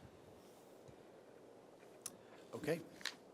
With that, if you could introduce yourselves and walk us through your project. We do have a 15-minute timer up there. Great, thank you. Yeah, I'd like to say good evening to the board. It's getting late already. We'll try to go fast. So I'm here with Ginger Anderson, who's counsel for the owner applicant, and the PowerPoint expert, Tim Johnson, who will run the PowerPoint. So we can get started. If we can get the first slide, we're up. So we're here before you tonight for a AUD high. Yeah, thank you. Is that better? If you really get it close, thank you. Okay. So this is a high priority site in the city, and it has the highest housing priority mapped in the AUD program.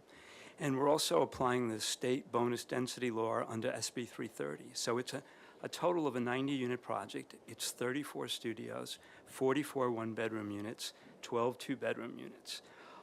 There's limited commercial on the Milpas fronted, which is general commercial and the lobby for the residential. And then on the Gutierrez frontage, which is separate, there is the lobby for the residential component, and then a small guest lodging, which is designed to serve the residents and the users of the project. So it's not your typical bed and breakfast. It's oriented towards the users of the site. So if we can go to this second exhibit, you can see the site here. It's a 49 frontage on Milpas Street, and it wraps around to Gutierrez. It's about 149 feet frontage on Gutierrez. The existing 7-Eleven building, Mediterranean Spanish-style building on the corner. This site is an old nursery, essentially. There are 6 small cottage units in the back on Gutierrez there. And then Rusty's Pizza is adjacent on Milpas Street there. So if we go to the next exhibit, what's very exciting about this site is it is the poster child for an AUD density project. It's in, as I stated, it's in the high priority overlay, where the city has determined that these are the prime sites to generate a response to the housing crisis. It's also really proximal to primary transportation, as you can see by the blue dots. So that drives some of the concessions and incentives that are available under the state housing bonus density law and under SB 330. The next slide, you can see we're zooming in to the proposed project inserted within the site. To the east, there's single family and apartments. And then as you move to the north, there's more apartments available on the north. Commercial immediately north along Milpas. And then there's some dense vegetation on the northeast corner there, which helps screen in that area of the site. If we can go to the next exhibit, I'd like the board to see the context photos. You can see on the upper left photo there where we've got a view from the intersection of Gutierrez and Milpas, southwest corner of the site. The slide number 4 adjacent is the opposite corner looking south from Haley and Milpas to the site. And you can see the huge trees directly in front of the 49-foot frontage right there. If we scroll here, this is a view of Rusty's Pizza with a view in the vehicular access into the parking lot for Rusty's. And then here, this is down Gutierrez, looking west towards the site, which is going to be very difficult to see. Further along here is another shot towards the frontage, Alisol Street, and that is directly in front of the Milpas frontage of the proposed project. And this is a shot into the site. And there's a key that show, if the board is interested, they could see all the shots and where they're taken from here. So if we go to the site plan here, you can see the property line. The setback along the east is significant due to the the actual setback and the solar requirements. It minimally is a 15-foot setback, and as we go up in height on the different floor plates, I'll show you how it wedding cakes back and retreats back. We rendered existing trees around the site so you can get a perspective. This does not include proposed landscaping, which would further ameliorate massing and drive some of the discussion that we'll have. Again, on the Milpas Street frontage, you've got the a general commercial space and a residential lobby. There's a vertical circulation core of stairwell and elevator at that location. And then, of course, on Gutierrez Street, we've got another residential lobby, an amenity space that's, a required amenity that serves the residents. Again, elevator lobby, stair access. And then on the right, you can see the small guest lodging that serves the residents of the project. We're going to have other amenities such as bike parking and other utility services for the project. Again, on this slide here, just before we go on to the next one, parking is consolidated on the interior of the site, and all the vehicular access is consolidated off of Gutierrez and in a single vehicular access easement, which serves the parking under the podium for the entire project. So we've eliminated curb cuts on Gutierrez and any onto Milpas Street.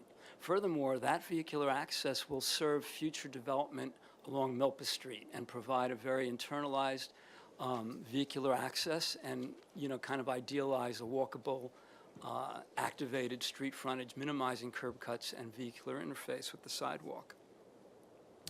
If we go to the next exhibit, this is a really important one for us because it compares the basic city AUD program with the average unit size that's permitted per the program and what would be generated as net residential total with this.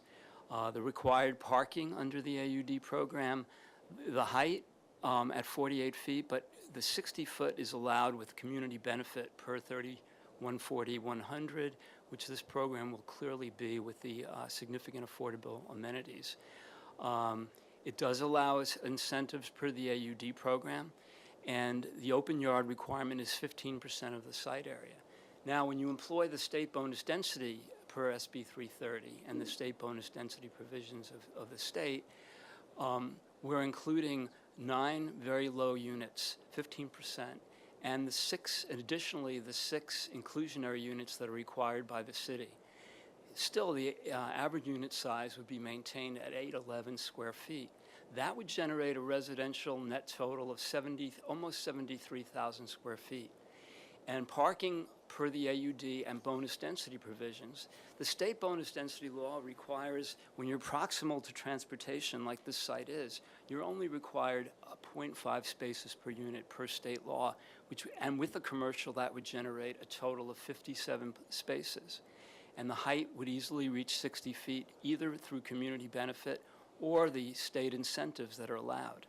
So with this application of state bonus density law, not counting the program rules of the AUD program, 3 incentives are permitted under the state law. Again, the open yard requirements would be maintained at 15%. And now I think it's important to point out to the board that we are a 90-unit project, and we do include those affordable components. The average unit size is only 670 square feet, so we're not pressing the envelope. And the net residential is 60,000 square feet. So per the law, this project could be a 73,000 square feet. We're trying to make it work at something less, and that is, you know, hopefully appreciated given the need for the housing.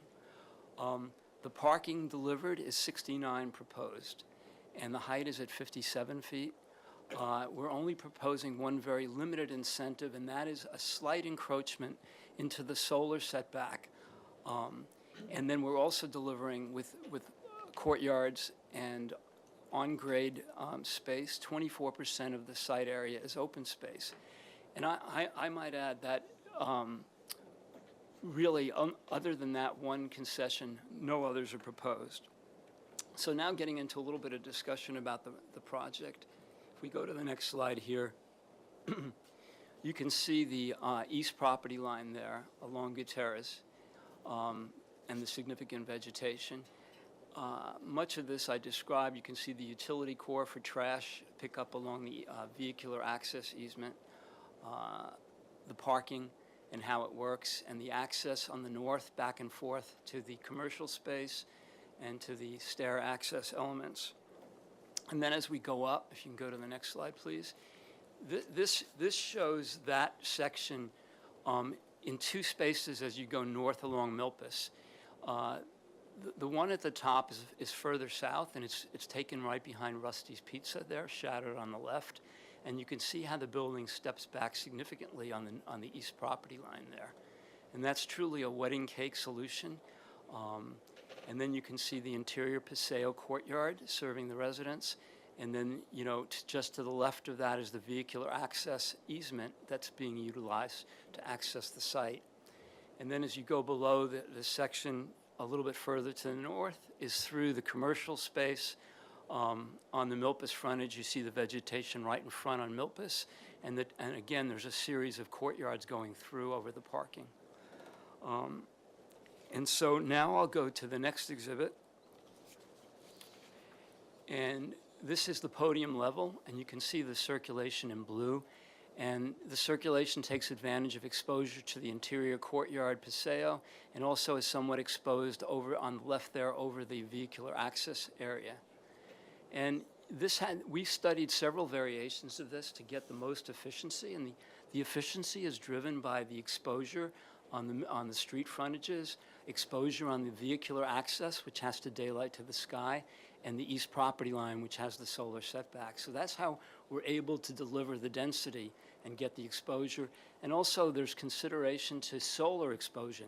These courtyards orient to the south so that the vast majority of units will experience direct sunlight at some point during the day. If we can go to the next exhibit, this is an upper level plan, and you can start seeing the retreat on the east side there. And if you go to the next exhibit again, a further retreat as the building steps back, and you can see the articulation on the frontages both on Milpas and Gutierrez. And then finally, I'd like to point out on the next exhibit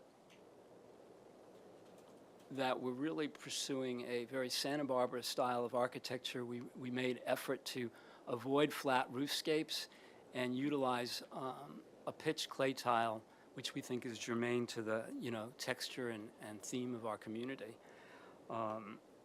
So now if we move forward, you can see, just to reiterate some of the issues and the design concept.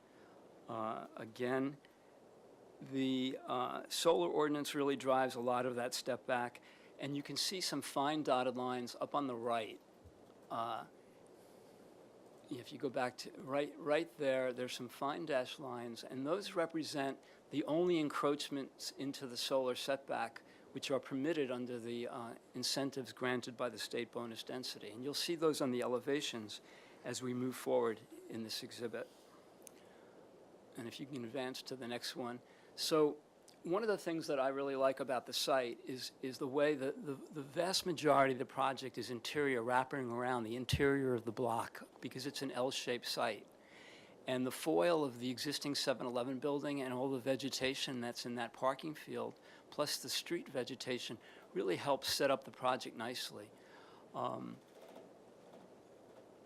The next slide kind of will clue you into kind of the frontages. Here's a quick sketch of the Milpas Street elevation next to Rusty's Pizza. The actual trees are saddled in there to show the relative landscape screening. You can see the articulations, the step back, the tower element, and the iconographic vocabulary that we've chosen, which we think is really consistent with the Santa Barbara styling. And the next one, of course, is the Gutierrez elevation, which notice the great setback again from the east property line on the right, the existing and proposed vegetation. Those two mass elements, the duality of those, they're almost exactly in proportion with the golden section, so they're very handsome in proportion. They're directly opposite the parking lot of the commercial across the street. And they're articulated with a lot of recesses, balcony elements, nice storefront, so that whole elevation engages the street in a very walkable, friendly way, including the setbacks for landscaping, the setbacks at the third story for the roof elements, the upper level porches, and then the entry to the small guest lodging area on the right there. Okay, we're running Okay, low we're on getting very time. close here. So if we run along here, the more technical elevations, I think, and screening out how it steps way back on the site. It's hard to believe 50 minutes will go that fast. And then finally, you get another simulation on the from the north, which shows the zero property line. So that is right on a driveway, commercial driveway going in, a very narrow one going into the site. And I think one other thing I'd like to point out before I conclude and answer questions that the board might have is pointing out that we very much view this as an infill project, and it sets itself up for expansion into the AUD program for future sites adjacent. And with that, I'm happy to answer questions. Okay. Before we get into that, we need to open public comment. Thank you, Chair How Moore. many speaker slips do we have? Right now I have 11. 11, okay. And then how many online folks? As of right now, I have 3 participating in the Zoom, but only 1 with a raised hand. Okay. Let's jump into it then. Perfect. I'll go ahead and start with virtual public comment. Please go ahead and raise your hand if you'd like to speak on the topic. All right, Natasha, I'm going to go ahead and send you a unmute request. Congratulations, you have managed to take 4 floors and have pictures that make it look like all 4 floors are about the same height as 1 floor. I'm alarmed. I am seriously frightened for my neighborhood. So just very quick reminder, you might recall in The Independent, a small group of wealthy men under the cloak of a religious group called the Believer's Edge have been seeking to take back Santa Barbara. In fact, their mission is to redesign our city out of view of the democratic process to put in as many of these out of scale, out of size projects for their own benefit as possible. While disbanded, the members are still in touch with one another, they work together, and they're still pursuing their agenda. City shenanigans compounded the problem, and outsized, out-of-scale projects were VIP'd through in shady ways, which caused significant scandal, including termination of city staff. Now we're left with imitation after imitation, like we just saw with Garden Street project, and it throws the problem straight into the lap of ABR, over and over. You have my sympathies. We hear we need housing. This is opportunistic sardining of people into cans called apartments. Those cans are compressed into towering boxes like I get in bulk at Costco, and these self-centered owners and developers do not take the surroundings into account. It's the get the project pushed through no matter what to the detriment of our community. You want community benefits? What do we want? We do not need buildings taller than our trees. What do we need? Give us another park like the Dwight Murphy project. Give us green spaces. Give us more trees. Give us a place where children can play without needles and homeless and drunks, where people can relax and meet and commune. This was rejected once. It needs to be rejected again. Please, I urge you, say no. Thank you.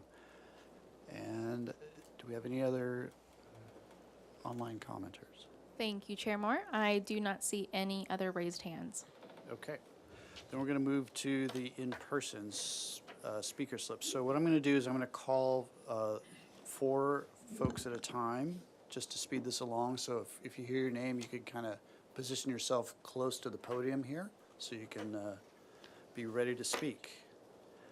So first up, we have Mr. Gallegos, and then we have Mr. Sweeney, then we have Mr. Moreno, and Ms. Bartels. And just a reminder, if you could really speak into the mic, that would help everybody. And everybody has 2 minutes to speak. Okay. Yeah, thank you. Good evening, board members. My name is Jose Arturo Gallegos, and I am a longtime local. As a matter of fact, I grew up within that area. First of all, I really oppose this project. I mean, this is just a monstrosity. It's not compatible to that neighborhood. It's not. You have working class families there and middle class families. This is not compatible to that neighborhood. It's not. This, 4 stories, over 50 feet tall? No. Put it someplace else, but not there. This is a residential area. You don't need something, but it just doesn't need it. It doesn't make sense. It really doesn't. So I really oppose this project. You know, I remember, I think it was like around 2018, there was like over 70 people here. And they just screamed bloody murder. And I do believe ABR board members at that time, they shot it down. And I do hope, you know, when this comes up again, you know, for the final, I do hope that you will not approve this project. It's just not right. It isn't. Okay, so thank you. Okay, thank you. Good evening, Chair and Board. Fred Sweeney, I'm a local architect. Okay, now we have the state of California meets the road here. This is the thing that I've been concerned for from the very beginning about AUDs. We're dealing with 2-dimensional zoning that now faces 3-dimensional reality. So that's a problem. And so we have things like sun access. I just passed around that. You've probably seen that little diagram I've prepared before. Solar access, et cetera.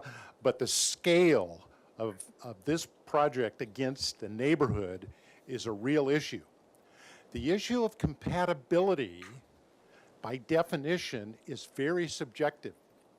I haven't, in all my research, been able to find anywhere in the city ordinances where they define compatibility. They're trying to define objective design standards, which we're going to have to live with, unfortunately. But you have to make a decision on what the definition of compatibility is. So I'm hoping you will explain that to the public as you make your decision moving forward on what is compatibility with this neighborhood in Milpas. We've already had to deal with 711 Milpas Street. Now we're dealing with this. The size of this project, just for the general public, at almost 100,000 square feet. Santa Barbara Junior High, with the exception of their new multi-purpose building, is roughly the same size. That's Santa Barbara Junior High. And the height of this thing is going to be at least as tall as the tower at Santa Barbara Junior High, if not higher. And I know that because I used that to model how we did the Santa Barbara Airport Terminal, which I'm the designer of. This is the mark with red tile roof. It's just not compatible with this neighborhood. I know we're going to be dealing with, because of the way the city set this up, that was shown on the slide by the applicant, of the AUD. So you need to pay attention. Thank you very much. And if I could just ask City TV to zoom in on the one image while we're waiting for the next speaker. Chair Moore, would you mind centering that in on the... If they're still here. It's hard to say. Yeah, they'll zoom in. Okay. Mr. Moreno. I don't believe we can do that any longer. So if you'd like to speak, you have 2 minutes. Then let's just Give C to TV 1 second just to zoom in on that diagram that was distributed. I think we can go back.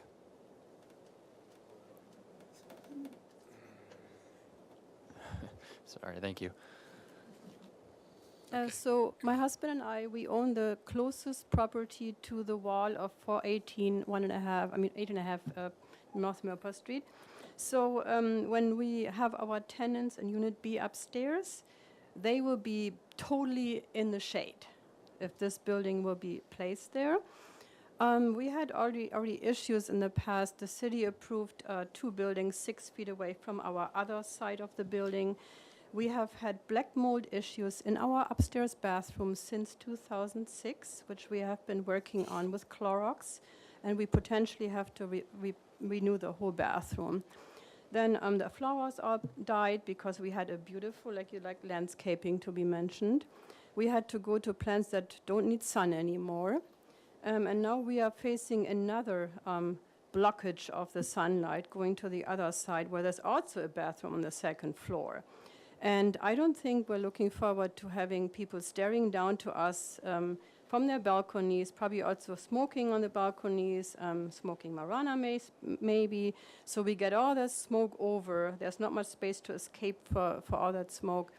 And we definitely agreed to a smoke-free Santa Barbara, including also marijuana outside.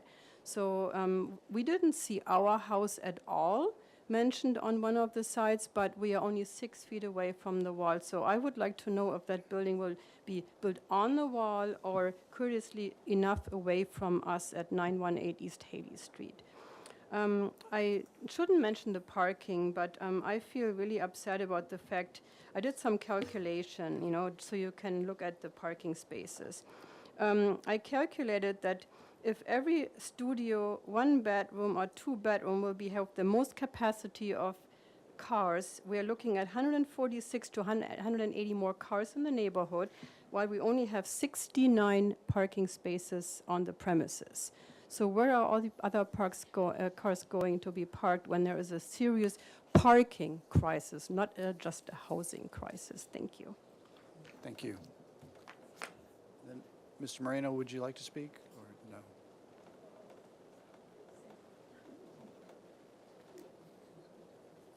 Then next we'll have Mr. Scott, Ms. Stark, Ms.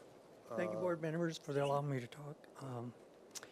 I lived here in Santa Barbara since 1969. Same spot, same place. My neighbors, Julie, and them lived there for a long time. And the housing that we live there, we know each other. Everybody knows each other. I know all the neighbors up the street. And we walk the neighborhood all day Saturday, all day Sunday. You guys sent out letters just to the owners of the property in English. Half of the people that live there are Hispanic and they're renting and they have no say at all. None at all. We depend on you to correct it. Are you willing to correct it, or are you going to allow people to develop higher buildings in the area? They're in it for the money, and the city is in it for the money. The city of Santa Barbara is corrupt. Why do I say that? How many buildings does the city of Santa Barbara own? The Housing Authority. Take a guess. All those properties do not pay property taxes. Think about it. All our renters, all our neighbors, they pay property taxes. Well, why doesn't the Housing Authority pay no taxes? How many buildings do they own? Think about it. Thank you. Okay, thank you. So we have Mr. Scott, followed by Ms. Stark, and then Ms. Wagner, or Wagner? Wagner? And then Mr. Fletcher, please. Hello, Chris Scott. I live in the neighborhood, born and raised on the east side. And I just can't see the size of a building going in. I mean, you take Macy's, size of Macy's or Nordstrom's, and you put it right on this corner. And then you're gonna knock off all the sunlight to everybody behind it. They make it sound really nice, a wedding cake back. It's not a wedding cake back. It's not. You put a northern exposure on the shortest day of the year, nobody's ever see sunlight on that whole block. And so that's all I got to say. There's traffic issues and parking issues, but that's not here. Thank you. So people talk about the elephant in the room. This is the elephant in our neighborhood. I've lived right around the corner from this project since the 70s. And what nobody has mentioned is this is one of the only intact working class neighborhoods left in Santa Barbara. It really is a community. There are no projects, anything like this in this neighborhood. So it's not a matter of adding to what's an existing humongous, people say, this is towering over a completely residential neighborhood of 1- and 2-story homes. I mean, if you can picture what it would be like for the rest of the people on this block to look out your window and see a virtual wall of windows of people looking down at you. This was our neighborhood for years and years. I know things have to change, but if you're asking about neighborhood compatibility, this is the least compatible project imaginable. And I think a lot of people that have lived in Santa Barbara understand that the Milpas Street neighborhood is a treasure and it really needs to be preserved. Thank you.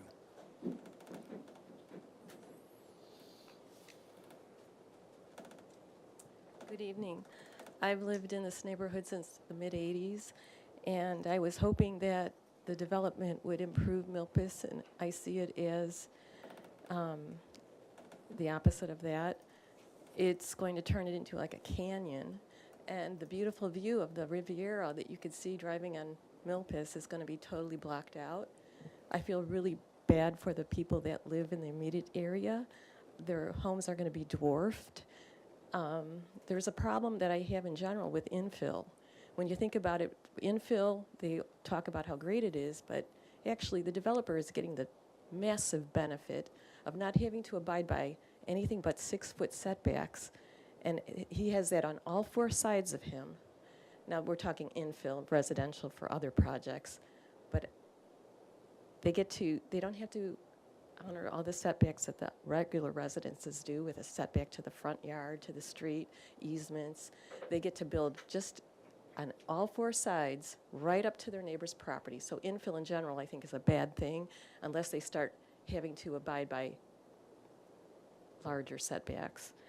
And I just feel really badly for the people that are immediately adjacent to this. This does not, it's out of scale. Talk about bulk, mass, and scale. This defies all of those. And I hope that we come to our senses, and it's even dwarfing the businesses adjacent to it. And how many more decades before everything gets back to scale? It's never going to happen. It's just going to make this look like a canyon. And it's going to be a dirty, ugly canyon. Thank you. Thank you. Mr. Fletcher. Thank you for having me. 36-year resident here on the east side. I know I'm only supposed to be speaking about aesthetics, so that's all I'm going to do. I didn't care about all the AUD information that was given. I believe the applicant is attempting to steal the mountains over there by the Riviera because no one's going to be able to see them anymore. We have a definite problem with the approval that the city gave at the Santa Barbara Plumbing over there by the junior high, which went through.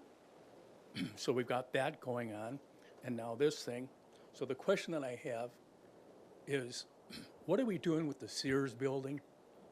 If we're so concerned about having a place, excuse me, for people to live, that building, as far as I know, is still vacant. So why don't we move this hodgepodge over to somewhere where it's actually not going to affect anyone? Just the thought. Because the failure that I see what the city did at that, the Santa Barbara plumbing thing, that's already ruined the idea of Milpas Street. And I just hope to God that we can come to some agreement here to limit this kind of problem here. Thank you. Thank you. Okay, and we have our next four, Susan Shields, followed by Natalia Gavoni, followed by Chris Barros, and then Martha Fragosa, please. May I begin? Yes, please. Good evening. My name is Susan Shields. I am a resident of the city of Santa Barbara. I realize that this hearing relates only to the design of this development proposal rather than to public policy, but I believe there are other aspects that need to be aired and addressed. The total number of units is 90, of which only 15 are proposed to be offered below market rates. This will hardly make a dent in the shortage of affordable housing for workers in the city who earn less than $20 an hour. And given current market rates for apartments in this town, there is no certainty that the rents for these 15 units will be affordable for average wage earners. About parking, only 52 parking spaces for 90 units, plus there must be for retail, and 14 for the bed and breakfast, are clearly nowhere enough given all the other businesses in the area. It goes without saying that we do not need another hotel, no matter how small, and I thought the city had recognized this already. Of enormous concern to me is the fate of the elderly occupants of the 8 cottages on East Gutierrez. The residents of 7 of those units have all lived there a long time. They live on fixed incomes and reside there under Section 8. The developer says there is a possibility of extending this, but makes no guarantee. In view of the apathetic response of the city to protests about another proposed development project at 812 Garden Street that would severely impact the senior community at Laguna Cottages, I want to point out that the low-income elderly in our community require access to decent, affordable housing, and they count too. The residents on Gutierrez Street will literally have nowhere to go if they are evicted. Provision must be made so that they are not rendered homeless by this project. Thank you.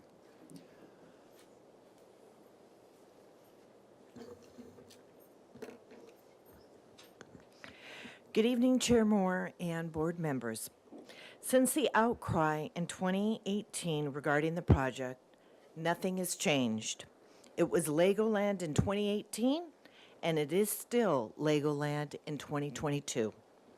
The size, bulk, and scale is not only incompatible for the neighborhood, but the architectural design is equally inconsistent to the surrounding buildings. As a business owner who operates a business next door, I, along with other surrounding businesses, will be directly impacted with the incessant noise, lack of sun, and commotion a project of this magnitude will generate. Furthermore, this developer, Mr. Robert Ludwig, should be required to provide not only story poles, but public design drawings of his project that he so proudly claims to be a community benefit.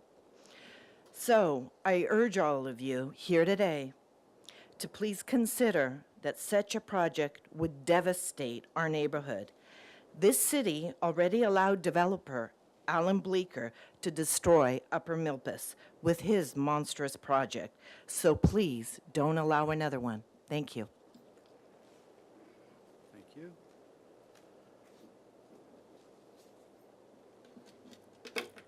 Good evening. My name is Crystal Burrows. My family first moved here in 1965, and I live on Cacique Street, near Milpas. It's my neighborhood, and I love it. I also oppose this project. Size, bulk, and scale, not compatible with the neighborhood. Bed and breakfast hotel, don't need it on Milpas. The noise that'll happen, the parking crisis that we already have in our neighborhood is ridiculous. What may be legal of having only a half a parking place for a room doesn't mean it makes sense, and it will only ruin our neighborhood.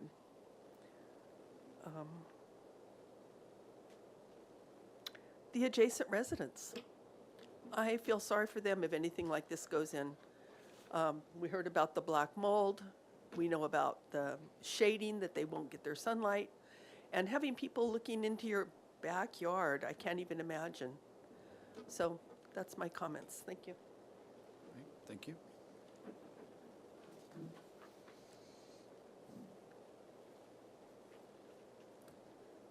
Good evening. My name is Martha Vergosa. I live in the 800 block of East Haley Street, so I'm right around the corner. Parking is an issue. 51 spaces for 90 units is nuts. Currently, when I leave, I have my brother pull his car into my spot on the street so we don't lose a parking spot. I can't imagine the extra cars that are going to come with only 51 spaces for 90 apartment units. And you can't tell me that all of them are going to have a bike. They're all going to have 1, 2, or 3 cars. So 51 spaces is nuts. And also, we do not need a hotel. If they're so concerned about housing, why is there a hotel? Thank you. Thank you. Our next group, Victoria Valente, followed by Tino de Guevara, and lastly, Sebastian Aldanta Jr., please. Do we have Victoria Valente? Oh, there we are. Trying to figure out my notes. Board members, I oppose the project at 418 North Milpas. The mass, bulk, and scale is out of character for the neighborhood. This project is a monstrosity. 4 stories, 51 foot tall, no.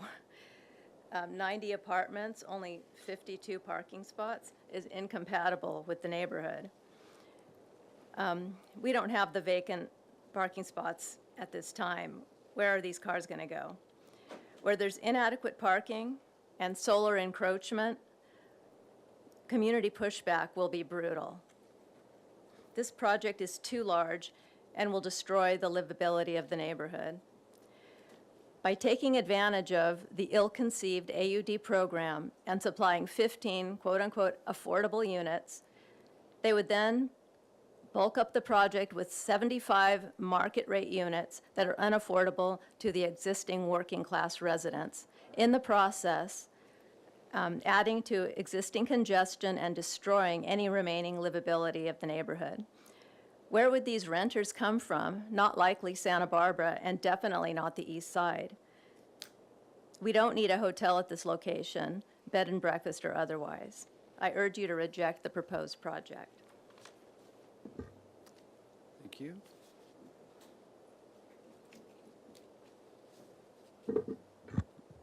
Good evening, damas y caballeros, ladies and gentlemen. My name is Tino de Guevara. I am the Neighborhood Advisory Council for the East Side. I have to tell you that I was there in 2018, as Ms. Cavoni earlier mentioned, and there was an outcry of many people who came from all sections of the neighborhood. It is too big a building.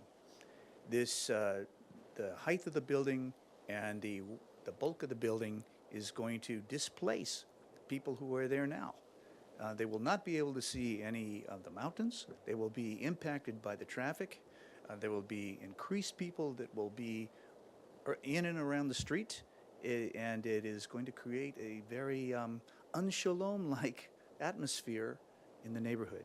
I'm bringing this to you personally because this is what I have heard on the street with my own eyes and ears, and as a representative of the East Side, I have to say that my concern is not to support this project at this time. Find a better venue.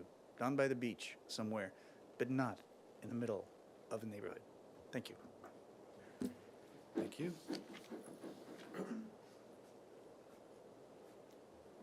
Good evening, ABR. My name is Sebastian Aldana Jr., native Santa Barbara and East Side resident. The applicant stated in the article today that he's not a steward, or that he's not a developer, that he's a steward of a piece of property. With that said, I would classify myself as a steward to the community, along with everybody else here, and those that spoke 4 years ago. There were 70 plus people that were against it. In my opinion, the applicant and architect are pushing the allowable building envelope. Thank you for those words. Heard them earlier. The mass bulk size and scale is out of character for the neighborhood. In July of 2018, in the article, there was an article made, and the resident said it was massive, huge, does not fit, not going to be good for the community, pushing out the poor, do not gentrify our community, nauseated. They didn't listen. Yeah, the board itself said, go back to step one. It's overwhelming. Absolutely no place in the world for a hotel in this location, for the project to serve this community. Big, way too big. It's completely out of character. I have a long way to go. Don't see a hotel working there. It's the same. Actually, the building got bigger. They didn't listen to the community. They're not listening to the ABR. If they don't care, I would just say to the owner, sell the property to somebody who does. Thank you. Okay, thank you. Then our last speaker is Abby Fregosa. Hey everyone, my name's Abby Fregosa. I'm a resident in the East Side, and I feel like my husband and I were like the ideal dual income, no kids couple that a lot of these projects are trying to appeal to. And you know, we live on the East Side. I rent from my aunt and uncle, and we're residents in the neighborhood, and we've got our 3 little chihuahuas. We have 1 car. You know, we love being in Santa Barbara. I see a project like this and we would just never move into it. You know, it doesn't appeal to us at all. We love walking downtown. We love the accessibility to the beach and to the Santa Barbara Bowl. We're there every show. But something like this, where 4 stories, we have nowhere to take our dogs, like, it just really is not what we would want on the East Side in Santa Barbara. If we wanted an LA experience, we move to LA. We can move anywhere we want. My husband's 100% remote from his job in Oxnard. I'm staff out at UCSB. I could be fully remote if I want to, and we just choose to stay here on the East Side, and this isn't where we would live at all. Thanks. Okay, thank you. With that, we will close public comment. Here are the speaker slips. And we're going to move on to questions. But before we do that, perhaps this is a good time to remind the public and those that are interested in this project to follow up with planning staff, make sure you're on the email list. We'll put that notice up there on the board so you guys can see that. Because a lot of these comments and concerns are if and when the project moves on to the Planning Commission for review, that's the best forum for these types of concerns. So please follow along. And then a couple questions for planning staff. So the project talks about the solar ordinance. That's something that perhaps we could get into a little bit deeper discussion of, so the public can understand that. And then also the community benefit aspect of the project. What is that? How does this project meet the findings for that, or meet the conditions for that? Yes, thank you, Chair Moore. To you, through you to the rest of the board, the average unit size density program that any project that contains rental housing units does qualify as a community benefit housing project. Not only can it potentially qualify for an increased height from the Planning Commission, again, that's a Planning Commission approval, but if there are any uses that are included in the project that wouldn't necessarily also be deemed as a community benefit, that's allowed. So the applicant talked about some short-term rentals or bed and breakfast. I'm sorry, guest lodging, thank you. So again, the fact that there's rental housing proposed that through the AUD project program, that's what qualifies as a community benefit housing project. And so that's all information that's in the municipal code. And there are very few types of projects that can qualify as a community benefit project. But again, if there are different uses within that, it's still eligible. So that answered one of your questions. And then the solar ordinance. Why? What is the solar ordinance? Why does it apply to this particular project? Okay, so the solar ordinance is also something that is within the municipal code.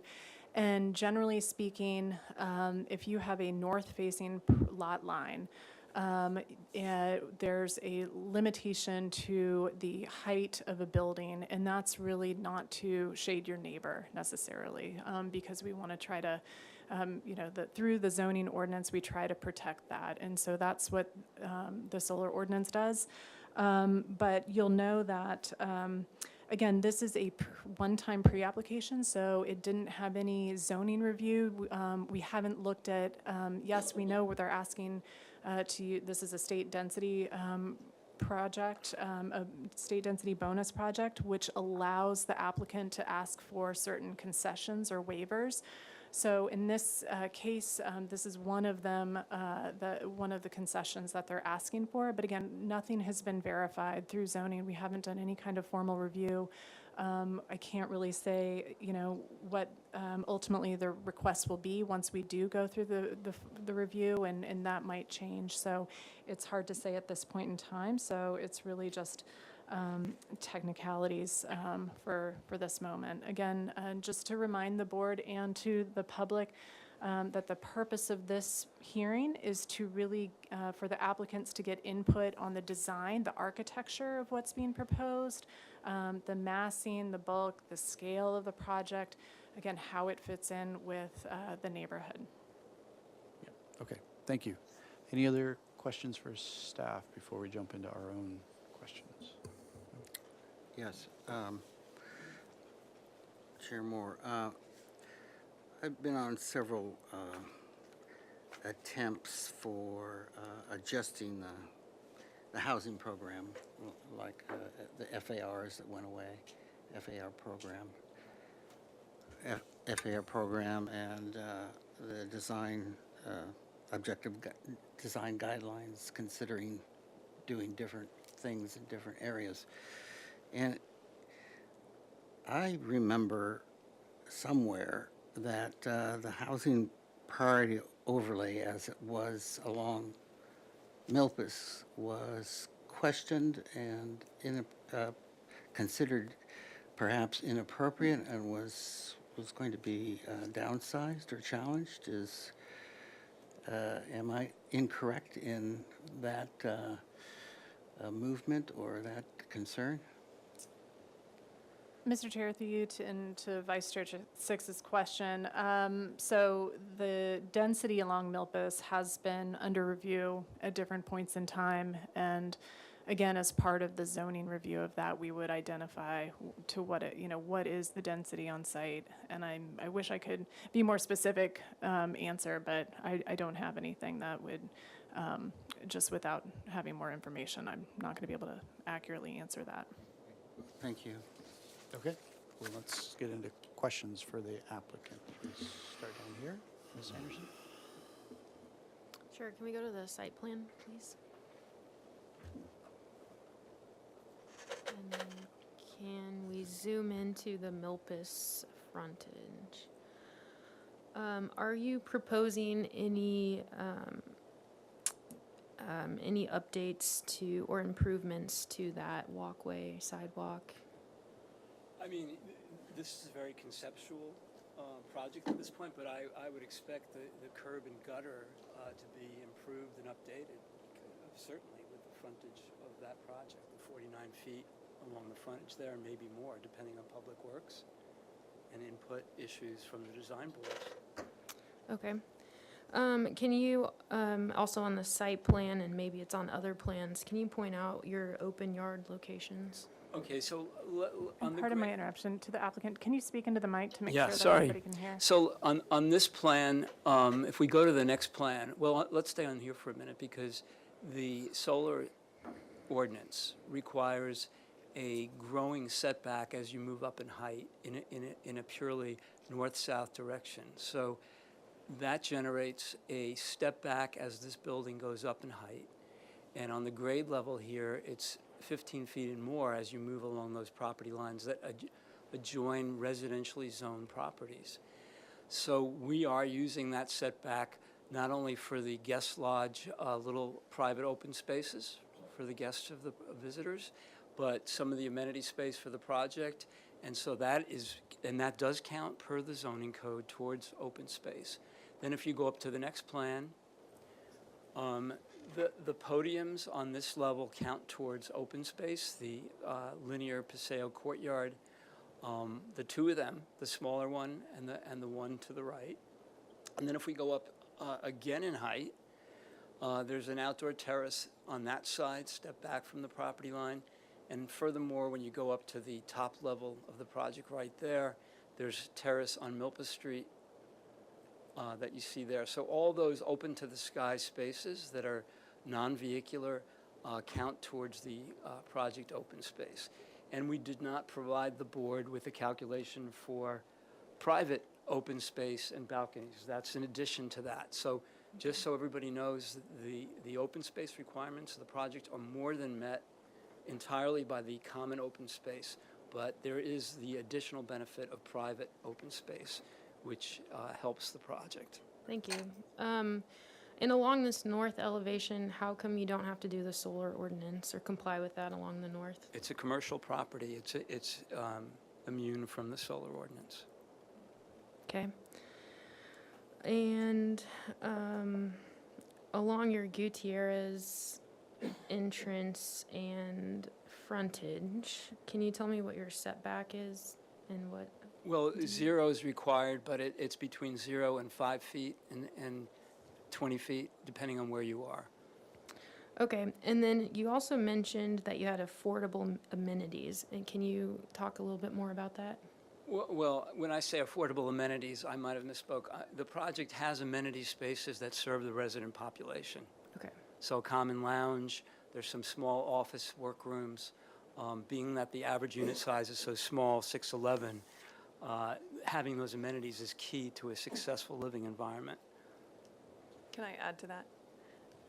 As one of the amenities, unfortunately, it's saying B&B on the plans and the staff report. The idea behind that, there's not going to be breakfast or other hotel services to that. It's an amenity given priority to the apartment renters, so that if they have someone, they have a baby, their mom comes to town, they can have priority rental of those spaces. And what it does is it helps provide more flexibility of the people living there to have, basically to be able to rent a guest room if they need it. And it helps offset the cost of the maintenance of the building in general. So it's kind of a misnomer to call it a B&B.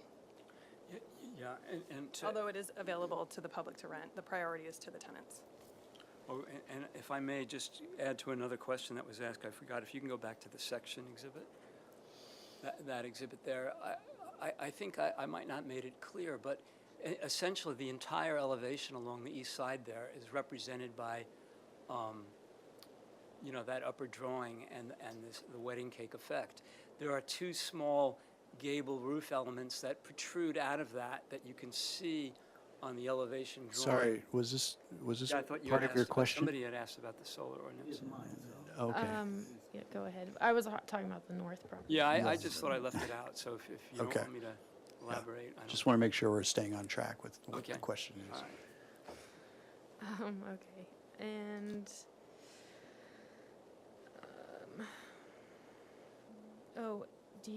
back to the site plan, currently you can access, from Milpas, you can drive through 7-Eleven and Rusty's to that back alley, I guess? Yeah, the easement, the vehicular easement that comes perpendicular off of Gutierrez Street. Correct. Would So- be the only access for this project. Correct. My question is, can you still access it from Milpas, from 7-Eleven and Rusty's? Are you going to be closing that off, or is that? That's not our right. In other words, those properties have the right to use not only the easement that we have to use, Got but it. Okay. they can, come from Milpas right now. Sure. And then, did you guys study making the exterior, or the walkways? I think you have them all as interior walkways to all your apartments. No, that's not correct. Oh. They're both, but if you can go to the plan there, you can see on the west side there's an exposure, like an access Got balcony. it. Okay. And then along the interior paseo, there's another one there. Okay, thank you. That's better. Okay, those are my questions for now. Okay. Vice Chair Six. Yeah, to continue on this solar relief, can you show and plan those two dormers and the extent thereof that are interrupting your solar envelope? Yeah, Richard, you can see on this drawing right there are three of them, the two green ones. I'm not seeing them. Can you put your cursor on there? There's, at this story, there's two. And then there's one, if I may. Maybe the elevations would Yeah, I better? can further it with the elevation, but right here, here, and here. Okay. And they were carefully chosen because they provide very, very limited encroachment into the solar shadow study, and only on the driveway of the adjacent residence. So if we go to the elevation now, like right there, you can see the three of them, 1, 2, 3. Okay, thanks. Is there anything besides monetary considerations, water table or soil pollution that prevents partial or full submersion of the garage? A combination of factors, water table, recharge issues, and the loss of viable parking because of ramp access, and the requirement to maintain the grade of the easement because it serves adjacent properties. All right, thank you. So you've explained several times that the front properties will provide planting of, or have existing trees to screen that front.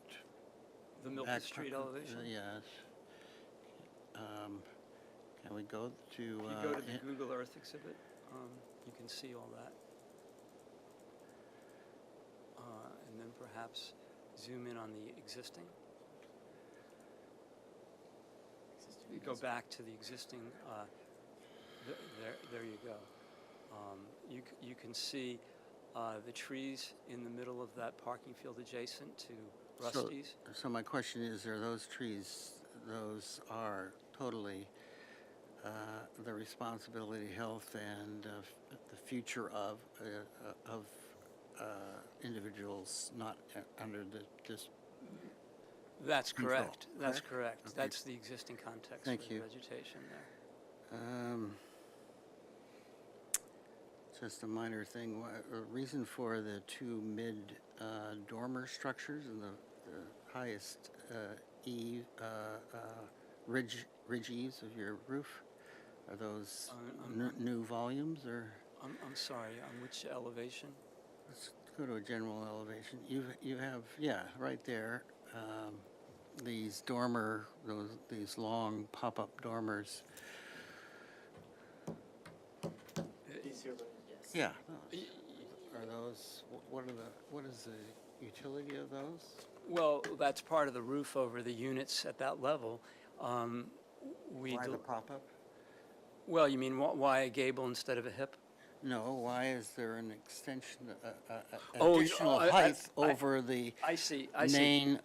So in order to achieve that very minimal 670 average unit size, which in order to make this even come close to being viable, we had to create a number of those units as having a mezzanine loft to get the additional square footage. So those upstairs units under that dormer element is additional square footage that helps drive that 670 square feet.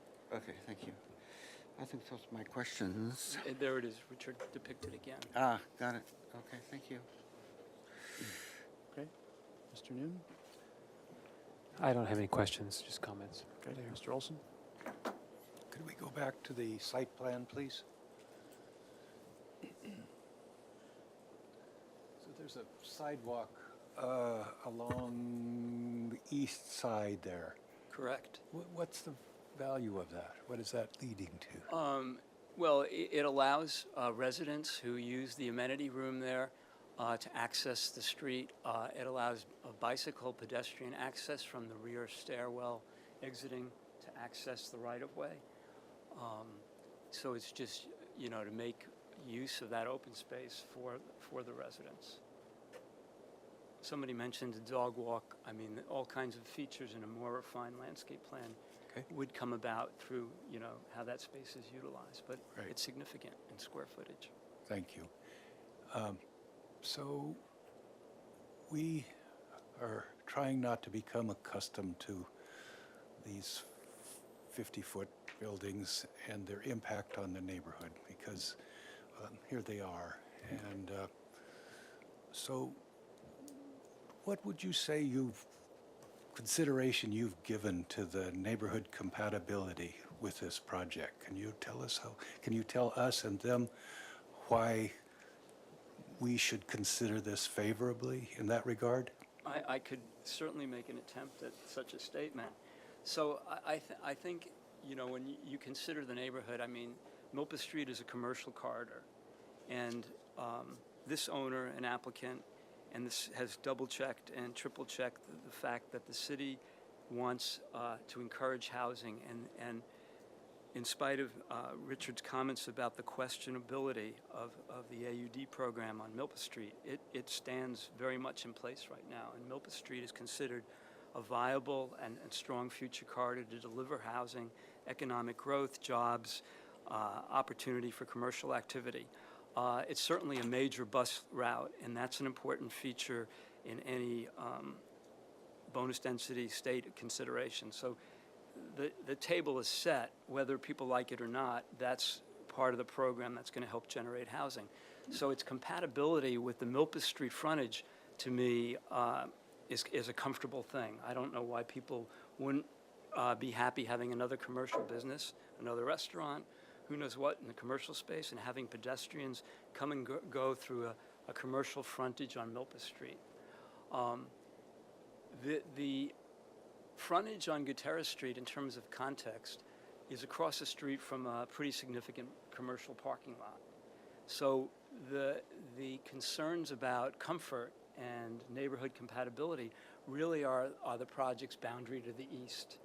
And I hope that the sections that we showed this board show how sensitive that step back is. It is driven empirically by the solar ordinance itself for the setback.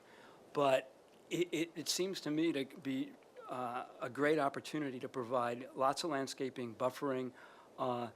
Once you have a commercial property with an AUD overlay on a border of a residential property, there's going to be a change in the environment. And we tried to be sensitive about it. We thought that mitigating with the setback and the landscaping would be a workable solution, a sound wall on the property line. And then I hope that the board would also appreciate, if we go to the very first slide, just the fact that as big as this project is, it is wrapping on the interior. So we're dealing with the Gutierrez frontage and that facade, and the facade on Milpas Street, which is incredibly screened by a very dense vegetation, which I don't see going away anytime soon. So that to deliver this kind of housing to the city with this kind of impacts, I would argue that the physical impact of this as seen from various vantage points, from this one or from the Haley Street looking south, is not a big trade-off to get that kind of housing in units, especially, you know, the small units that drove the whole concept of the AUD program. And I'd further add that the mark is not a great example when we're delivering 25% of the units that have to be by law at affordable rents based on community income levels. So that's what drives the community benefit side of the argument. And this is just a very rough concept. I have to say that, you know, everybody's got preferences about articulating the architecture and making it richer, but I feel that this board and our firm have the ability to work together to make that happen. You know, concerns about vegetation in the parking lot next to Rusty's, next to 7-Eleven. The owner has an excellent relationship with Rusty's. If that was an issue, that could be resolved and enhanced and worked out. So we're here for concept. Yeah. Does that answer your question? I don't think it does. Maybe more specific. But the part that does make sense is I do believe that your company and your firm has the ability to address these issues. And the ones that you've described are the neighborhood to the west, to the Milpas side. And so I think what we're hoping to hear, and some of these neighbors are hoping here, is how about the neighborhood to the east? And as you progress through this, I would hope that you might give more attention, the same kind of attention you've given to the Milpas side is to the east side also. And I think that would be helpful. Let's stick with the questions right now. Pardon me? Let's stick with questions for the moment. And just a reminder to speak into the mic too, please. Thank you. Sorry. On both events. That's okay. Any other questions? No. Okay. Mr. Whalen. All right, then. Thank you, Chair Moore. There was an illustration drawing questions first, Mr. Hockhauser. Of the courtyard south, it was illustration number 3 on page A4.1, your image 11. I didn't see it in this presentation. Yeah, that's not in the PowerPoint presentation. So right. Is it an elevation you're looking to see? Yes. So I just couldn't understand what it was. Okay, let me get you to those Small drawings. point. We can move on. I can share it. I do have those. Oh, That one. Oh, that's showing a section Number out. 3 up there. Could you zoom in on that? What is that? That's not for your eyes, sir. All right. That was just looking out the courtyard towards vegetation, and it's not applicable to. So I'm looking south towards Gutierrez. Yes, but there's actually a building beyond, so that section was cut. There would be. So, all right. Not for my eyes. Thank you. And to continue with my impertinence, where are the gardens? So you know, the history of the site is an old nursery. Yes. And the owner just felt he wanted to kind of be deferential to that history. I would say, you know, we have 25% of the site area in open space, and we would come back with enhanced detailed landscape plans that show how those podium courtyards are used, how that significant east side setback is used, and how those roof terraces are used to kind of deliver that. We'll look forward to that in Yes. a landscape plan, either that or a name change. Let's see. Can we assume that there's going to be a fence or a wall separating the east property line? That would certainly be consistent with the goals of being sensitive to that neighborhood to the east. All right. And I think that's all of my questions. Thank you. Thank you. Okay, I have a couple of questions. So you have 3D views from the Milpas side and looking at the intersection. Do you have another 3D view looking west down Gutierrez? No, but I could certainly deliver that. You mean, so going further west on Gutierrez and looking east towards the project? Correct. Uh, I think that would be Yeah, that would be easy. very telling, I think, particularly in this discussion of neighborhood compatibility. That's what's lacking a little bit, is that part of the description of the project. How does it really interface with that neighborhood there? Okay, tell me more about the amenities. You spoke about the hotel rooms that would be given, the guests would be giving preferential use of those. What else is going on in these yellow spaces? So there's a requirement for a mailroom. There's a resident lounge on the upper level, on the upper residential floor along Milpas Street. There's a lounge and a terrace. There's private conference rooms, and some office space for staff. We haven't designed the specifics, but based on a lot of projects like this, especially with very small average unit sizes, you have to provide those amenities to make them workable. And our take on this is that this unequivocally will do nothing but help charge the commercial activity on business in Milpas Street.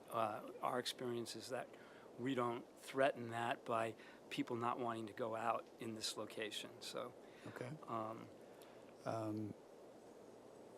If you could go down one floor, please. So the units that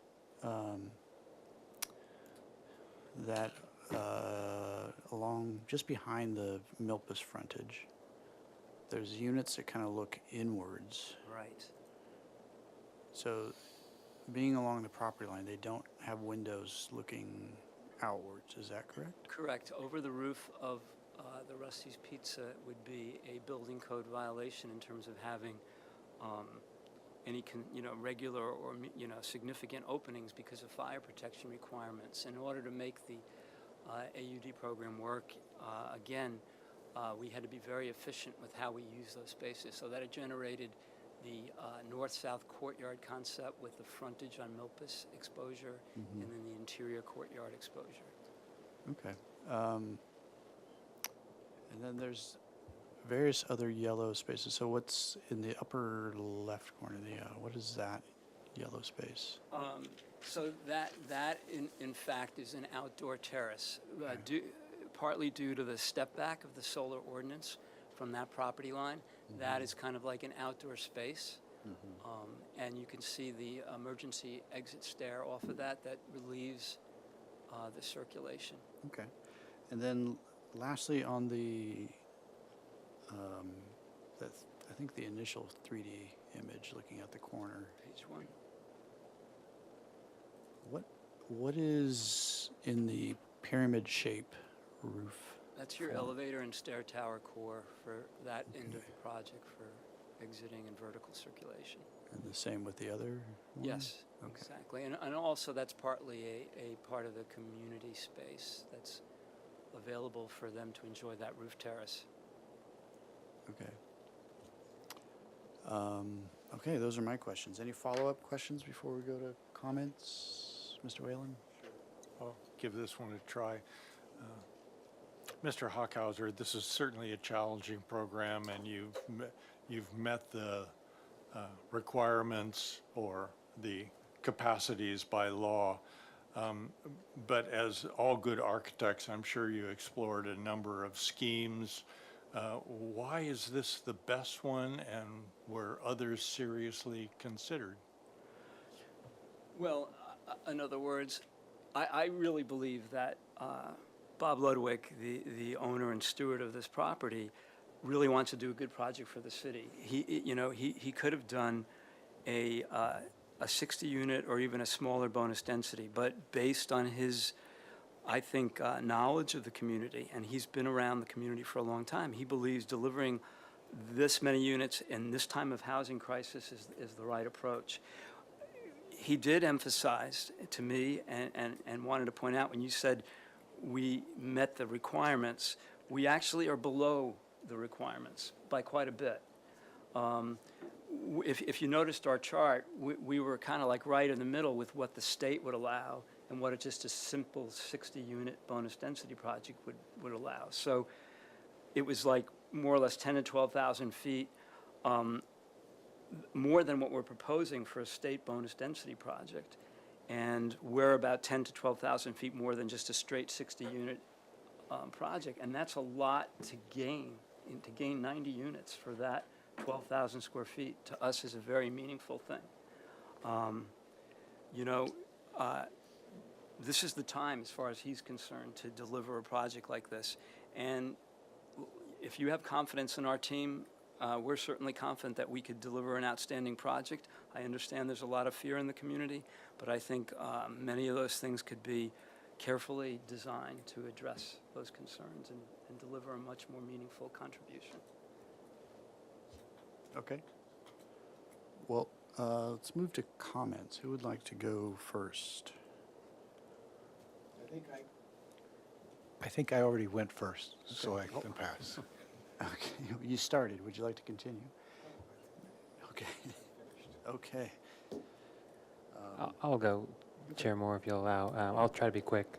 I don't know where I'll stand with the rest of the board, but I appreciate the applicant's effort at achieving the goals of the program. We've seen a couple other projects that, that seem large on the site. I struggle with this one, though. It just seems to not be compatible. I struggle with that in relation to the neighborhood, and also I would be interested to see the other board's comments on how it affects public view of the mountain. So I have a couple concerns there. So I'm not necessarily in favor of it yet. Okay, thank you. Anyone else with comments? Vice Chair Six? Yes, well, it's, appreciate the design effort. I think it is sensitive to the various some of the design is sensitive to the constraints you have. It's a lot more refined than the one that we saw 3 years ago with a pool deck up on the 3rd floor splashing down on the neighbors.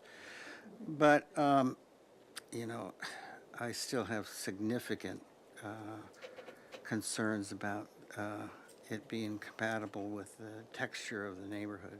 It's just so out of place with the texture of this neighborhood. It's large and too large and too high. I can see it being reduced by half and still before it's acceptable. Half in height and half in footprint. I think that's the kind of movement that would have to occur before it would be compatible with this neighborhood.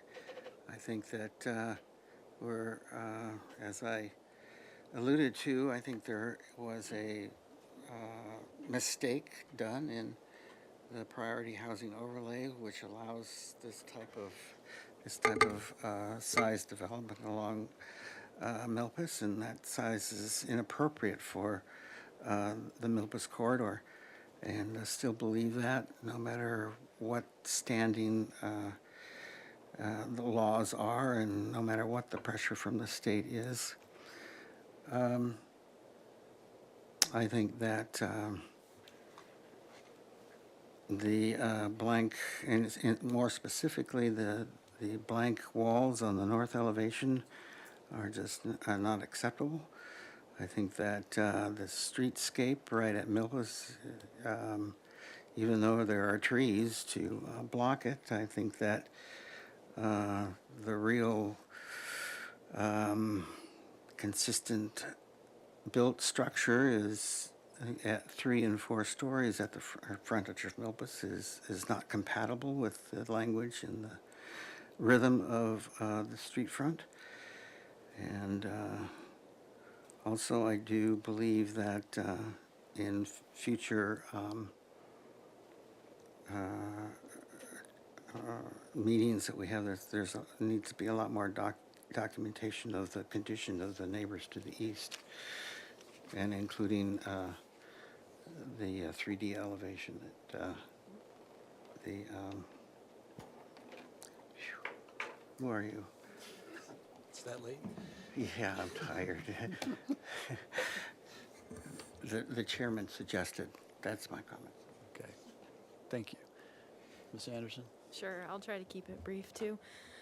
Similar to what Mr. Six was saying, like the north elevation without any relief is not compatible with neighbors. The 3 stories at Milpas is not compatible with the neighborhood. I think you're going to find that these trees that are existing are street trees that actually ruin existing buildings and most likely will have to go. You're going to need to probably bring that front up to current Milpas standards that they're trying to pass through on Milpas Street. So I currently can't support this size of project or this architectural style. I feel like the architectural style hasn't been fully developed, rightly so. It's pre-concept, but even I just don't feel like it's compatible with the neighborhood or with the Santa Barbara style. And I think it might benefit you in studying breaking the building up into multiple buildings if possible. Okay, thank you. I tend to agree with my colleagues. I think you have a difficult location.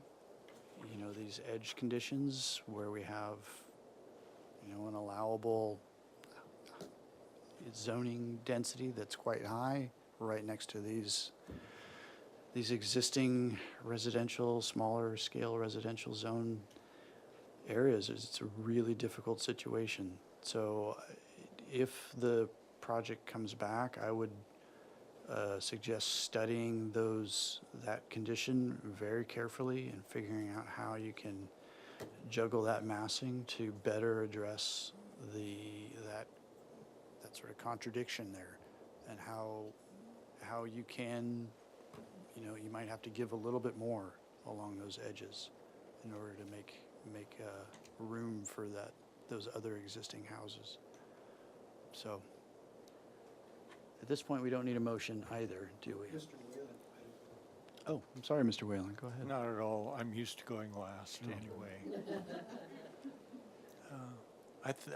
There isn't much I can add. I would say your illustrations here point to what the public comments have been made and what other board members have been made, that it's really just too large and there's just too much program on an awkward little site. This is also true of the north elevation, which I think is your illustration 15, that view, yes, that northern wall really speaks to not only its blankness, but its size and bulk and scale with the existing buildings, but not that we don't need the housing, and I do think this is a good neighborhood for reasonable housing. This just doesn't seem to fit in nicely with the neighborhood, as many of the speakers can attest to. So I don't think there's anything that I can add to the comments from that. Okay. Anything else to add before we close? No? Okay. Thank you all. And then can we stay for Yeah. reopen up Yeah. item 2? We'll make it quick. Yeah. Let's give everyone a moment to.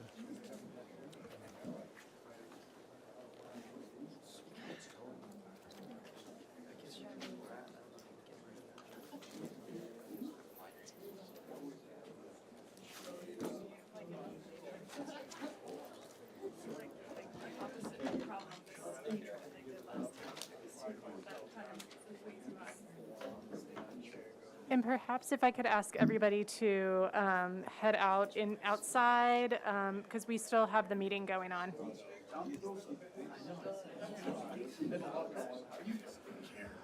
Okay, everyone, if you could take your conversations outside, please. We're still working away here. Okay, so we need to reopen item 2, which is 501 Ninos Drive, and make the compatibility findings as we made project design approval. So, since I think I made the motion, Thank you. I'll do it. Okay, so number 1, the project is consistent with the design guidelines that are applicable to that particular location. Number 2, it is compatible with the architectural character of the neighborhood, as it is not really changing the use or of that particular area. Number 3, it's an appropriate size, mass, bulk, and height and scale because it is mostly a landscape component. And number 4, we're not aware of any adjacent landmarks or historic resources. Number 5, it does not change any scenic public vistas. Number 6, the project is completely about open space and landscaping. So there's an appropriate amount. And there is a 10-day appeal period. And does the seconder of the motion, which was that Vice Chair, who seconded? I don't even remember. We might have to go back to the record. Kira. It was Board Member Whalen. Okay, never mind. Do you agree Maybe with? not. Do you agree? Because we had the back and forth. Yes, I agree with those. Okay, thank you. So, Did I second it? Oh, well, never mind. Okay, well, with that, and then if we could just the Oh, we have appeal to- period. So I think we're good. Other than and there's a 10-day appeal period. Okay, we can adjourn our meeting. Thank you very much.